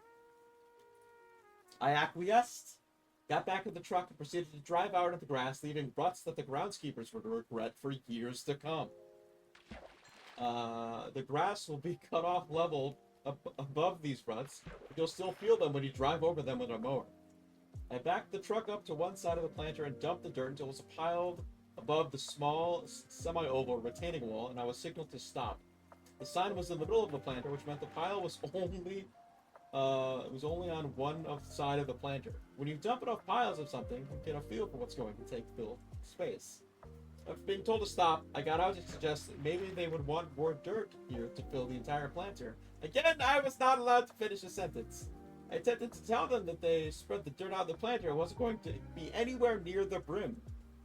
I also would have been spilling out into the grass. It was clear that they had no use for anything that I might have to say. The disrespect was clearly intentional. I'm not sure if there was some perceived slight or if this was just a wolf pack who did this to everyone. I was told to go dump the remaining soil. There are probably 2 or 3 tons left in the truck. Could have been put to good use in the planter. Still, out in the row crop field back behind the school. There's some intricacy of working with the dump truck you might not into it. Dirt doesn't spread evenly out of a dump truck bed. Most trucks have chains for the gate that allow you to meter how quickly the material comes out of the truck. This story is fucking long. Dirt mechanics. You have to dig it out, essentially. If you don't know what you're doing, it'll take 10 minutes of unclogging the gate of the truck. But I guess there's too much nuance in that. To convey in a scenario when I've yet to be allowed to finish a sentence. I can't do this. Dirt won't come out good. We weren't having Thank you. We weren't having a conversation, and these people were enjoying this for some reason. This was a long time ago to remember a bunch of it. Clearly, you fucking do. But I do clearly remember one kid slowly explaining, just take the truck over there and drive while you dump it out. Something to that effect, with hand gestures, like you would explain to a child. At this point, I wouldn't piss on them if they were on fire, so I wasn't inclined to expose myself to any more of their noise. I had them assigned for the delivery and then drove around the school and into the field. I felt a little bad for whoever farmed this field, so I did try to make it work as well as possible. I also doubted they had permission. I drove about as fast as I was willing to drive in a recently tilled field and started raising the bed, as topsoil is wont to do. Nothing happened until the entire mass started sliding and essentially landed in the field in a giant pile. You could tell that if you knew what you were looking at. The truck had been moving when it was dumped, but it was still a pile someone was going to have to deal with. I drove past the school a week or two later on another delivery. I was curious to see if they had gone out to the field to get some of that nice sifted topsoil when they realized the planter was barely half filled. Or maybe they used it to patch the ruts in the grass that I'd made. There were still obvious tracks leading to a newly constructed planter. It was still half filled with dirt, leaving the back of multiple courses of... Yes, that's the whole story. This guy got yelled at and that dumped dirt. That was dumb. I didn't like reading that. I'm going to downvote that. No. Because I think that was the worst written thing. What's the asshole part in this? Just the... Is he an asshole for trying to do his job? No, this was malicious compliance. Oh. This one's bad. What was malicious compliance about this? He did what they told him to, but it was dumb. Because they didn't know what they were doing. It's not malicious. That's just people being dumb.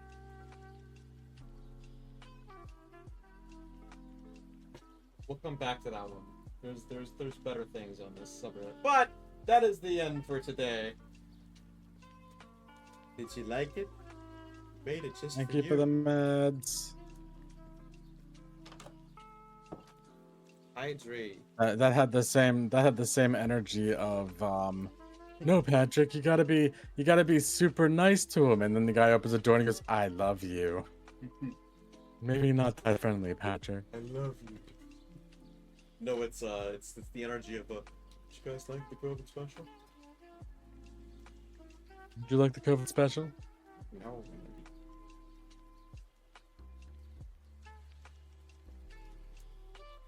Go find someone to raid. You're on for a while, so please have a drink. Yeah. I am. What was that sound?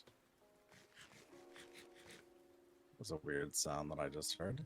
I'm gonna be a minute because I gotta get back to my base.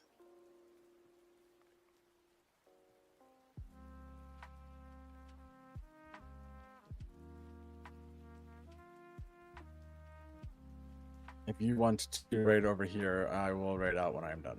Alright, cool. We're gonna go raid someone. Let's see, what do we got? What do we got?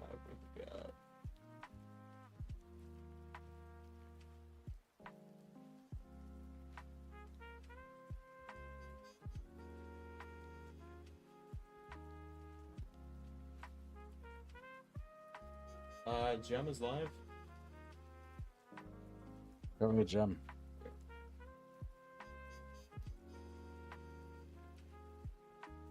Alright, Gem is playing Marvel Rivals. She's rocking Squirrel Girl. Squirrel Girl. Thank you guys for joining us. The series will be available later. And yeah. Okay. I can't see